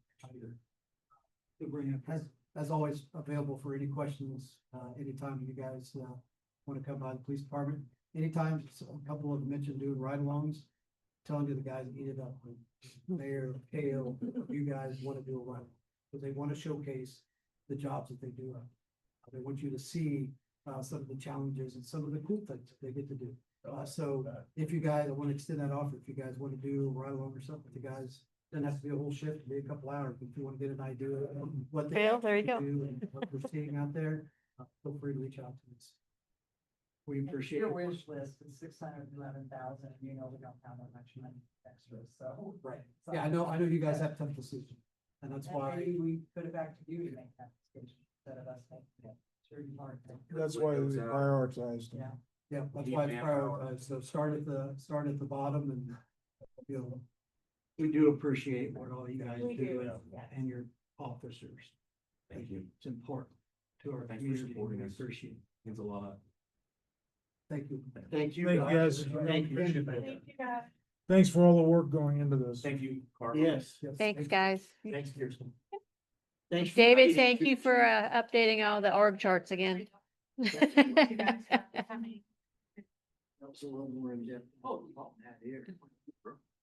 Piece of chocolate takes all of us. Yeah, take that chocolate with you. Yeah, we're kidding, like. Thanks, guys. Thank you. Have a good one. The one thing to note with the police, the public safety tax does not cover police. That was a big aha for us. Big change in the public safety tax, and what it does. What do you Public think it safety. goes in? It goes toward fire, EMS, That's it. That's it. not police. Public safety. Yes. When Baker Tilly came for their presentation with the TIFs, Huh. they talked about that and verified it. And that was just, Does that include dispatch though when that change comes about? I don't know. I couldn't answer the dispatch. That's a good question. I couldn't. That's a yeah. clarification question. I just want to start out by saying that, Kenny's budget, the power truck is, the way we decided to show it is, it is still on the table for this year, so, if that were not to happen this year, then that would change the 2026. But the money is appropriated and budgeted for in 2025. And I think I sent an email out about whether or not we want to proceed with it, and I only heard that from 2 of you, so, yeah. But that's a decision that needs to be And made. you also said At that some like, point. if you order it, it still takes 3 years. 3 years, Right. yeah. But if we get it under contract, then we would encumber those funds until we got it. And you have to have the money up front, correct? Right. Yeah. And we do, the 600,000 from, if we earmark the additional 600,000 from edit, then we have the money, assuming it doesn't come in astronomically higher. I assume the same thing for a pumper down the road. It's gonna be 3 years out, whenever that order's made, because they're really backed up with trying to get trucks built. So my suggestion would be that we move forward, get it quoted, get it under contract this year, so we don't have to do additional appropriations next year. But that's, again, your guys' decision. Okay, go ahead, Kenny. Go ahead. Yep, hey, just to start out there, the slideshow that David Berg put together for us. And we talked about this at the council meeting earlier this year. This has not changed for many years. These guys have been in that same spot for, gosh, minimum of 3, 4, 5 years. So there will be people moving off that in the future. And Matt Warner has actually indicated at the end of September that he'll be leaving the fire department after 20 years. I know Mike Stewart's got 38 right now. Wayne's got 12, JX Stein's got 26. Tim Berger's got 34. Mike Talley, I think, is 32. Layton's got 10. Josh Dooley there's got 13. And Brad Houston has 17. So a lot of years there. So you're gonna see some change there coming up in the next few years, and there's gonna be turnover, which is good. There's good people in line to do seeing those roles. So You've got a good succession plan in place. we do, yeah, it looks really good for us from that point, but that has not changed for many years, so kind of a good thing for us, but and that slide there's our overall operating budget. Our supplies and service charges are basically identical, but the personnel services is quite a bit there. It's just all the maintenance required and the certifications for the vehicles. Everything that we need to do to meet ISO standards, is really important there. There are some of those costs in there, so, but, yeah, any questions with that? So, and then- This graph doesn't depict it quite right, does it? then what? Says over 70% of the operating expenses are equipment. Oh, I did not It's change. supposed to be It's supposed to be personnel. Sorry. personnel. I- Too many late nights. So what should that be then? Just change it to personnel. Just change the word equipment. It's not to equipment, it's personnel. Right down here, or over there. I apologize for the good catch there. Oh, yeah, I see where it is now. Okay, and then, the next page is kind of shows the same thing there. It's got the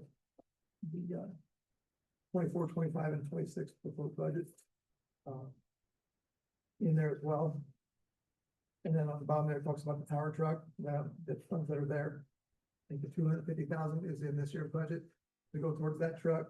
The 480 is the team cap funds that are already in place. And then the edit funds, that are also identified for that purpose, so. We know prices continue to increase as it does in everything, so, we're hoping to still maintain a 2.1 and hopefully thinking that it'll still come in at that cost, so. but I don't have a reason it wouldn't at this time. That's what I was talking about earlier. Um,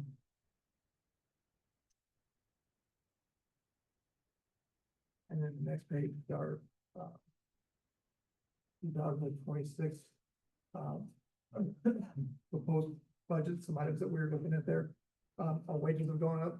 As of today, we're up 63 calls over this time last year. Run volume is just, we're just busy. You know, more buildings, more people, more apartments, more calls, more, EMS is the same way. Huntingburg Fire Department, I talked to their fire chief last night, they're up 60 calls over this time last year. So we're all in the same boat, everything is just increasing and, so.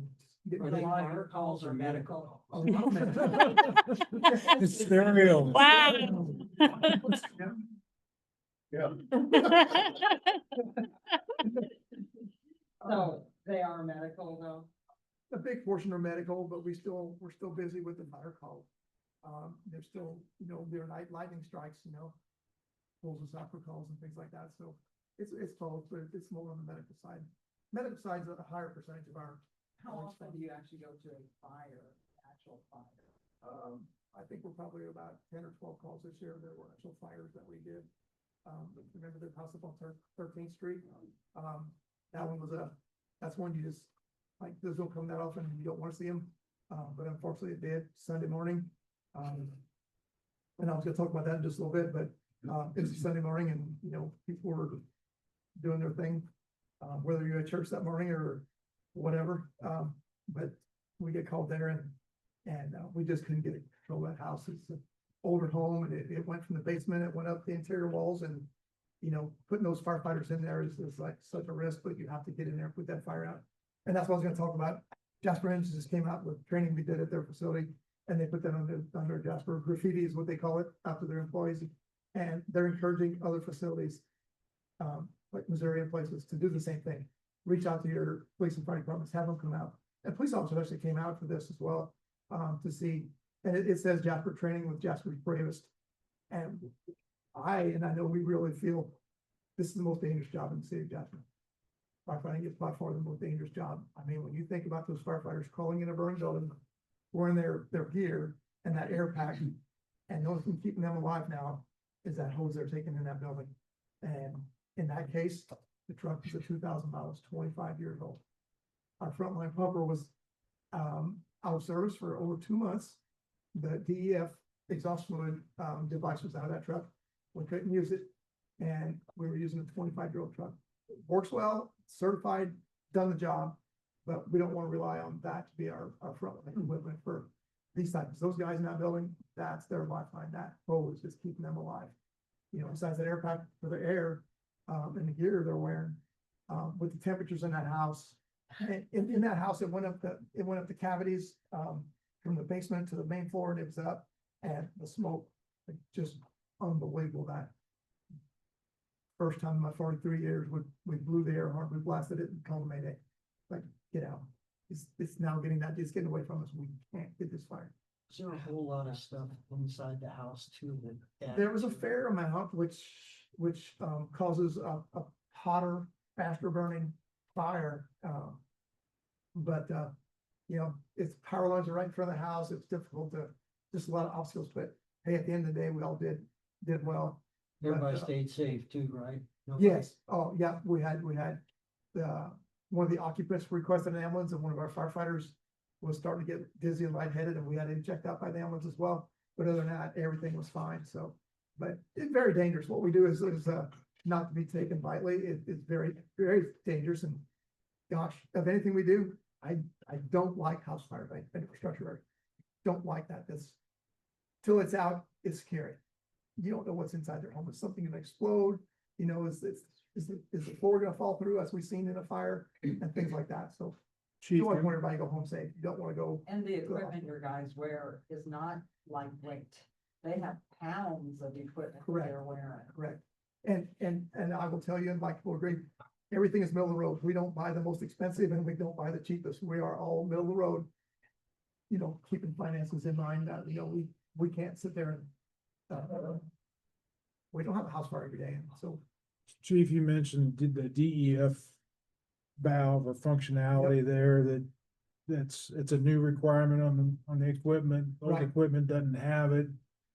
And it's created some problems. Anything after 2014, that's a diesel engine. It's gonna have it be diesel exhaust. Yep. And we would love legislation to remove that from these vehicles. And federal vehicles don't require it, but everybody else does. And it is expensive. It's $30,000 a truck extra to have that on there, and it's required. I mean, you can't get around it. So when you've heard me say before, that we want to keep, I would like to just keep the old tower truck, even if we take the tower off of it. Right, In there, that's one of my reasons. That truck is gonna far outlast any new one you buy today. right, yeah, I mean, there's no question in my mind. right, yeah, but the age to it and everything, and then there's other things to go with that. So I don't disagree, but at the same time, It's an analog truck in a digital world. It's easy to fix.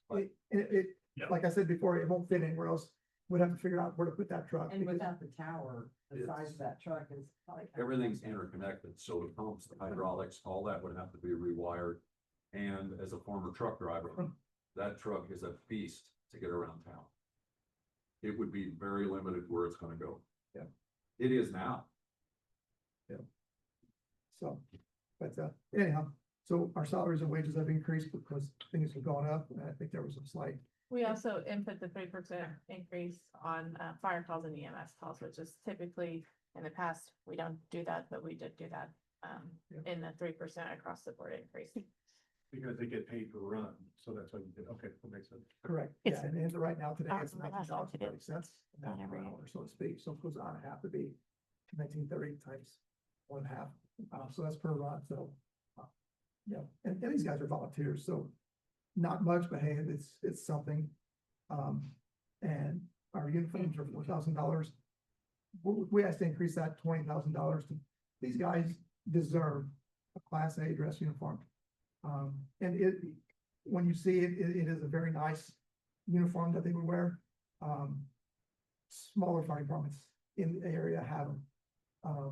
And we don't, and when we go somewhere, like, it's disheartening to the guys to see like, wow, Petersburg's got these. How would that look compared to what they wear now? It's like a suit coat more, and like, based on your rank, there's like mine would have gold rings, and Mike's would have some, and things like that, just be a classier. It's more like a suit right now. They wear like a white shirt. Right now, they wear a white shirt, and we have, That shirt would be underneath, Yeah. but yeah, it'd be the same hat, and things like that, so well deserved, and I guarantee you there are some firefighters that have passed this last couple of years that they would have been buried in it with the amount of pride that they took in the fire department and the years they put in. I guarantee you they would be buried in it. And they deserve it. They honestly do. The effort they put in and the time, they deserve that. Clothing and automobile, that's Indiana code. It's $150 each per year. That's a requirement for Indiana code. Our office supplies is very minimal at $650. Garage and motor supplies is $11,000. That's our fuel. And actually this year we're doing really well on that, so. Repair charges is 22,000. A wide variety of things can happen, repair charges. Right now, our ladder truck, the rear suspension is shifted forwards. And to get that corrected is gonna be probably a 2 or 3 day fix, and it's still usable today, but we're working out with the garage to get that taken care of. We hope here in Du Bois County, we can get that fixed, so. But those charges that you never know what comes up, and as we find out things, we're getting repaired. Our general supplies is at $35,000, and we're also asking to increase that by 5,000. We would like to switch to Astro keys for our doors to unlock and things, so forth. What we have today works. However, we would be more uniform with those departments in the city, and I could carry one key. And if I need to get into the park department, or if I need to get in the hobby center, or if I need to get into any facility that has that, it would be a uniform. And on our phone, we would have access to unlock that door if need be. For some reason, it's $1,455 per station. So we're asking for 5,000 for any unforeseen, but it's a very good system. Is there a way to incorporate that 5,000 within your budget? your regular budget and that is a wish? Possibly, kind of depends on what happens, throughout the year, but I mean, there's The possibility. wish fund is Yeah. not that big. No, I understand. Fish is gone. Well, and our system is tied with the police department. When we received this years ago, we were like, hey, you guys want on this? Cause it would open 8 doors. And it's like, we only had 3. It's like, would you guys want this as well? And back at the time, Doug Tarver was police chief. It's like, that'd be really nice compared to get your keys out and locking the door. So our system is tied to their system. So I think we'd almost have to work together. That was one of the things that Chad mentioned.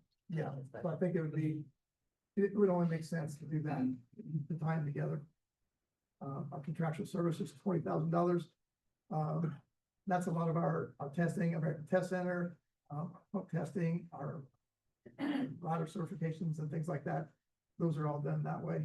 And then our school instruction is $4,000. We always give the firefighters an opportunity to take classes and do things. And normally, whenever the Dubois County Fire Trainers has a school here, we use some of those funds. And there's always an opportunity if someone wants to take a class elsewhere, that we would use some of those funds. So, but being volunteers, it's really hard because they have to take off work to go. So on the actual 2024 actual, is that the amount that's actually been spent so far this year? This 2024, that was 2024. Oh, 2024, yeah. 2025, there's the original budget and the projected ending. Which when we meet with the department heads, we talk about if we need to transfer any money somewhere else or what happens. Yeah. So when they have a fire school, it's a great school, it's some really good classes. It's always spring break. And a lot of the younger guys, it's vacation time. It's, so it's really hard to get them to go to classes, but we always offer it. Have that. Communication and communications. Nancy, to your point, because like you said, you only spend 350 of that school instruction, but we budgeted 4,000, so a good chunk of that could easily absorb the Astro, Sure. possibly, I mean, on that piece. To, Yeah. to another line item, but Or adjust some of the other. adjust some of the others. Because Because we projected did, projected actual yeah. may or may not happen. Right. And Kenny, from what I've seen since I've been here, you've always had money left over at the end of the year. So Absolutely. you're budgeting, $90,000 comes back because we haven't, Yeah, nothing so happened I- where we needed that money, so. Yeah. That happens quite often, so. Yeah. I'm proud of that. I'm not one to just go. go spend it. I don't do that. And it's a shame we can't take that surplus, dump it into the truck fund, or an equipment fund. Exactly. And the same thing with our township trustee, we just have the agreement they went from $30,000 to $40,000. And plus he gives us 10,000 to go buy equipment if we need it yet, so we worked that out with the township trustee and he always gives us that extra money, so. Like, then it just goes to the general fund revenue like everything else. Just like the trash Fund. stickers, that doesn't go to Jeff's budget, it goes to the general. Yeah. It's helped to fund This is next year's before I budget. forget, one of the garage doors was taken out accidentally, and that is gonna cost us $8,700, which we just working with insurance. Since our truck hit our door, I don't think there's gonna be any help there the way Gail talked. So we're gonna have to find that money in our budget this year to pay for that door. But after this now, we'll have enough panels to have another door. if we need. We'll save the good panels. But anyhow. Not something you wanna do though, right? No. No, so, but anyhow. So, our utilities, we've been doing pretty good there with our utilities. Garage and motor repairs is at 18,000. We did decrease the communication and transportation. Oh, yeah, We took that down to 6,000 from 8,000 the year before, and that was, we identified a phone line that didn't even have a telephone connected to it anymore. So we were able to get that canceled, but paying for something we weren't using. Yep.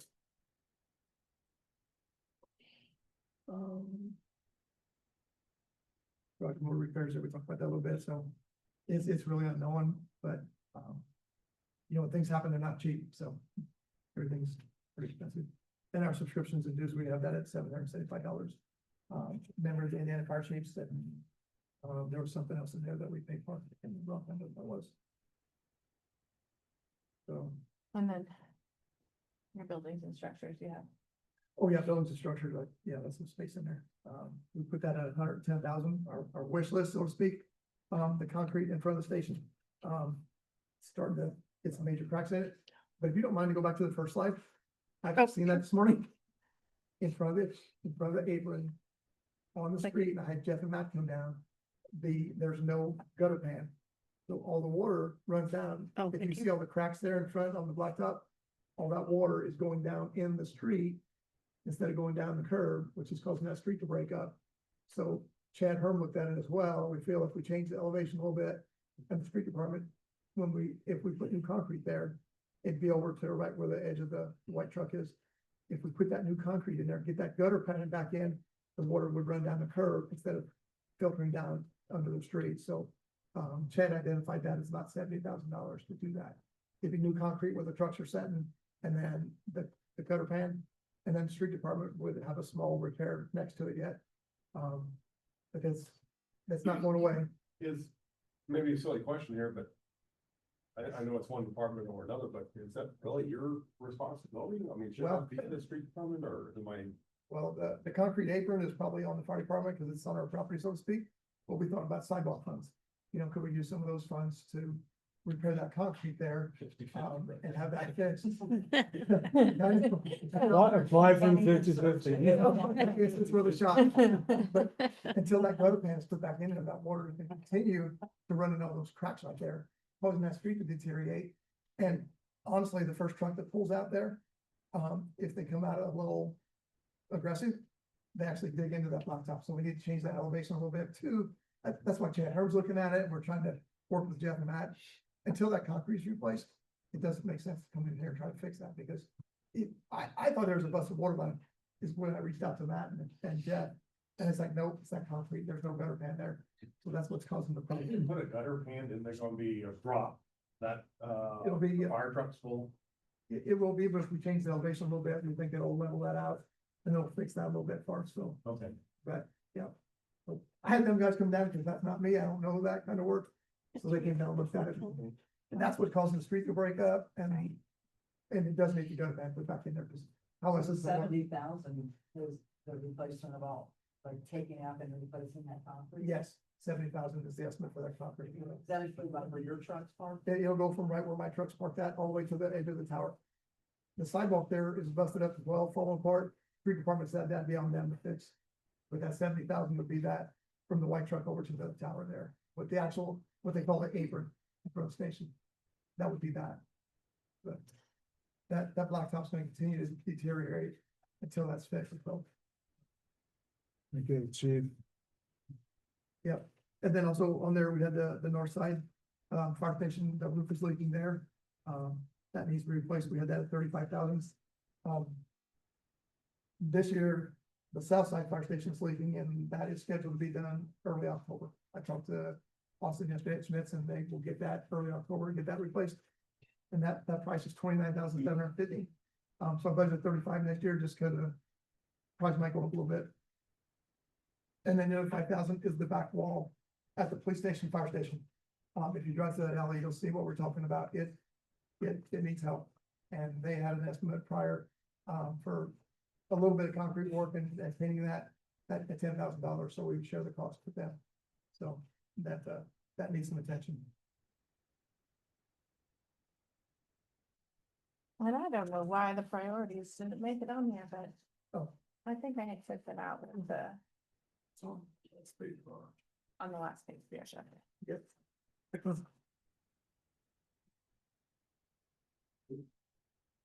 Oh, we put it on that sheet instead.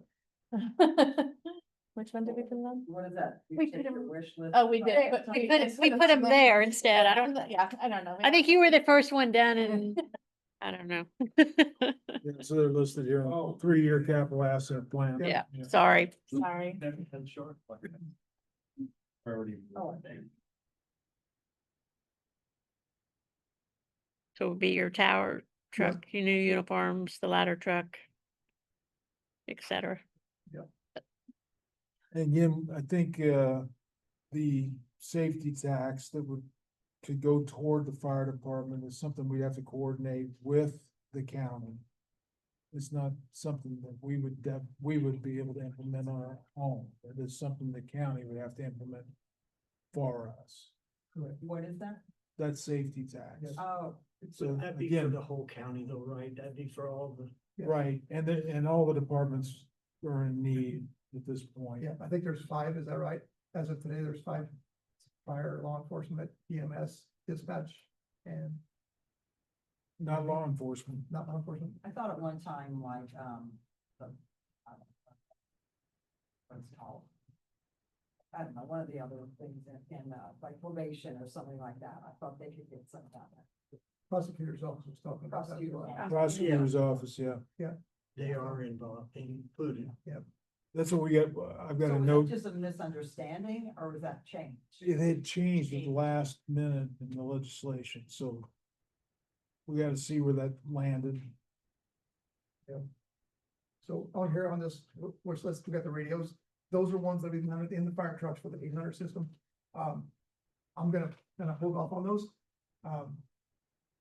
We think we get some $10 money this year, we can get 2 of them. EMA had a grant where they got 2 of them for us this year, and those are installed in the first 2 trucks out. So those are great, they're working well. Wish everything had it. They are applying for that grant again. So if they get 2 more again, we pretty much can remove that radio thing. We'll be getting close with money that Ken Buck would give us and with the money that, from the EMA grant, we could do away with that, so. But Yeah, Ken Buck is a township trustee, so. Yeah. Just for Cause clarification. it's like, this year his contract's for $30,000, but then he gives us another 10. And this year he said there might be a possibility to go up to 20 with that. It's like that was, Plus the other 10 that you said for equipment or something? well, it's 30 is the contract plus 10. And this year he acted like there might be another 10 yet. So he's going up to 40, yeah, Yes, so On the next year it'll go to 40,000 plus 10. plus 10. So So this year he thinks he might have an extra 10. this year might be an extra 10. So if it Why is, all of a sudden he has extra money. I, use it or lose it. yeah, they changed, the legislation changed that he has to adopt a Yeah. capital plan. And if he doesn't spend it, then it goes back to the state for a road fund or something. Sounds like a good, accountability. So we did identify our capital and give him some ideas, so he has it documented that there is a request, that there's a need there for those funds, and that way they're thinking back. In this year's budget yet, like has not been used yet, is the Northside Fire Station. We want to redo that floor to make it nice. Ceiling tiles that are stained from water leaks and the lights are hit and miss whether or not they work, so that's already in this year's budget. We just haven't moved forward yet. And then as well as the radios. You're next. You're not. Welcome. The radios. Limited time. Sorry about that. No, you're good. So anyhow. I know there's no sheet here for that retirement stuff, that we're not talking about that at all. Well, that wouldn't affect the budget. We can talk about that real fast. Yep. So every year, oh gosh, I gotta think about this for a second. The city contributes, to the firefighters. We have a firefighter retirement fund, and however much the city contributes is dependent upon how many calls that you go on. So Right. if you go on 80% of the calls, 90%. 90% of the calls, Yeah. you get $1,000 in your retirement fund. And then you're vested after 10 years, 20 years, forget now. 10 years, you get 50% of those funds. Okay, 15 years, you get 75% of those funds. 20 years, all those funds are yours. so it's an additional sort of perk or something that we do for the volunteer firefighters since they're not pension eligible for a pension. In the budget, there's $39,000, that's $1,000 per. And we're looking at, discussion was, can we change that number to 1,200 It has, without increasing the $39,000? yeah, it would have no increase on the budget, Yeah. but because no one ever gets the $1,000. As a percentage, how many of those guys hit it? No one. They don't stay long enough. Yeah, I've seen, Vacation, we're out of town, They don't get that. so nobody gets the. So if we bump it up to 1,200 instead of 1,000, they would get a higher percentage. Or they would get a higher amount or. Real question then is it That way, when they get close to 10 years, they don't leave. Cause like, you know what, I'm gonna get some money, and then if they stay 15, like, I gotta stick it off 20 now because, Yeah. you know, I don't wanna lose. If, lower than if almost 90%. no one is getting that contribution per year, Well, they still get, they Yeah. get a percentage. Yeah. I see. They just don't get the full Yeah. $1,000. Okay. So they may get 680 or 850 or Yeah. whatever, It's prorated. Based Yeah. on the percentage They that have they to do be show up 10 first. but they have to be there 10 years for it to be To get 50% of it to be Where is vested. that budget at? What if we lower that threshold to 80% of the Where calls? It's not on, 90? it's that, It's in the, hang on, I gotta think where it comes I from. gotta think where that is. It's so, at the so picture. what I'll tell you is the last 3 years, we paid That's out right, 21,000 out of 39. We paid out 22, and the other one was 21 something. And We never And you did have 39,000 budget. So if you So raise it everybody to would- 1,200. Yeah. what Yeah, do you that's think where it would be. would That 39 is. If you raise it to 1,200, No, I what do don't- you think? You got fired, she's got fired. I don't I do need have to fire work. out. It's in the fire pension is where it comes from. Pension. And the other thing is, It's just not the next year. the other thing is SBBNC holds that money, that we pay in, we pay them every year, and they also have a, administrative fund that grows with interest every year, so every 2 or 3 years, we're able to just pay that out of the administrative fund anyway, so, And then like an example, when Terry Tanner passed away, the funds that were spent from the city for that retirement plan, for the life insurance, that was paid back to the city. The city was reimbursed for everything they paid for that plan. The excess funds went to that account. and it's not in Kenny's budget, it's in the fire pension line. It's a separate line. It's on the fund balance. And was Terry part of an old plan? Yes. Last year, we had three of them pass last year in that old plan. Mike Shaw was not in that plan, so Mike's didn't, we Oh. didn't have an insurance plan, so Mike Shaw, but Ed Eckert and Terry Tanner did. Those two, I okay. think there's 16 firefighters are still paying life insurance policies on that roll. Yeah. Yeah. So that's something that, I didn't feel like it would increase our budget, but we would have to go through, amending the ordinance, so Renee would have to work on that. And we could, about 1,200. Yeah. or to whatever change we decide. Firefighters would greatly appreciate. I have had multiple firefighters call me directly asking for a change in that. so. Yeah, Yeah. by small. It is, amount. and we're still not gonna hit, I'm gonna guess we're gonna go to 27,000 Mhm. instead of 22. Still, it's still up to 39,000. It's not gonna affect, you know, the bottom line. Kenny, on the Class A uniforms, totally get what you're saying about that. Anybody who's ever worn a uniform knows that sense of pride you're talking about. I'm curious, what does it cost per Class A uniform? It's about $470 to $480. So we've got 40 firefighters that we can budget for, so without 20,000, yep, less than $500. Yeah, I'm gonna guess around 470, 480. We've talked to them and kind of looked at them like that. It's, we do look nice, but man, we're not over the top. We should be. I would have known that Right. Petersburg had it, but we Okay. did. Have you ever brought that up to us before? I don't recall. We've been talking about it for years, and We- it's like, can we've got to do something, because we go to the funeral home, Ferdinand's got them, Honeyberg got them, and here comes Jasper, and it's like, well, wait a minute. We're the biggest in the county. We should show up better than anybody else. To be honest, I struggle with them because it's like, they're not used that much, but when you need them and you look professional, and the compliments we get the way it is now, are awesome, and then it's like, if you'd have got me a set, if I would have got that when I joined 43 years ago, it would not fit me today. No. Take it in a little bit. So now, like you said too about the officers being buried in them though, so they would keep them. when they They're retire. theirs. They're theirs. Yes, that is yours. Like, whatever happens to it after that, any alteration, that's on you. That's yours. So you would get them once they go through their probation period, I guess, and not like a 5-year. Yeah. And then Makes from there, sense. we'd have to look at our uniform budget, keep some dollars there, so we could buy those that needed. So.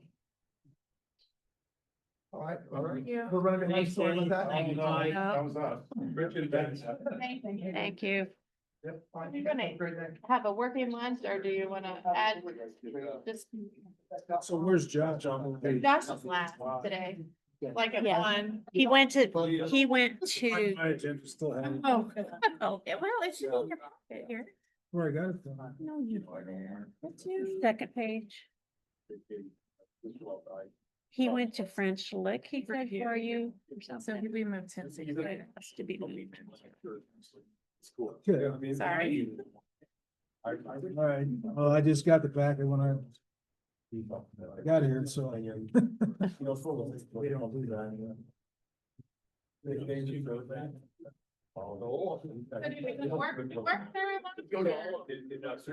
Take a break or?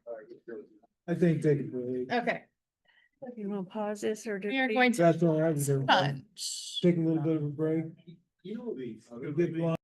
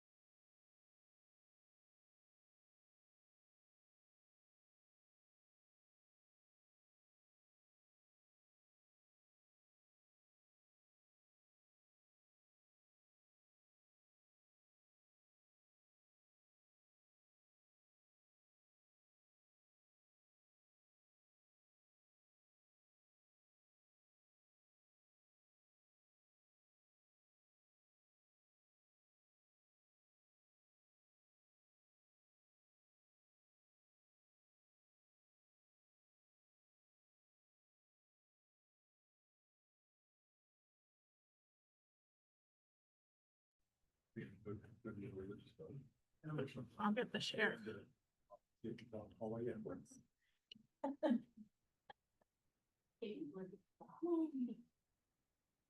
Sure.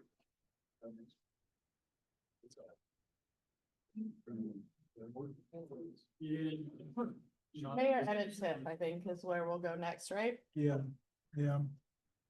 And, I'm just looking at the roll up on the mayor. Which was that? I just had it here. And basically, what I've done is take out I think $30,000 in the promotion of the city fund that we had in there for the 40th anniversary celebration of Bob this year. So for next year, I don't have that. Did we use all that? Not all of it. Okay. Yeah, well, they were here for a week. And we paid for everything. We paid for the reception over at the center, and we had a bus trip, we had tours. There were some things the Strasbourg committee paid for also. Yeah, there are different, the partnership, sister cities, everybody was contributing toward it. But, we had some expenses there, gifts, those kind of things that we're all involved in. That was a one-time every 10-year type situation. Otherwise, I'm pretty flat on everything else. Wages did go up. I think $5,000. And that's just to accommodate the 3%. Yep. And the extra week. And the extra week, right? Good point. Then on, So when you go to, looking at that extra week, so you have to bump everybody's max up, so we get 2% next year. Well, the max is by week. yeah, good point, John. The extra week, you just multiply. Good point. Then, we talked a little bit earlier about edit. And what we did on the edit plan, that's on page 71. I'm saying, Oh, of your KBS sheets. what we did there, this doesn't reflect it, but we're just, as we go out, we're eliminating.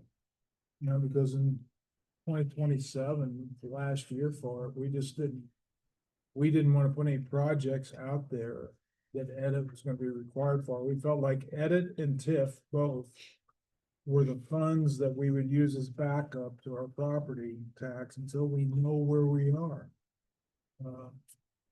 Going long term, till there's some stabilization in funding. And so things are taken off the plate where the Regional Wellness Center, future funding with the bond for both TIF and edit. I looked at 200,000 TIF annually up until the pool was paid off, and the pool would swing over to that, but that's all gone now. On the edit side of it, we're still paying on the cultural center.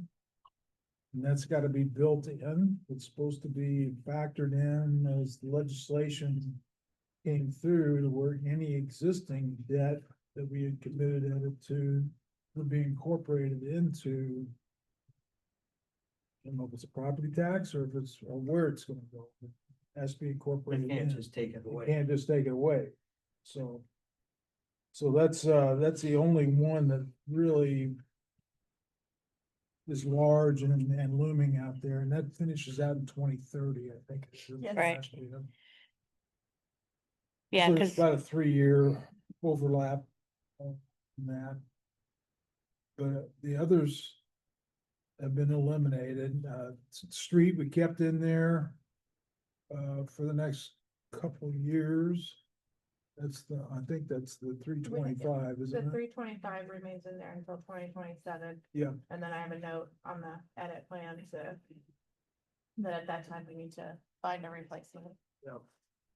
And do we have enough in there to up that, up the street? I guess, the discussion that I had with the mayor was, if you take our brand, our budget should support what we're trying to do there. We should make sure that we are covering the things that we want to have. And if we're falling farther and farther behind in that particular area, and he's not adding anybody, which I think he should, but he's not. Look. We just decide what we want. You gotta pay for what you want. Well, and I guess, It'll run out, that's the thing. yeah, he's got That his was the- his permanent part-times during the summer. That's when you do need to do the weeding and that. Is that where he needs it? Because do you need it full-time throughout the year? I mean, cause he's been down 2 people. With the Yes. pause. Yes. And now he's finally maybe just those 2 recent hires. So he's been down without them all year that he's made it. But he needs them coming into the winter months. So I think he does a good job of managing his people. I think the permanent part-time for the summer. Yeah. If he Yeah. does need another employee in the winter, I mean, consider that, but. Or could you do a maybe somebody wants just that type of work or, yeah, Right. and save the benefits. So you only had 3 this summer. He said he had. Line item for 5. People don't want to do that There kind of were, work. but I don't think they had a lot of applications. Yeah, that's if the, Yeah. And we got park guys too, permanent park time guys, so mowers and run for us at the golf courses. And Maybe those guys should be the ones maintaining. the trail. That's where the action to consider consolidating into a mowing crew. I still like that idea, but. and we have plenty of That's mowers in your the call. city to run. We have plenty of mowers, you're right. Well, And they wanted to buy more. I'm just to say that. Yeah, that's what Paul did not say that. Paul said if you have plenty of mowers in the city, well, and Mayor, to go back to, even after your wish list, you'll be down to 6.4 million balance in edit And, yeah. at the end of 26. The risk, to your point, is we've got, when edit goes away, we'll have 3 years that we assume will get replaced with something else with edit, but otherwise we still will be responsible for that $2.1 million. So that could deplete that additional. Yeah, You would hope. you but would hope, but we don't know that. We could at that time, we would have three more $714,000 payments on the cultural center. We could at that time pay off the balance, or if it's not replaced. I mean, there's a healthy edit. Yeah. That's why we eliminated any projects and any activity from edit supporting the budget. Yeah. In the past. His Well, we his had multi, edit money for several years, and that's why we were able to get the parklands. Seriously, I mean that, yeah, because we didn't borrow money or anything.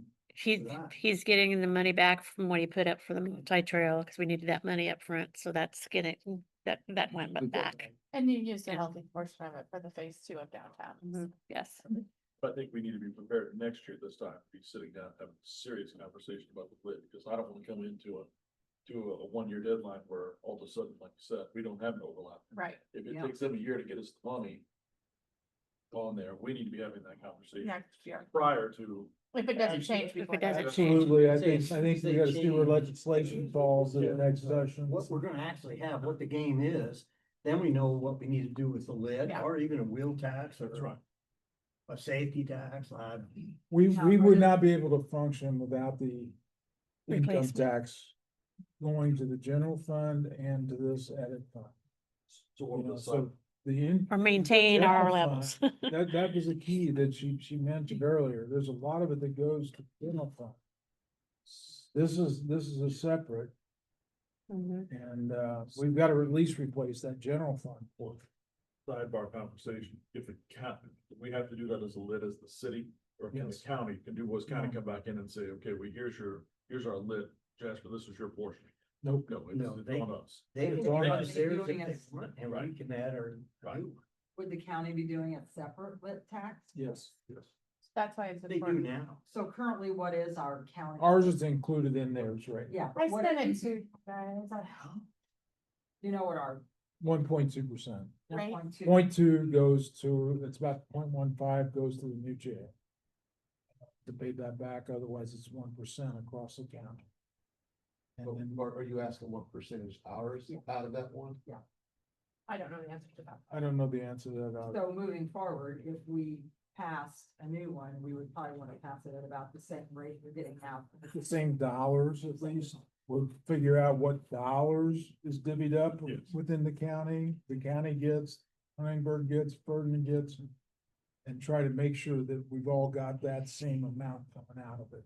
So each incorporated town will have to pass their own separate. Huntingburg and Jasper will have to We have pass to do their that own. every The year. county has to Right. handle Ferdinand's and any smaller towns. Because of their population. Population. And on the wheel tax, are there stipulations on how that can be spent? Is That I don't that for know. like public works project, road project? There It has to be is- sent for the on-road project. it's- Road projects. Projects. Yeah, I think it's in that. It's like the MVH Yeah. now. And that wouldn't be hard to do. No. So probably that would be more street department. Yes. funds. Yeah, And- I think that's one way we get our streets maintained in the long term is through that. The other thing to remember, and correct me if I'm wrong, I think the lit is we have to reapply every year. Right, Because right. right now, and that's gonna go against, for bonding purposes, I would have, We can't bond against a 1 year. a 1-year commitment. So we can't use that income tax right now for any kind of. Every year we have to pass a lit. Yes, The way it's written now, unless they come back and change, Isn't something, all they're doing is transferring it, you're just moving you're it. just moving it. We still take the same amount of money to run our city and they're just moving it over here, so now we gotta do all this other. We get to be the bad guy. Yeah. What's great at the end of the day is people It's not will gonna be save the paying more taxpayer. in taxes than they would ever have paid in their property. that's Oh, what, for sure. that's what we want to Every day. avoid. For sure. That's But why, that's what we've will got to happen. work collaboratively with the county and make it right. You're gonna save $200 and it's gonna cost you $450. That's Right. exactly right. And Yeah. that's what Comes from us instead of the state.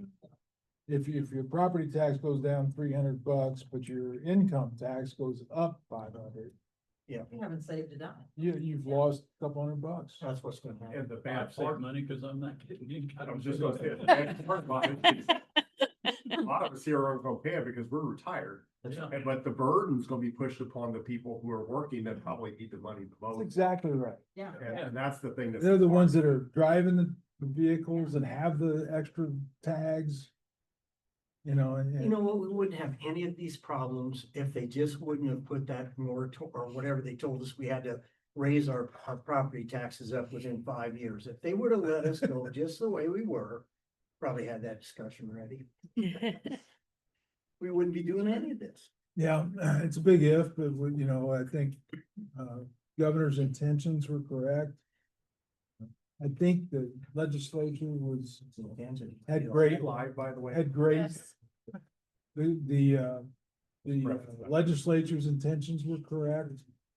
It's just that all this change at one time makes it very disrupting here at the local level. We just have to find our way through it. For execution. Two time timeline. Well, when you run and you put that as your, we're gonna lower property taxes and then you're gonna go do it, so. Yeah, so, that commitment's made and that's gonna be executed this year. What we have to do is just kind of make sure that we've got in line, how we get in line to execute to our grant, So Mayor, to our service quality to the residents. can I have a lot of those items that are on this wish list? Do we don't need to decide now or this week or any on that because we're not sure actually what the end product is gonna be yet. I mean, can we push some of these back a little bit or not?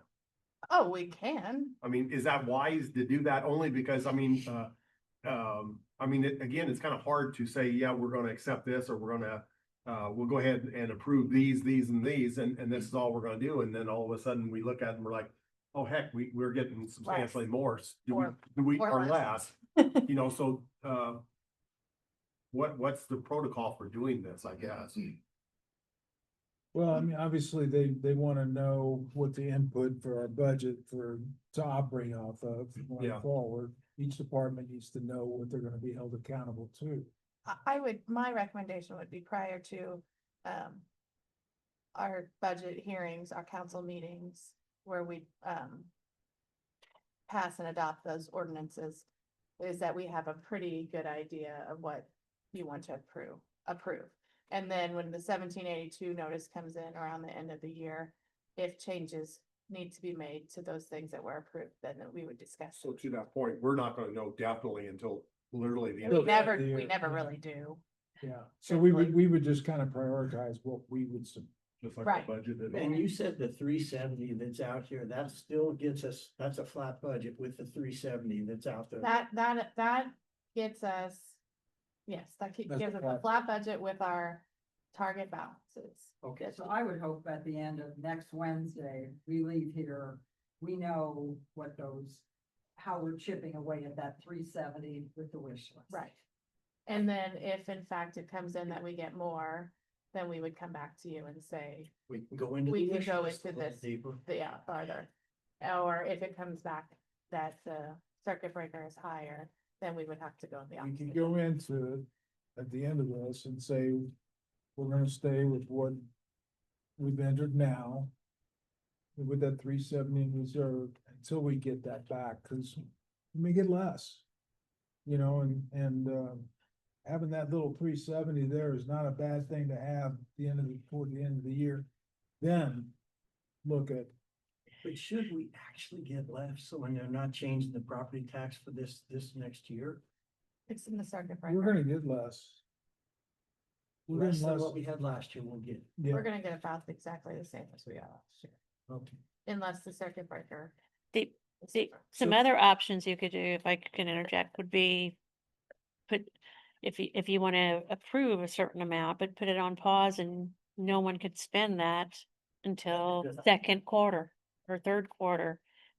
Put some timeline so they're not all spending it up front, and then if it's gone, and then that circuit breaker comes in at 1.5 instead of the 1.2. You could do things like that.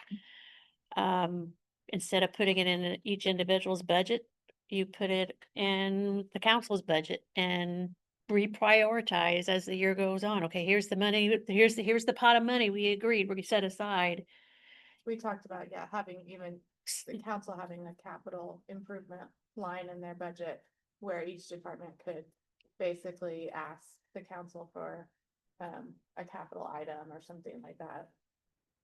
And puts it back on you instead of just,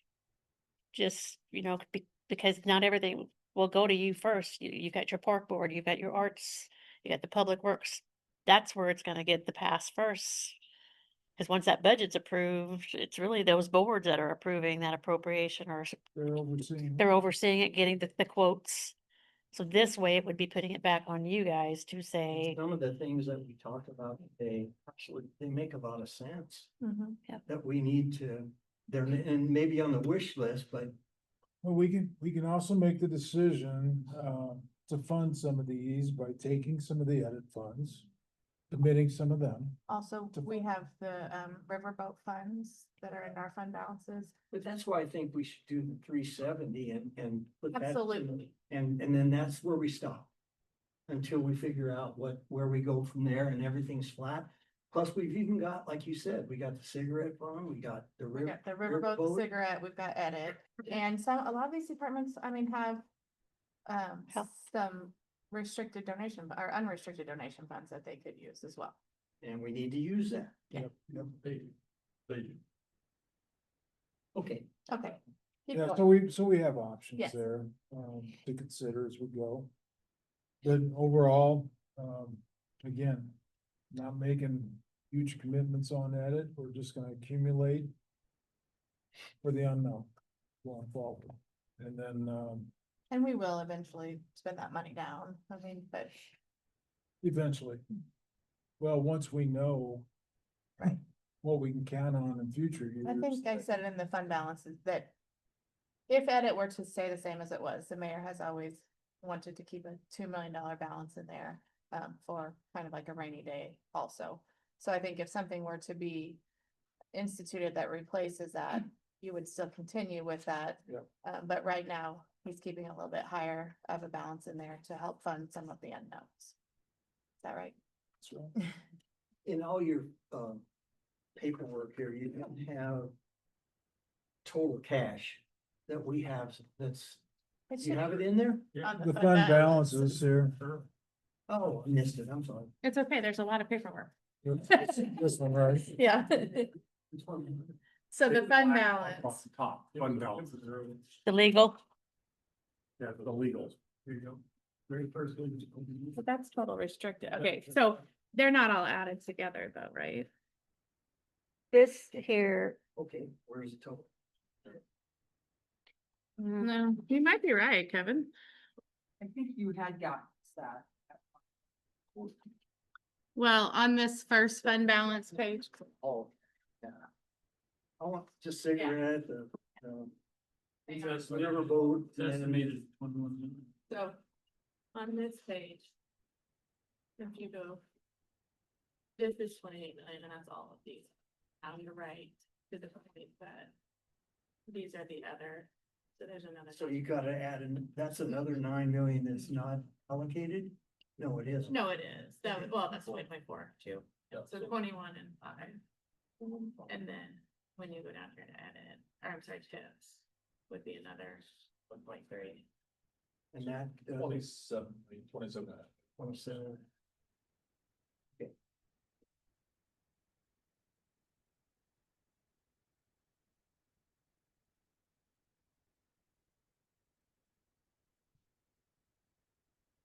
And Tiff, I think you mentioned earlier, there's some, we really don't know what the impact is gonna be based off of the tax caps and how that might affect Tiff, so. Yeah, that's another curveball. And we've got all of that allocated already, so. we have the 125 in contractual services that we'll budget. And then we'll budget the bond payment on the pool, and then we'll budget the payments on the other 2 conditional expenditure agreements. And we will have, a balance in the central TIF still, but we have to keep a certain amount of coverage, overage in the event that we wouldn't collect as much as we anticipate so that we can still make our bond payment. And University Heights is just getting into the paying period, and we'll start collecting taxes and take it back, and we have another coffee shop that's getting ready to open. Bring money in there, and potentially another development in the Archangel property, they'll be taking some money in. Yeah. In as well, so. That one should. And I will, Yes, that one should build relatively quickly. Not the same with Kirsty, until it gets built out. That'll build relatively quickly, a couple of years, and then it'll start rolling, should start rolling. and I will point out, John Schrader, I know has mentioned it before, but we do have the ability to make a capital purchase for police or fire out of our TIF balances. All to the central. We still can, but we'd still, Change the we'd have to change the, language, but the other ones have. but the other ones, it's in the language. Yeah, that's when we talked about the Kirsten tip, that was my argument there. Is you can sunset it early, but I want to capture 2 years beyond the payback because we're adding fire, police, street services to that. Right. Yeah, that was my whole angle on that argument when we talked about that. Why you don't wanna reduce So we don't want to get rid of it right away. If we're adding service customers in there, we've got to be able to get the service capital to back up those service levels. That's right. And then on the wish list for the central TIF, we do have the $110,000 towards the regional wellness center that, again, Baker Tilly has come up with a plan for the city to make a cash balance with, but it was at the time that we were gonna do the 45 million. Now things have changed a little bit, so the cash balance may change, but We'll have to update all that once we figure out the scale of it again. that's an appropriation that can be done at any time, though, too, that money's in there. The I money's just- there. it's earmarked already, so. That's on that. But overall, the approach, and as we've talked through this, is stabilization 2028, maybe, and what our funding is, knowing what it's gonna be. That's, at that point in time, I expect that to be a new mayor. You know, I'm not gonna leave somebody coming in here with empty pockets. I wanna make sure that funding is good and the city's in good shape when I leave at the end of this term, so. I'm being very conservative right now, when it comes to projects. Infrastructure projects are it's the priority, it's to make sure that this old infrastructure is taken care of. The wellness center is still a priority because it was listed as a priority for our master plan. Again, scaled back to what we can afford, not something that we have to stretch on. So. You also promised me that no more projects on the city side, you're going to the utilities, so I can have a break. Yeah. You know, it just so happens that this year we had a lot of projects on both sides, the civil city and the last couple of years. With the downtown project, it was really bridging both, and we've had plenty of projects to keep all the staff. For multiple time hours. Something to keep in mind for future spending is we're just now starting on our new comprehensive plan. Nothing we've talked about had anything to do with projects that could come out of that comp plan. You know, Good point. they'll just open the door. Well, and again, that's the vision for the future. Yeah. I think if we can take care of the infrastructure stuff, then at least the comp plan doesn't have to. In the old comp plan, that was a big part of it. Yeah, utilities were definitely involved in that. Utilities. So we're doing what we can on that now. And, you know, we got the connection with the backup water supply. Hopefully, we'll launch a new sewage treatment plant, get something moving on that. You know, electric substations going in right now. Transformers delivered the other day. So it did get delivered? Yeah, I did. So, you know, we're taking care of a lot of that infrastructure and utilities. When did they put that in there? It's delivered. Delivered. It's gonna be installed, I think, well, maybe today or Monday. Pads there. Yeah. And the transformer arrived and sitting there, so. We're focusing on the water lines, Mhm. sewage, all that. All that stuff, and then as we talked about earlier, stormwater, that's a big deal. I was glad to hear that again, because again, you and I, we've talked many times already about 36th and St. Charles. Upon Mr. Eckerly's passing at some point in there, I'd love to see the city purchase that home, make the roundabout, and then take that large backyard, and there's one of your mitigation ponds, where you can store that water as it's coming through that area. It's expensive, it's outside the box, but that takes care of a large chunk of water problem. Yeah, that whole north side is relatively flat, Mhm. as you get out there by Northridge and And now we're north of that and west. we're putting houses in the middle of that floodway. And with any heavy rain, That's that right. street is tough. Yeah, so looking at stormwater solutions in a bigger area, scope of area is something that we've got to do. They do that in other cities. We have to take what they've learned and put it in application here, because otherwise we'll have flooded homes and flooded retail and go through that. So that, yeah, there's a lot going on. The focus is right now, for the rest of my term, is regional wellness center and utilities. Is where I'm at. I'm not planning on launching a new pathway on the south end, that connector, that could be done the next term. Wow. We live over there too. No, I wouldn't. But as we talked, 11.5 miles of trail, that's a lot, you know? And then including the Riverwalk and the parklands, I think it was almost 20, No. wasn't it? No. Walkable? It was Was that- about 11.5 continuous miles of Including trail those paths. without the golf course at the Section. Brookser Yeah, that would add another mile and a quarter or so. So, yeah, we've got a lot of trails, we've got a lot of sidewalks. People are walking. That's a good thing. I'm seeing people walking along the side of the highway, not on the sidewalk, not in the road. So I think those things, addressing those things has been good, and will be the focus going forward right now. So, yeah, I put a pause on any kind of commitment on that. It might allow us to do some other things, I don't, as they come up. There's always things that come up, opportunities that come up, like the old National Bank building for the police department. The expansion, the capacity for the value seemed to be a no-brainer. And, we're fortunate that they were willing to come down to where we could afford it and move forward with it. But there's other properties that are gonna surface as well. And we may want them for housing development, we may want them for just to control who goes in it. As a city.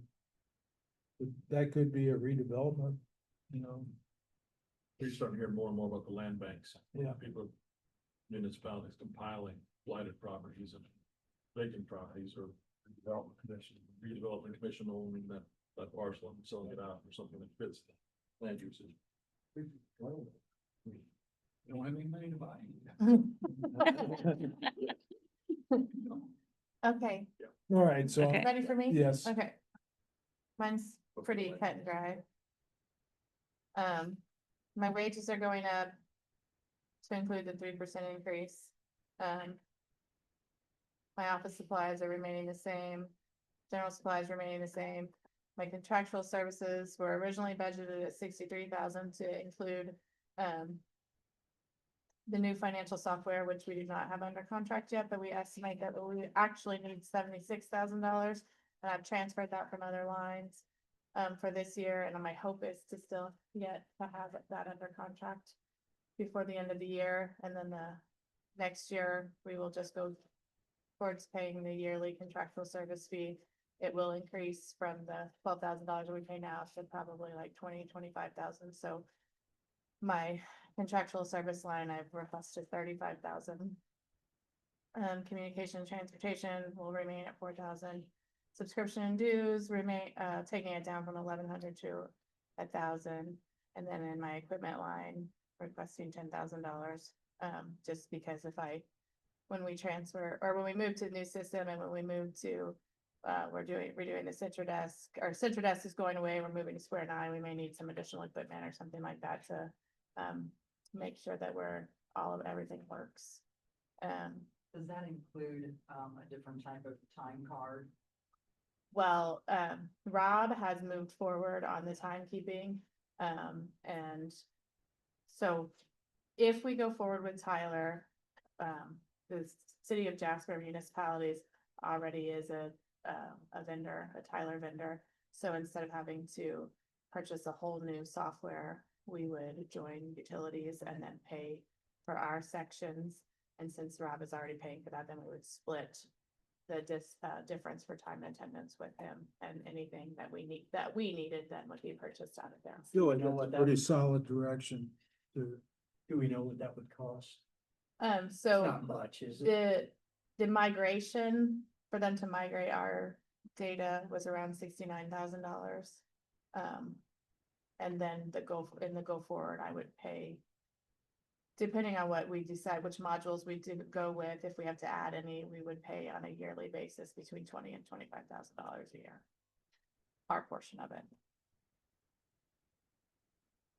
And like I said, I pay about $12,000 now for KBS, which Karma loves. That's his 9,000. Is that included here in this contractual services for this year? Yes. So I originally budgeted 63, and then that 76 will cover that. I transferred from other lines to get to that money. I'm not requesting anything. I don't know why that's in there. In my wish list. I think Kale and Karma had some plans. I think my clerk treasurer salary is low in the AIM study and also as a department head, but I feel very strongly at this time that I do not want to raise. I don't think it's necessary. I took the job knowing what I would get paid. I appreciate the 3% increase. I know that in the go forward, we potentially could put ourselves in a situation where we would be behind if someone else wanted this position, behind getting talent, but I think, as I said before, with all of the unknowns, I don't think that now is the time to be making any significant changes, and that includes myself. I appreciate that, but at some point, I think that position should be paid at least what the other department heads are making, and she's significantly I'm in lower. agreement with that. If you look at the We, salary ordinance, she's significantly less than the department heads, and from what I understand, Juanita would never take an increase. That's why it's where it's at. So Yeah. that's my 2 cents, but I admire her for saying. Like I said, I mean, I think it should be pointed out too, that I am well aware of the benefits that are available to me as well. My insurance is great. My family life balance isn't that great right now, but hopefully will be better after budget season. My work family balance. That's because you have a first grader and a senior in college. But the insurance is great. My pension is great. Obviously I worked at the county before, so, I have my years in already and again, I have flexibility and it means a lot to me, so. I think at one time we were at a conference and it said the clerk treasurer by law only have to show up to work one day a year. Any elected official does, yeah. I'm not gonna do that though. Yeah, that's right. We tried that. It didn't work. Yeah, it did not work, right? How's that work for you, man? But anyway, I will just say I feel strongly about that going Does Alan forward, know that? I feel like there's probably a lot of people that work for the city that aren't paid their worth, but that is kind of the nature of working in the government. And I think we do need to look at some things in the future, but I think now with all the unknowns, it's just really not a great time to be doing that. City hall budget. Keeping it flat, actually going down about $20,000 overall, but then in our wish list, one of the wage changes was changing the receptionist position, changing her title basically to an admin position and having that position pick up a little bit more administrative work. So and that- trying to relieve Kenny and with some, and as well as engineering. Trying to get Position some- is that? That's Jasper. Jennifer's Oh. receptionist, but she's capable of doing more. And She's got then- the skill sets. Yeah. Makes sense. And even see if there's anything that she could even help Lisa with, because she's helps everyone. But I think she is paid as a receptionist, which is about $5,000 below the administration positions in the city organization. So if we wanted to move that position to an admin position, it should be increased. And then the windows. I mean, my windows are rotting out in my office. This, We've been talking about that ever since I've been here, so. this is an estimate to replace them all. We can do, as we've talked, police department, we can do one side at a time. That, you know, it would be best if we attacked it that way. So you get some at least consistent look on each side. This is for all right now. I like the idea of doing part of them and then do the next part next year, and that would help us. They need to be replaced, they need to be replaced. That's what I did at my house. Yeah, we do about same thing in the rentals. One side at a time. So that's in the wish list. I think Chad Herm was getting some quotes or trying to get some, but we had only gotten a response back We have one One so far. person out of Kansas or something. Yeah. Like that. so he was gonna maybe extend the deadline on that and I guess we just have to see where we're at. That's something that we could, in the city hall repair line, we do have 100,000, but her would kill me if we took any of that for that. But that could HVAC. go towards the HVAC right now, and right now he's, yeah. I mean, he's gonna spend $136,000 at the end of this year, it looks like, so some of that was encumbered, but. And then, It's just showing.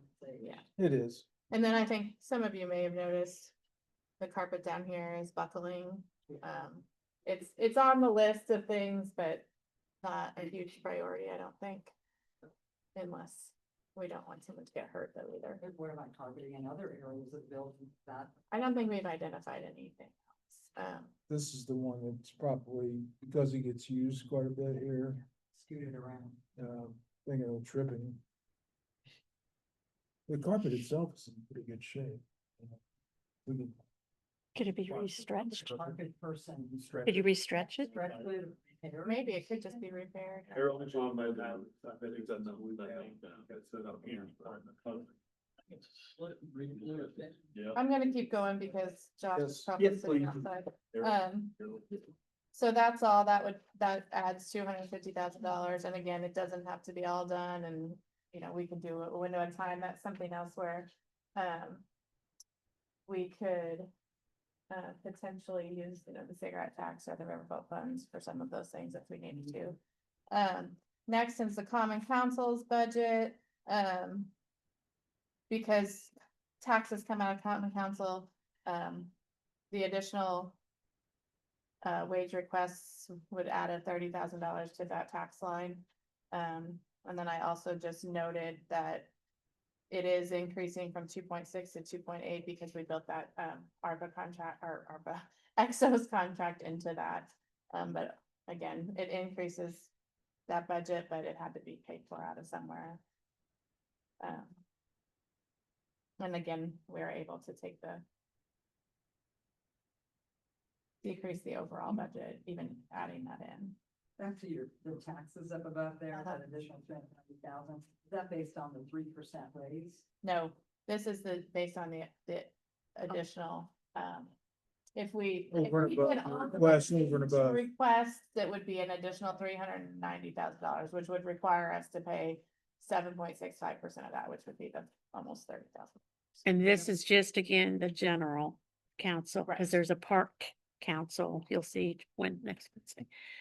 The other thing you may want to just talk on, and I don't know if it's really going to be a cost, but another big project that we felt pain on this year that is on the radar is our credit card platform. Civic Plus is who the park went to, and has been total disaster.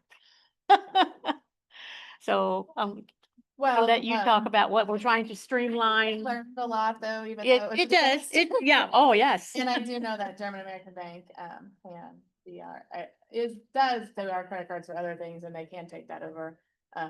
But that's something I think, in the go forward, if we're gonna take a credit card somewhere, we're gonna go through German American Bank. So what rate were we paying through Civic Plus, do you know? Oh, it was like 3% on some, 4.5% on others. I mean, it was a mess, but it was also not being passed through, and then we were getting charged all these other fees, and What it was is like.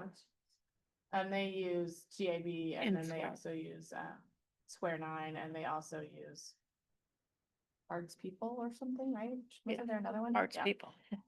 That's where we just, as a city, Not use GAG? no. As a Something city, that we we need to say. standardize on these If you're gonna because, take a credit card, you're gonna use this. and it's gotta go through and it needs this to go office. through- Because when you try to reconcile our bank statements with these credit cards, I compare it to coverall bingo. Because Maria's sitting here with all these different credit card things and I'm over here reading, I mean, it needs to be streamlined. I would support you in that effort. Consolidate credit card. I think it was difficult because the Park has their own board, so they approved it, and then it was like, that was approved, and then it was like, Well, and they didn't know. How quickly can you move on that? well, we had, because I didn't want to shut the pool down and transfer over, I let it go for the summer. Now we're done. Now that the pool is closed, I think, I can work with GAB to get moved over to their platform for next year. Golf will slow down. And then the train will be. Yeah. At October, November, so. We'll be, they're busy season, Right. they'll be done with that, so we'll be. Something else that I didn't talk about in the common council budget though was upstairs. Oh. It's like, 14 new chairs. I do think that, yeah, we should consider buying new chairs or even just maybe moving these chairs up here so so that we're forced to sit forward. And see if that makes the difference. Lisa said she would let me do that, so you guys could be mad at me instead of. We talked to some of our She did, manufacturers. she did reach out to Kimball. If they'd be willing to help us a little bit. Lisa has reached out. It'd be great to show off But what in about our the building here. Kimball makes chairs, Jasper Group makes chairs. Indian furniture. Indian. They've donated to a lot of our conference rooms, our office, I would like to see it like Test meeting? each room, a room be owned by And it's- somebody, so we could say these are Indiana chairs. And And when people come into our Good building, idea. we recognize all the manufacturing that's going on. And if we have to pay 50%. We also heard my feedback You'd be okay. in my, on the one side I could hear it almost like I echo. think that would be. Um, You're good for. Somebody had to have it turned up, I think. So what was it, what were you talking We about? just said in our, we had a test meeting and we really did find that if you really speak into the microphone, that it's fine. We can get a new owl for a couple Do we $1,000. need to be 2 inches away or I what? think you just need to like eat it. Needs to be in your What mouth. about, what about the longer stem? We can do that. Did the longer stem help? It didn't. Didn't really help. You And still got. certain people are easier to hear than others. Okay. I'm You do have difficult to soft hear. ones. Yeah, I have to speak right into the mic. yeah. Well, Josh isn't here, so we can just keep talking. He might And have. you need one of those Madonna. Yeah, Yeah. that's what I need, yeah. And then you could get up and dance, isn't it? That's what the public doesn't need. They do make little clips you can wear now. Yeah. But others. You have to be real careful. When you walk out with that and you just be talking to your wife and everybody can hear you. I wonder if he's not back yet. He was attending the ROI at a He probably has. session. It was an update on Ready. Yeah, I was why- just gonna say, I'm gonna. At this point, maybe we take a Maybe 5-minute break. That and bathroom We'll break, see yeah. where he's at. Go from there. Do you want me to try Becky? I just texted him. Okay. Maybe he's not, doesn't realize he needs to come down.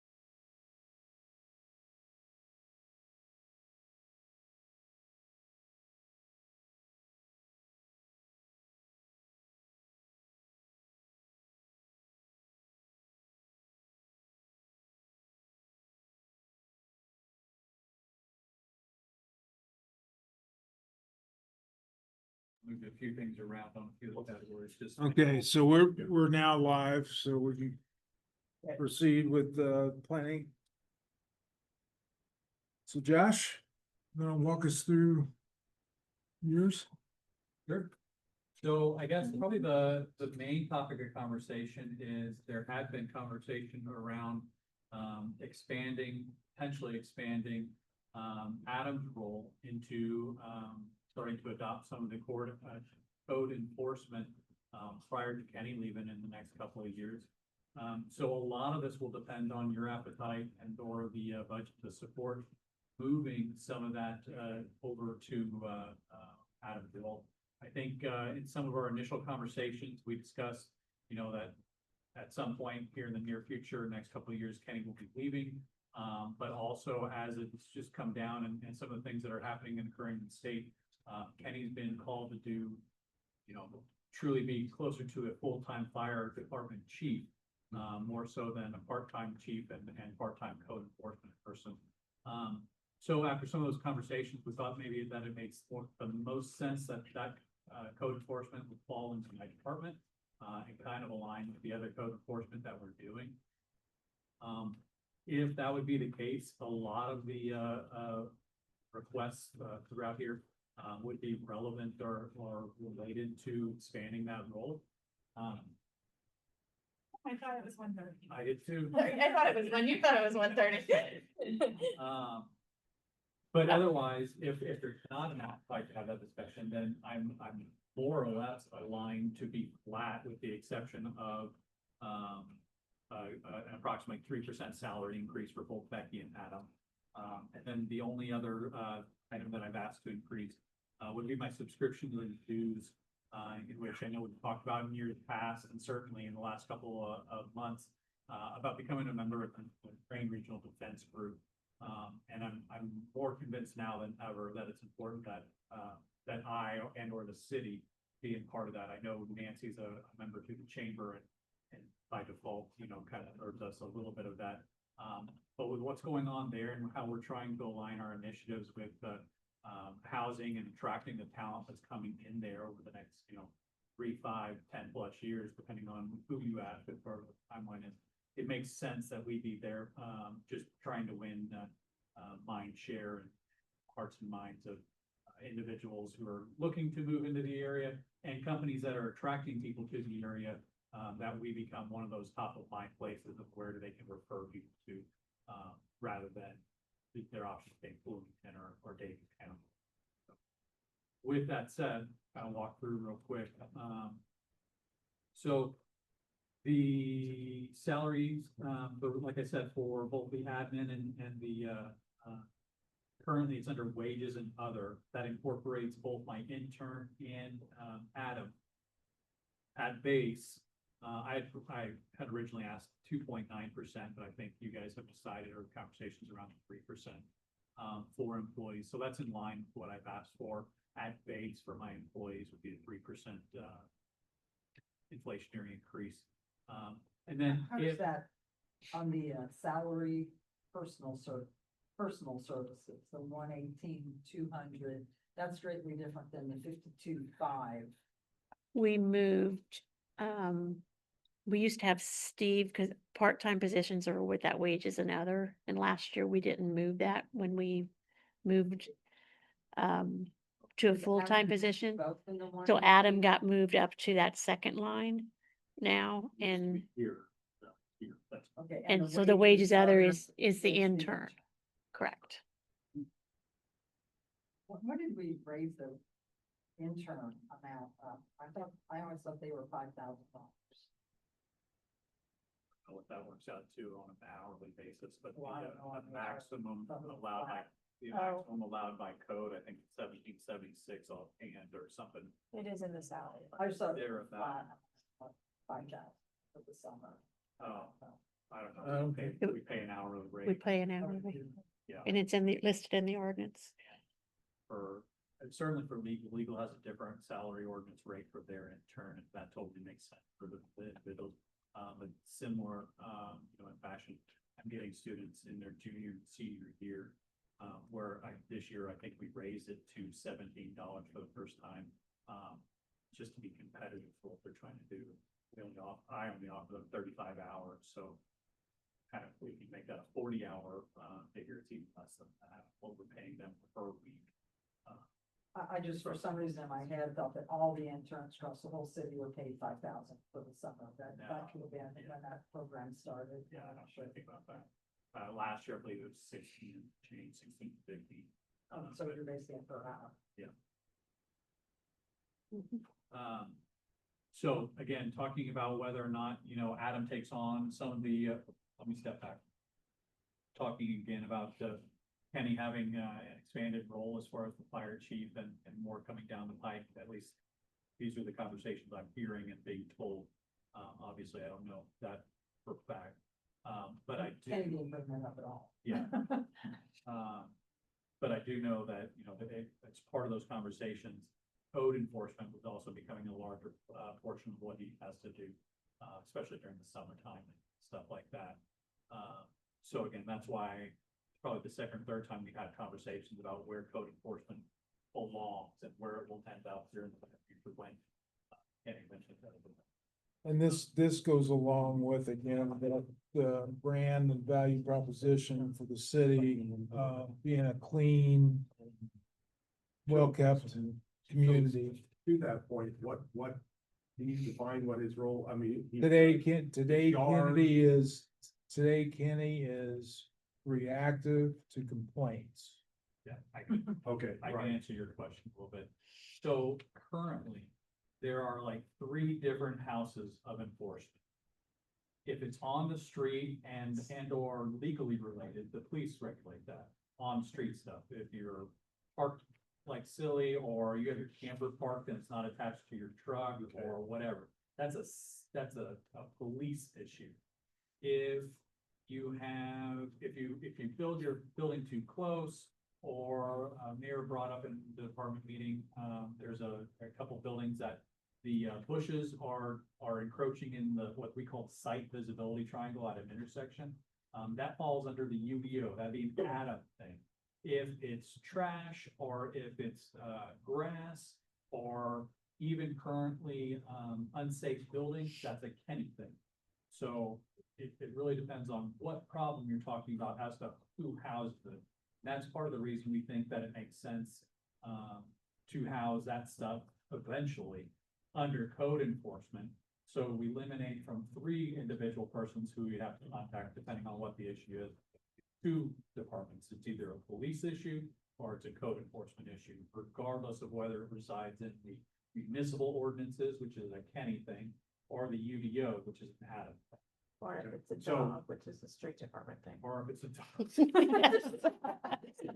The call came in and it was a trailer parked wrong, and Adam got the call, he would refer that to the police department. Yeah, and that's a great point, and in a future state, we think that it's probably better or best to identify amongst all city personnel who that one, I don't want to call them the operator of it, but be it Jane or be it Becky, whomever, one person for any complaint would, the city person would call that one person, and that one person would decide who the appropriate person to divvy that responsibility to, instead of mayor getting a text or a call about something, or you guys getting whatever. It goes to this one person, that's how you report that complaint, and then that person decides the appropriate party to address it.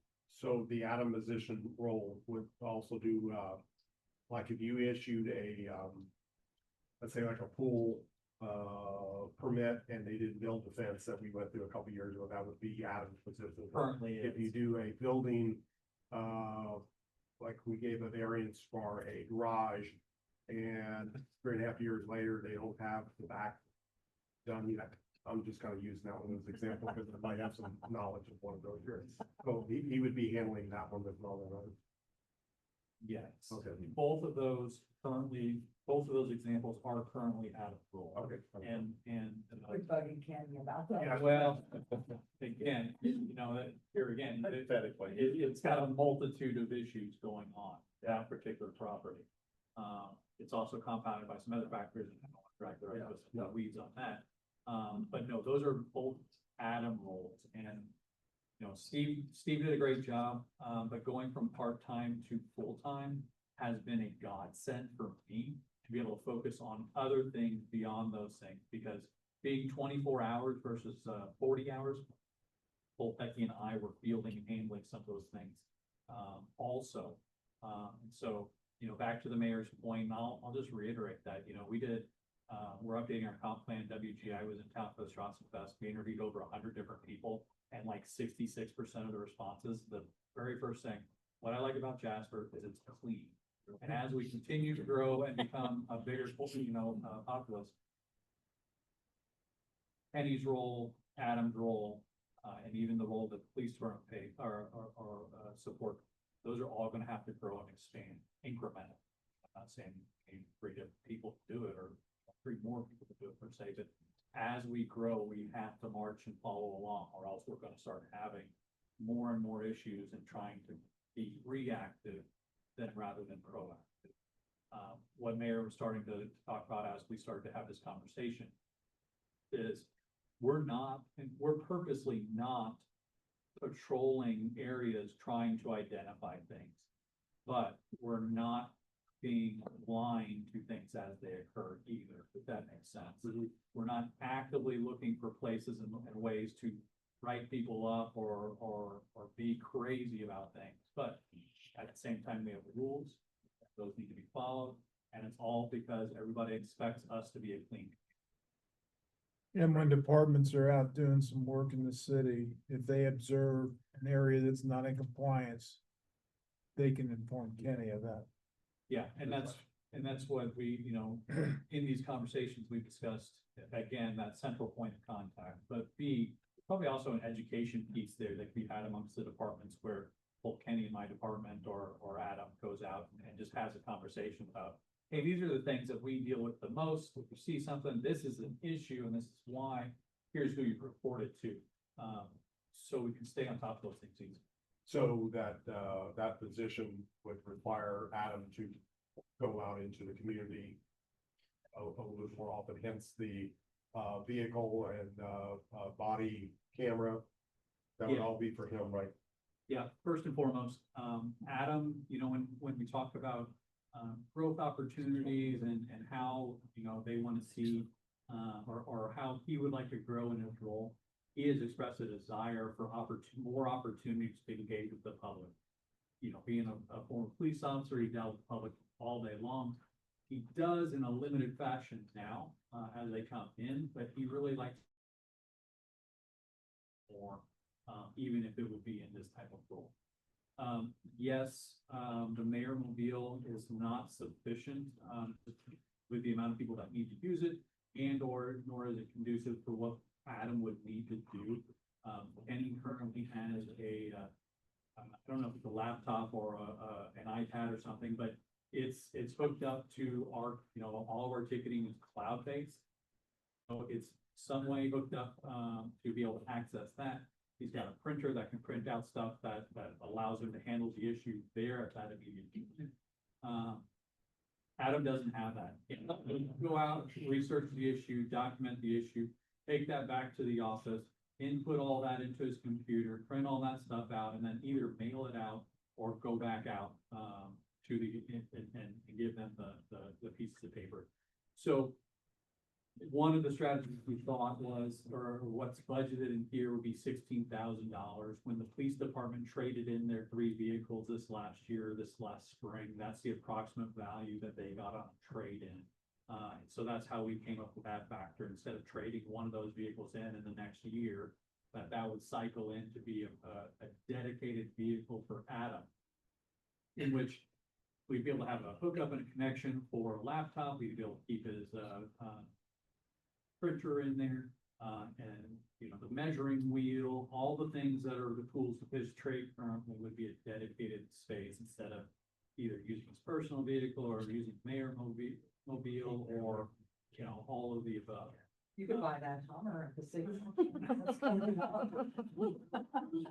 Yeah. Yeah, I'm just trying, that answered my question, and that's what I would like, my particular neighborhood, just talk about doing it the Jasper way and wanting everything to look like, I think my neighborhood is probably one of that has I think it's fallen probably more than any, and I might be speaking out of turn, but it's got some really bad areas on it now, which I want to see change, and I think it's our responsibility to do something there. The only thing and I know you got other things to cover on there, but, conversations I had with Kenny was, I was always concerned about his safety of going out there.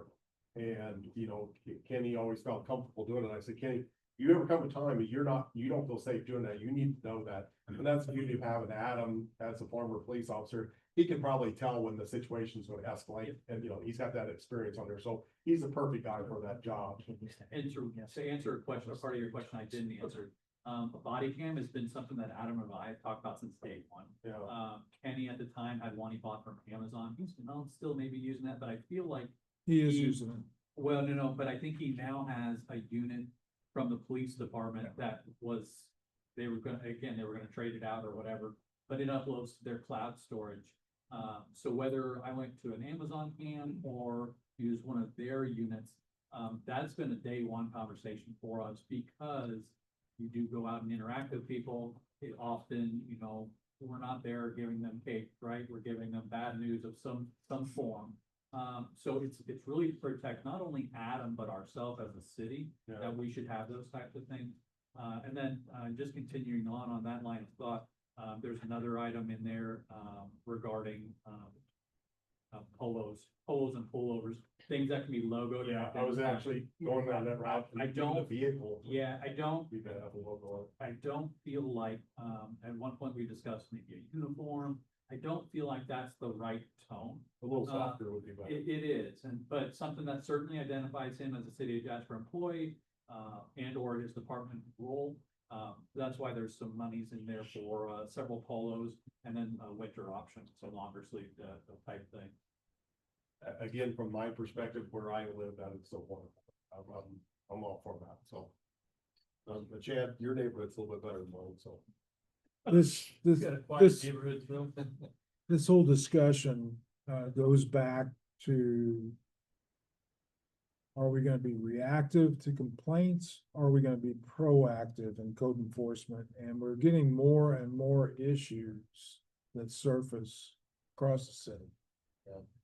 And if we only react to the complaints. And I went through just a week ago, I had a guy pick me up and showed me all these other people that had properties that were just as bad as the one he had. And, trying to do these comparisons, and we're not being proactive in finding those. And so then they feel like they're being picked on Yeah, when it's a repeat offender and We've had this conversation several years in a row, that reactive's not getting it. it's not. And going up was supposed to cure that, so we could drive around and immediately make citations or give warnings right away, rather than bringing it back legal, And mailing it out. he's able to do that now. Well, that's right. But he shouldn't have to react to just a complaint. If he drives by something and sees that it's wrong, he should pull off the road and take care of it. That's the proactive approach that. Well, and he does, he does Well, I whenever, thought you said.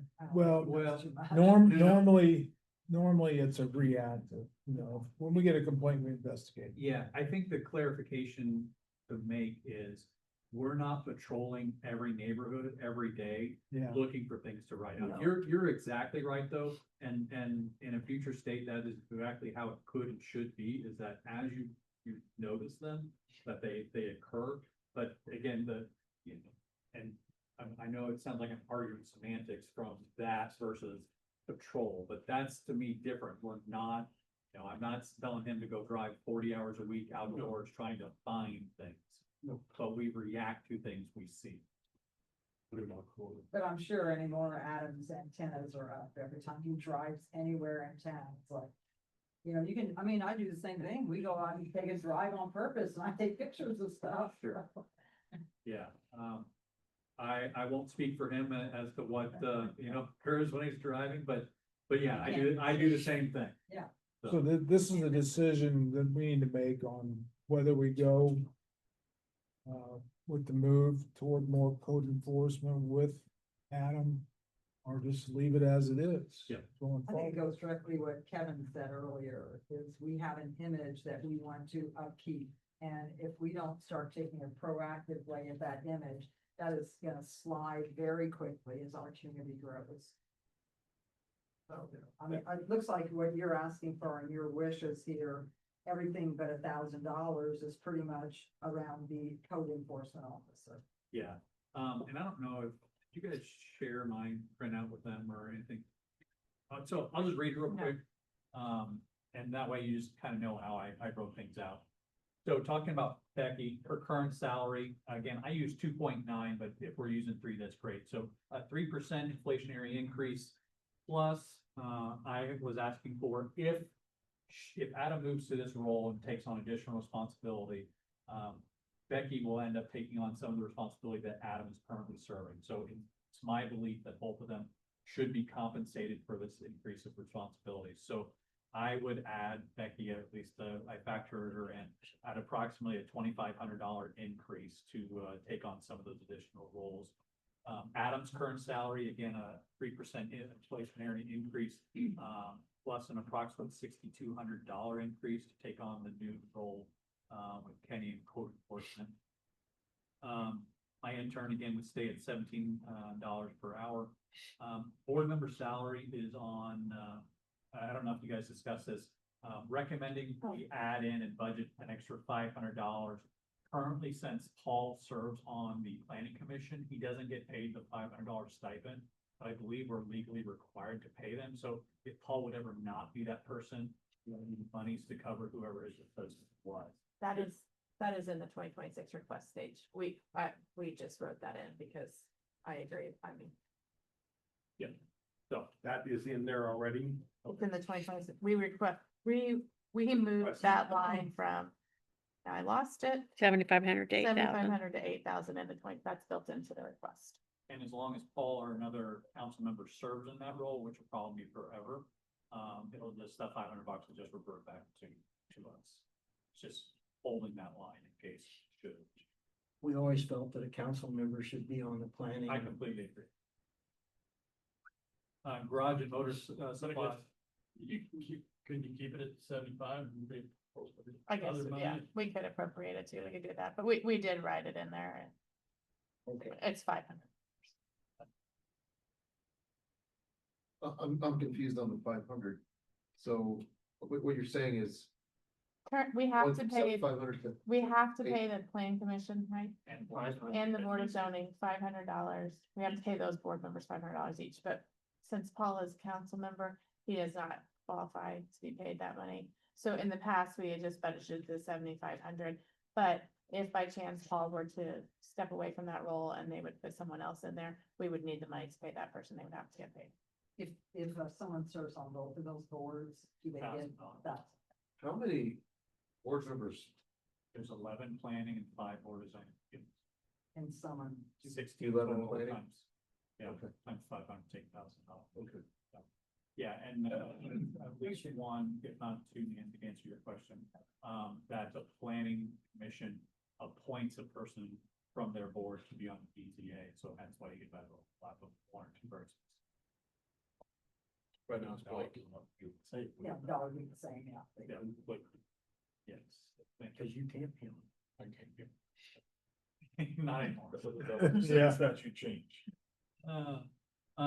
And then so jumping down to garage and motor supplies, again, this is if we would bring Adam on, I'll bring a vehicle for him. $16,000 for, approximately for a trade-in vehicle. And then we added an amount, a gross amount, kind of just figuring gas for the vehicle every week.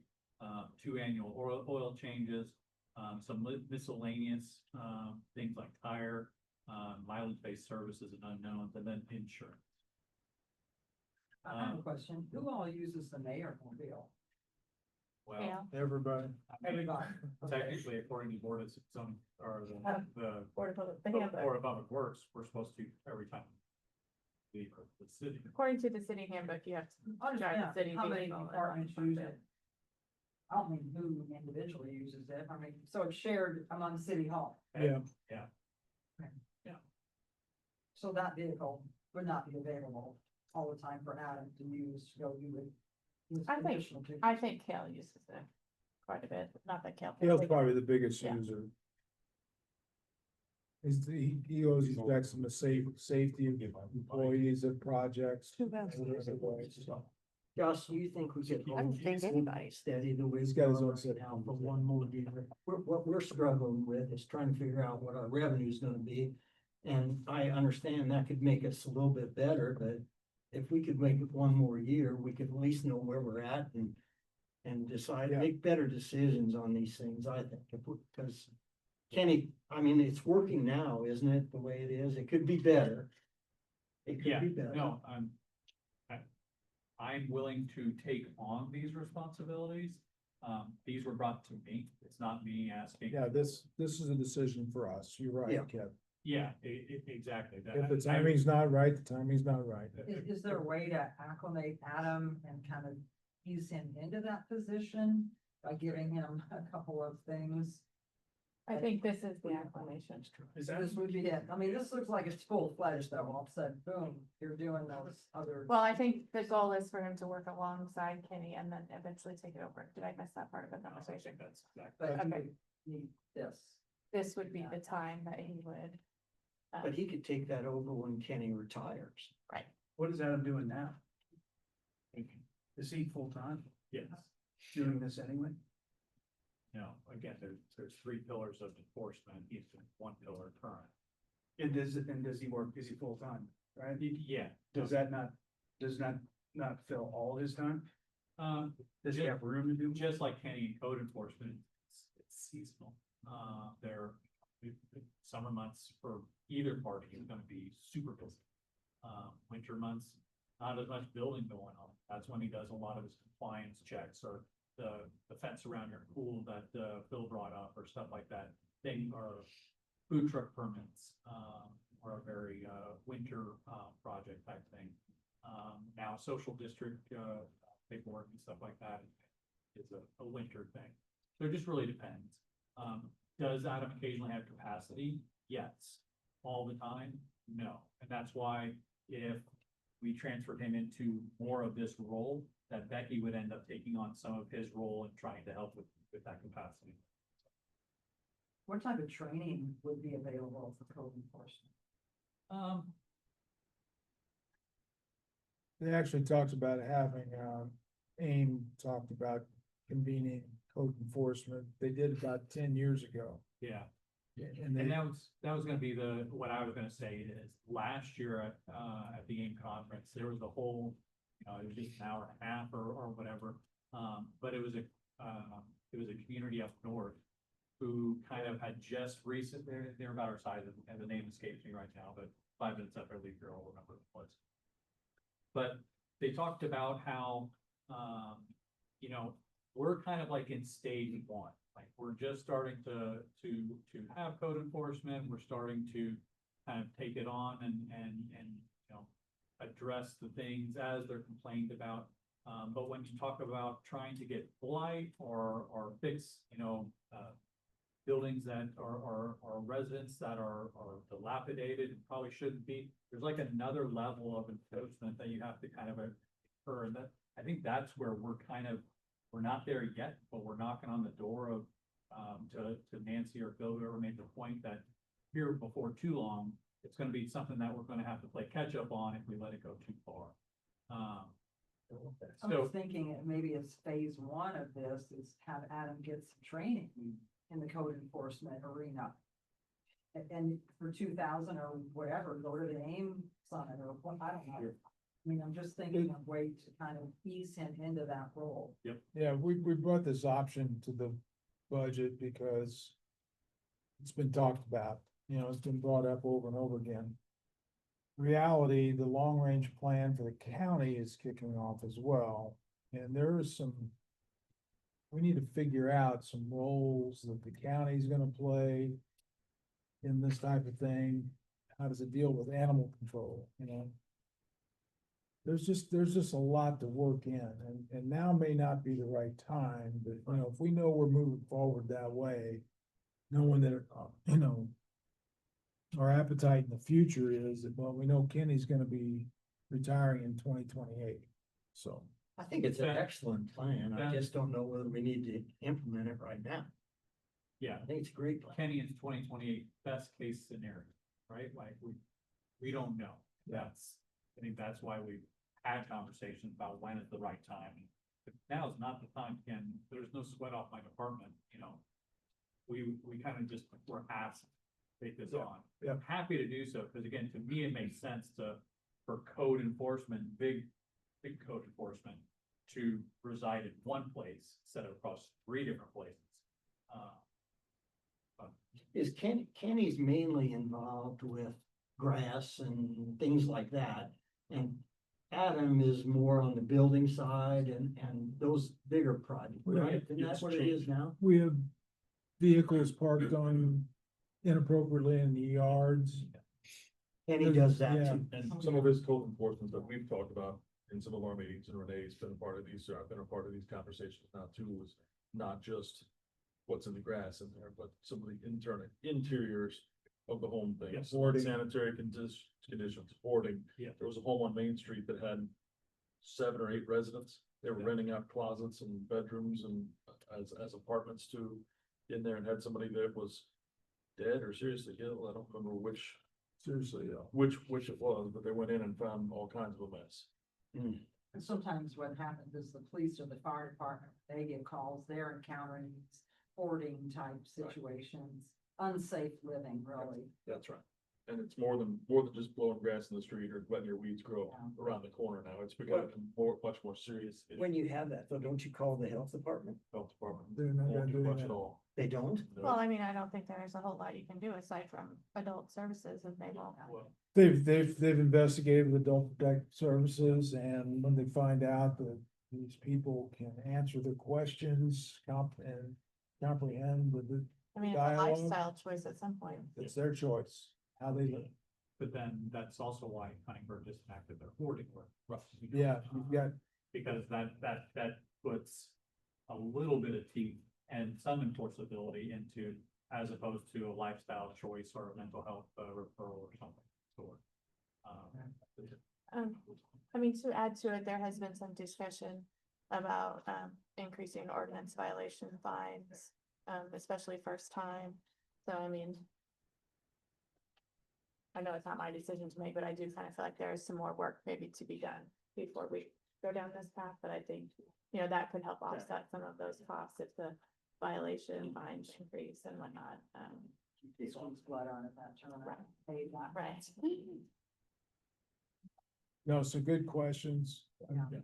Josh is just kind of painting the scenario. If we go down this path of code enforcement with Adam, we wanna go that direction.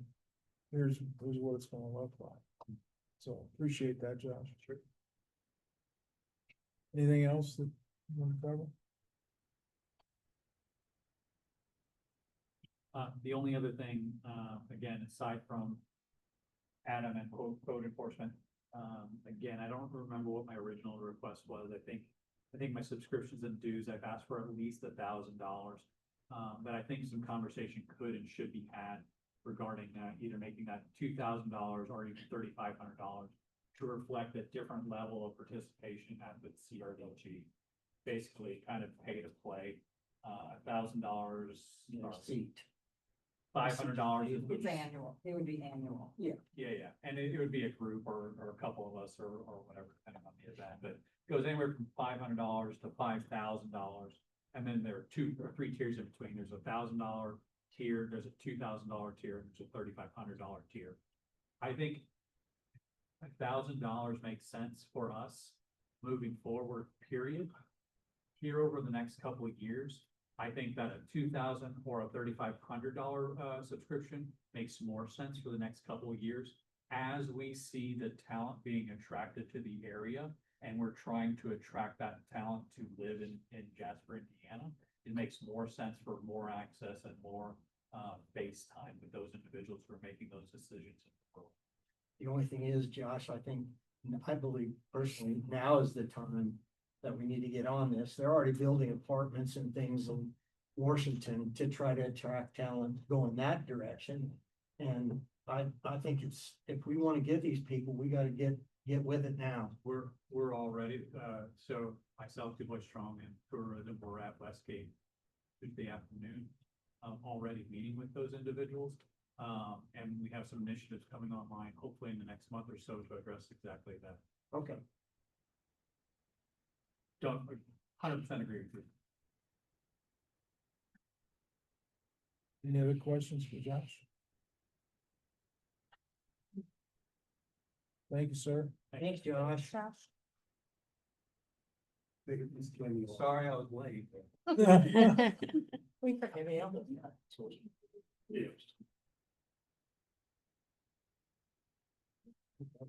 So, So what's up today besides, discussion? discussion and action items, I captured some action items we went through. Before you go, Carol's gonna talk on Wednesday some more about some of these, changes in wages and changes in roles. But I think it's real important that if we do approve any of these, that we make sure that job descriptions are updated to reflect the change, and it's just not someone's getting paid more money and their role hasn't changed or something like that. I think that's a very good time to. We agree. Because that was one of the conversations, okay, if Adam would eventually be taking this over, does Kenny's wage get adjusted or will he stay involved to be the proactive? I think the conversation that we're having about it is really good. I don't feel that the implementation should be now.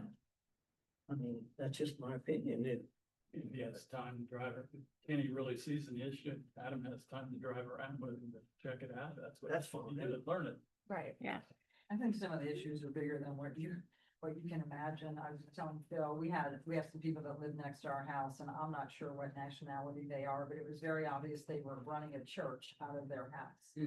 And every Friday, Saturday, Sunday evenings, there'd be 20 cars or so parked there. So I did contact Adam. He did make a visit there. They're no longer running that church out of that house, but they definitely admitted that they had been, and it looked like they were even ready to put up a sign.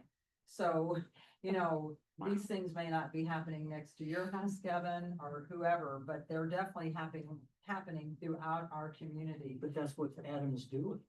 Well, Adam's really more into like if you need a fence permit or if you need a pool permit. Adam's not really doing those things, those But particular that would things. be a permitting issue, right? I mean, you have to It's- have well, a it permit to wasn't- run a It church. wasn't allowed. Right. Some residential neighborhoods, a church is allowed.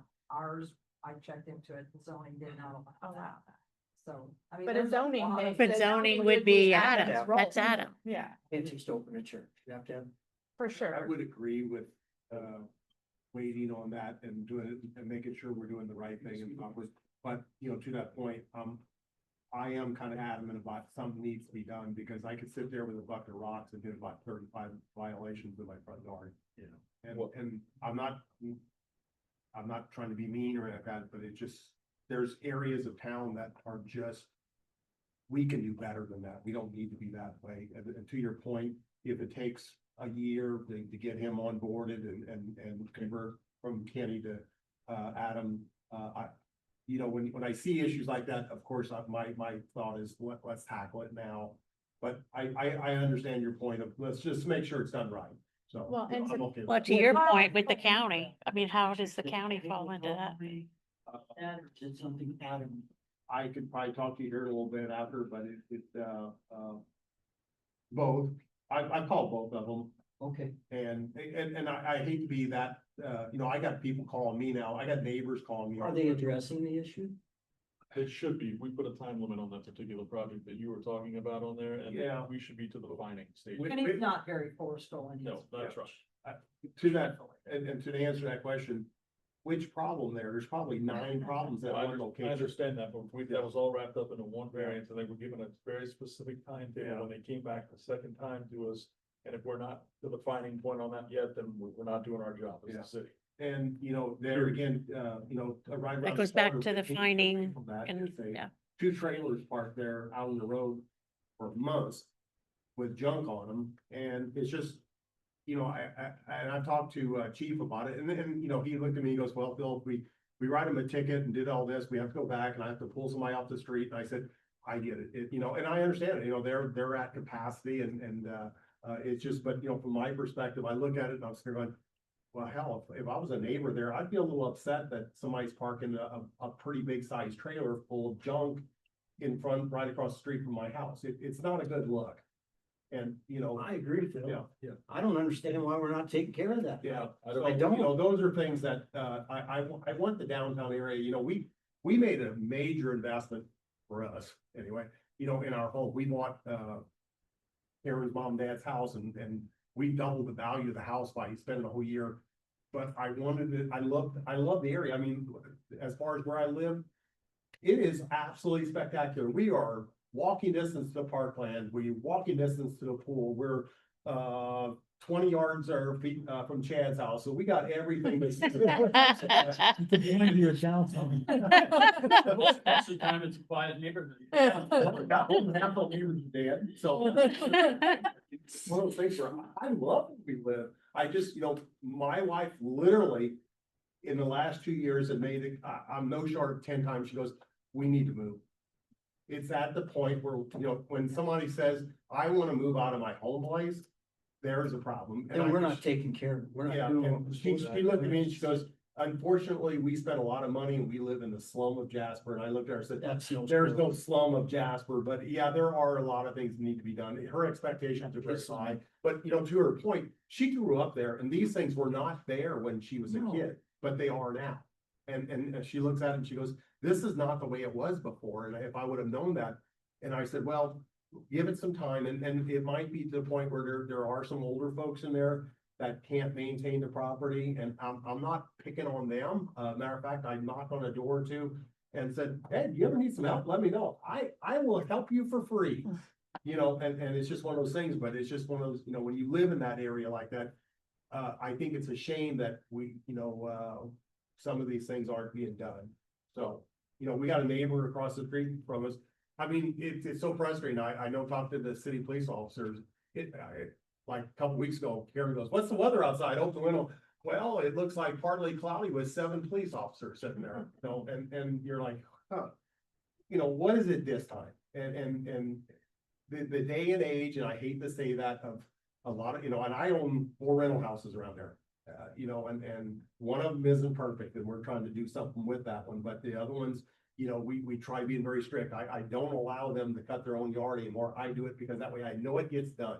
At least the outside of the house is presentable in there. But, you know, we talked about that. People they don't have take pride in their ownership or rental on their properties like they did when we were kids. I mean, when we were younger and when, you know, Karen was in high school, as example, half those houses were rental houses, but they looked great. You didn't know they were rental houses, but today's day and age, you don't see that anymore. And that's unfortunate. And to that point, I want this part of it, you know, I'm very proud of where we live. I'm very proud of our home. I love our house. I really do. For us, you know, when we remodeled it for our retirement ages. You know, whenever there was a decision there, I looked at Karen and said, do it right, because we're, you know, I said the same thing my father-in-law said, you know, when I die, I'm moving across the street.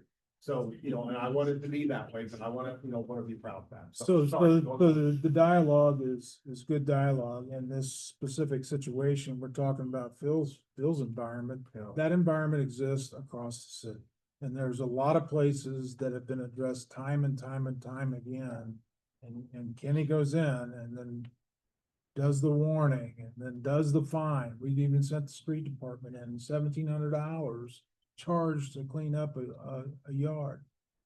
You know, and people can't afford that, you know, it's a difficult situation that we're into, and we're into it more and more now. It's more frequent now than it ever has been. Maybe because of the influx of people from other areas of the country that are moving here and they've had these other expectations. When they come to Jasper, they don't understand what our expectations are, but. You can't. Yeah. You can't negate the fact though that, you know, everything costs more money and people are having a more difficult time taking care of the things or have to work more to be able to afford to live, you know, those types of things. So you know, I think Kenny, kudos to Kenny, does a good job to try to work with the people in the community and give them the opportunity to get it done before he charges them a Yes. $1,700 fine. So I, Yeah, I he think does, that, he that can does. be appreciated too. Yeah, so I know it's a difficult situation, it comes up, Board of Public Works, we hear it, you know, and we go through it. And, I think somewhere in the future, there's gonna be that need for additional code enforcement. That's all I can ask for. I'm happy. Well, if that's gonna solve the problem, then let's move forward with it. Right, I don't but think I don't that's know gonna if it's solve the problem. necessarily gonna solve the I don't- I problem. truly think Kenny is too kind-hearted and he has I just think he has a hard time just putting the hammer down and telling people, you need to get this done. And anyway, that's just my feeling. Well, I and think that's, just- that is it then, that we need a new position, that's that we need to enforce the rules that are in place. Correct. Okay. So let's go through the actions coming out of here. I had follow up, how do we stack up against other communities as far as the percentage of budget with regard to personnel, supplies, services and charges, capital outlay, debt service, and rainy day fund. So benchmarking other communities. We can try to find that information, I'm not entirely sure how, but Okay. I'm not gonna ask by when or anything. at this Is, point, is but there it's any, fine. is there any specific communities you're wanting to benchmark? Cause I think, like you That's a said, good it's idea. gonna be out on Gateway where we can get some of this there. Is there anyone? Communities our size, like, Kale. 15 to Kyle. 20,000. Kale put out a list of, that he checked for, and for, Mhm. wages. Just use the same Okay. ones. okay. So we have a direct comparison of wages, this is what they, you know. And Okay. there's a spreadsheet somewhere. Somebody's got a There is. spreadsheet every day. Yeah, you just gotta add a column. Plug it. That's right. Question was, should the rainy day fund be increased to relate to our growth and budget? Is that what you Inflation. learned from the information they give us? I can reach out to Robert Norris and ask about his thoughts on that, or even Baker Tilly or whoever. and Sure. just See what the, general rule of thumb is there. Was the question, do we need to be raising the amount that we keep in our rainy day or use the rainy day for some projects? I think the question is, as our budget increases, do we need to? Call Baker Tilly and ask them what they charge you. We need to call whoever we already. No, I think that would fall, unless they had to do some They don't need to do it. data We want an opinion analysis. from her. I think that they would answer that question for me as part of their. And that comparison of rainy day funds, we said we'd have that by the next council meeting. Okay. Totally out.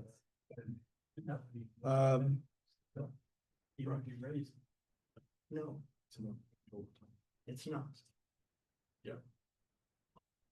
And with the local police continuing education fund, can that be used for the EMR training we're requesting?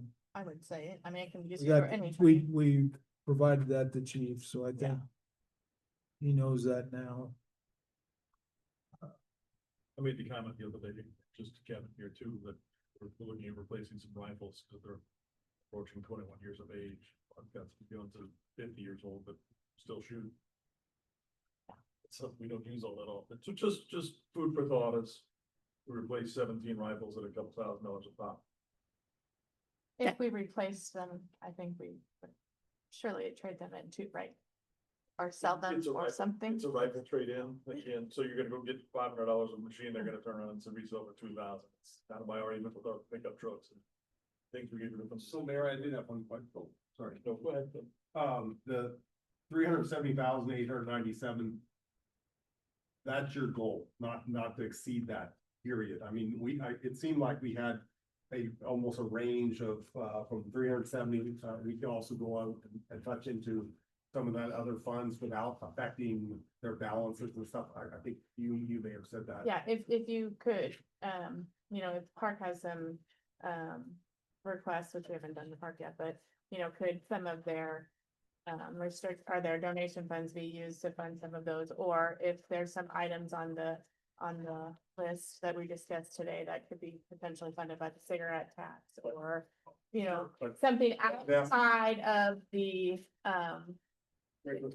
if you look at that page, that has the taxing, the funds that affect the tax rate. It's early on,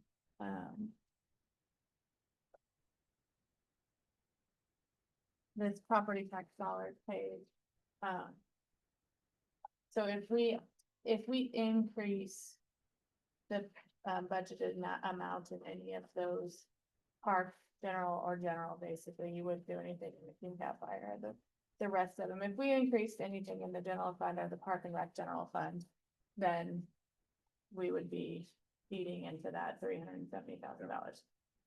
Or eating into the cash balance, which again, you know, is a target too, you know, it's not Okay. Sorry, Mayor, I didn't mean to. written in stone. The park has a very healthy reserve. And that's where in discussions with Robert Norris, that could be brought down. But that's why we want to advertise the general fund higher in case we do choose to pick up more of their wishes to maneuver some of that money around. Tom had told me something, oddly enough, we were speaking to the Boy Scouts at the time, this was about 6 months ago, and he said, hidden in knowledge for you here, did you know the Parks Department is the only department that can, and I'm going to probably explain it wrong, but, that can basically accumulate money over time? Or they do it differently than any of the other? That doesn't go back to the general fund. It doesn't doesn't go go back like to the general fund. They have their own general. Yes, okay, Yeah. so they are, and it's always been that way, right? It's not just the city of Jasper, Okay. that's, I was just Yeah. curious, I'd never heard that. But before, so. that is also why the park department has its own tax rate. So it affects the overall tax rate. Okay, interesting. What about some of the funds that got like camp corn sales, are they able to? use Those that? have to go back to, they'll go to park general. Or should they use some of their general funds to take care of their wishes? Yeah, they could spend down their balance to take care of it, their. wishes. it's much easier for Tom, when we come back and ask him to reduce his budget. It's much easier for him to come up with that list because it's easier for them to come February, March the next year and reappropriate it because they have that money available. These other departments don't. That's right. So other departments, if they have like an excess, whatever, that goes to the general fund. Right, at the end of the day. They don't keep that leftover. Unless we choose to encumber it for. It has, we specific have to have a projects, right? contract in order to encumber it. Who's Robert Morris? Robert Norris is our, Department of Local Government and Finance representative. So there, I had two legislative, suggestions. One is, Department of Revenue be responsible for overseeing the food and beverage tax implementation to make sure that that's collected correctly. And the other one is proposed legislation to remove the diesel exhaust filter, Oh, yeah. requirement on fire trucks. It's an EPA thing. It's probably not gonna happen. I mean, it's Kenny's wish, but I can tell you from somebody that's in the diesel fuel business or in diesel engine business, it ain't happening. You can cross it off, Mayor. You can Don't cross that. Waste your Can time. you explain what that is? What's that? That You admit. Yes, so this is kind of like daylight savings time, but for motors. So instead of an engine running and putting out a little bit of pollution all the time, they make you put this very expensive canister on there. It's called a diesel particulate filter. And so every time you start a diesel engine, you see that puff of black smoke that would come out, or put in a heavy pull and it went to black smoke. But now we capture all of that, and then we burn urea or diesel exhaust fluid in there at the same time. That burns hot enough to get rid of all that particulate matter. So instead of putting out a little bit of pollution all the time, you put out a whole lot all at once. So it's kind of like daylight savings time. You cut an hour off the bottom of the day and put it on the top, and somehow you got a longer day. Way worse, yeah, and way more expensive. So some of the tractors we have, like the truck that he's talking about that went down, some of our very largest tractors that we sell over at our Huntingburg store for ag industry, in there, the mufflers can run now like $80,000, $600,000 tractor. Because it's got everything inside of it. For environmental, for EPA. But then you go to Canada and Mexico and you're not throwing any of this shit. They Guys obviously are don't worst do day that in the on world, tractor pulls. Paul. That's exactly, what's that? They obviously don't do that on tractor pulls, do So the other actions are as a matter of prioritization when we get down, you Yeah. know. Across the departments, so. Yes, sir. So and again, I wasn't trying to make Kenny and Mike, Mike mad today when I said that, and whenever I hear him come in and ask about truck after truck after truck after truck I'm getting replaced. And I couldn't get an answer from him or from anybody else on the safety tax, so I went to our insurance people and asked about ISO ratings. And they don't care if the truck's 50 years old, if it starts and runs and it passes its pump test, it's still fine. It's not gonna affect our insurance rating up or down by a point on there. And we would cost $2 million to get a new truck in there, and we might be able to sell the old one for 150,000 that runs fine and the pumps work. And there are always ways around, and I go back to Kirsten's family's company, you know, when I was out there last week picking up rock, their truck fleet's fantastic. In there, the wheel loader that we want to spend $260,000 on to replace next year, which is newer than any of the ones they're using now, that runs all day, every day with a good mechanic. And there's areas we can, and we all like driving new things. That's why I drove Don't my get me wrong. Suburban forever, because my husband said, oh, it'll run forever. It's just, there's some equipment things. One thing that I forgot to mention, I think also during the mayor's budget was, we did budget a new city hall car this year. We haven't purchased one, we haven't moved forward with that. Is not factored into next year's budget, so if we didn't purchase it this year and wanted to, then that would have to be appropriated it next year. How many miles we have on the mayor will be? Oh, I thought he said. Didn't someone say, Eight, like? no, that was That's- Chad Herm, that was a That's- different vehicle, yeah. That's the little escape. Yeah. Chance, so with the dish on the side. Yeah, I The don't mud know. cop machine. I don't know, we could have it repainted, you know. It'll run forever. I really don't know who drives that beside Kale. I don't get any gas mileage. I mean, the mayor used to take it places, but now, It's just Isn't- easier for me to take my truck. yeah. I don't turn in mileage or anything, I just take my truck. In your Du Bois County, therefore you drive a truck, right? I'm more comfortable in a truck. Well, Kevin and I had just talked about it here earlier too, when there's to talk about all these vehicle purchases. In there, and every vehicle we buy for every department head seems to be a 4-wheel drive, 4-door extended cab pickup truck. In there, when they don't leave Jasper very often. And they don't, I've never seen more than 2 people in one of those vehicles at any given point. You know, we can start buying, Ford makes this wonderful little Maverick pickup truck now that 40 miles to 40 gallon, miles to the gallon, costs half of what the big trucks cost. or a in there. third probably. And if we have to go buy a Chevy Traverse or a Suburban or a Tahoe or something, so that when we do have 4 people need to go to a school or to be a transport, that's probably be way better off in the long range.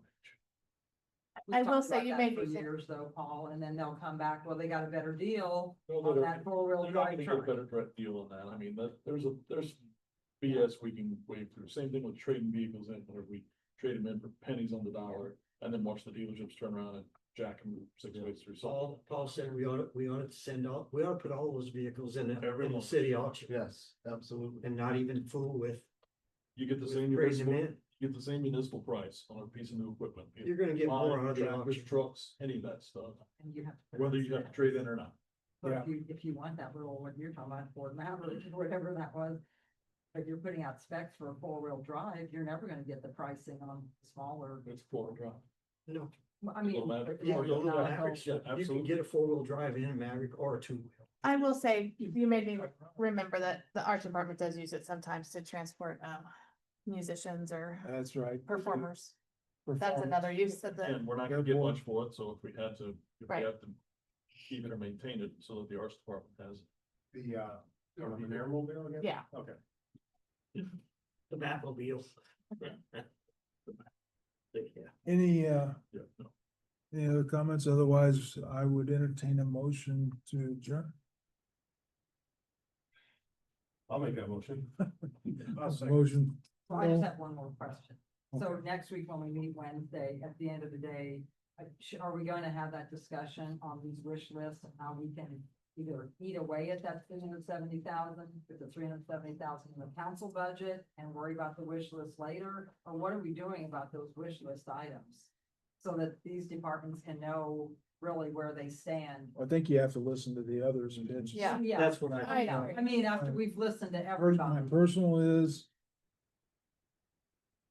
I like having the 370,000 still as a cushion.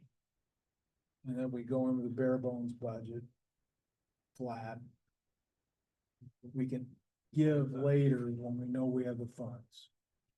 So. That's Incumbent's my suggestion, personal. but we have to put it somewhere, so we would put that on the council budget, probably just as a placeholder for that money.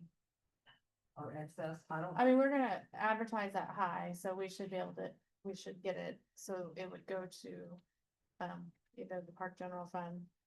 It would be divided up between when we get our 1782 notice,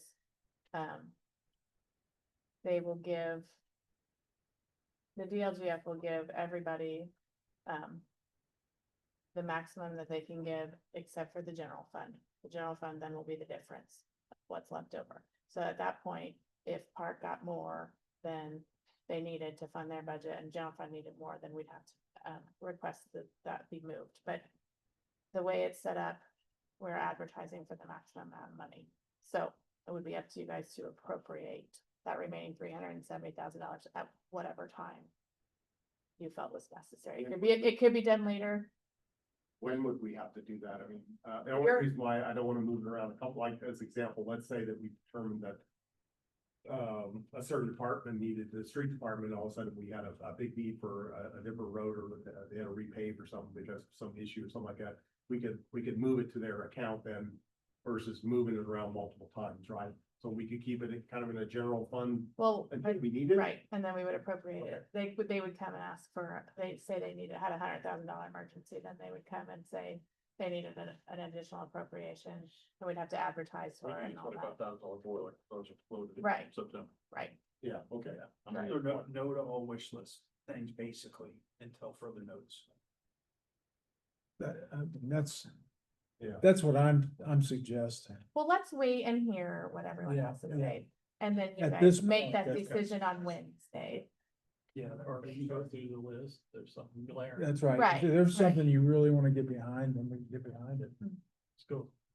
You can probably eliminate that additional 2% in that wish list.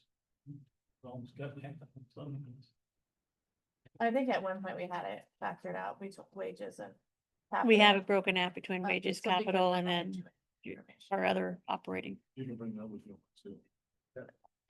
Okay, All right, so I had a motion. Well, one more thing, sorry. Okay, So our legislative you were talking about when we all talk to our legislators, that safety tax doesn't make any sense to me at all. How you have a public safety tax, but you omit largest public safety, department. Does that make sense to bring that to somebody's attention? Over and I over? think we Yes. definitely need clarification on that. Right, yeah. That just doesn't make sense to me at all. When you call it a fire tax, let's call it a fire tax. well, you know, Not public safety, but you can't use it for policing. I think did Josh send out that email about that AIM? Legislative, if we wanted AIM to, push for any legislative changes. Did he send that to all the council? I sent it to the department. Okay, I'll send it out to you guys too. There's AIM was asking for input, I think, on any of the legislation that was in place, and if we wanted them to advocate for any changes. So that would probably. That's why I was asking. That's what you have down, right? Yeah, Yeah, that's why I was asking the question. but I'll send you, If there's there's a other there's a areas where deadline. you think Yeah. there's legislative changes needed. You know, we're accumulating that now, so. Okay, motion. I have a motion, Bill. I think Chad almost seconded it. I went ahead and seconded. Oh, you did? Yes. All right, I heard it, but I wasn't sure which one. Okay, so I got a second from Vince. All in favor, signify by saying aye. Aye. Any opposed? Meeting. We had great dialogue today. That's great.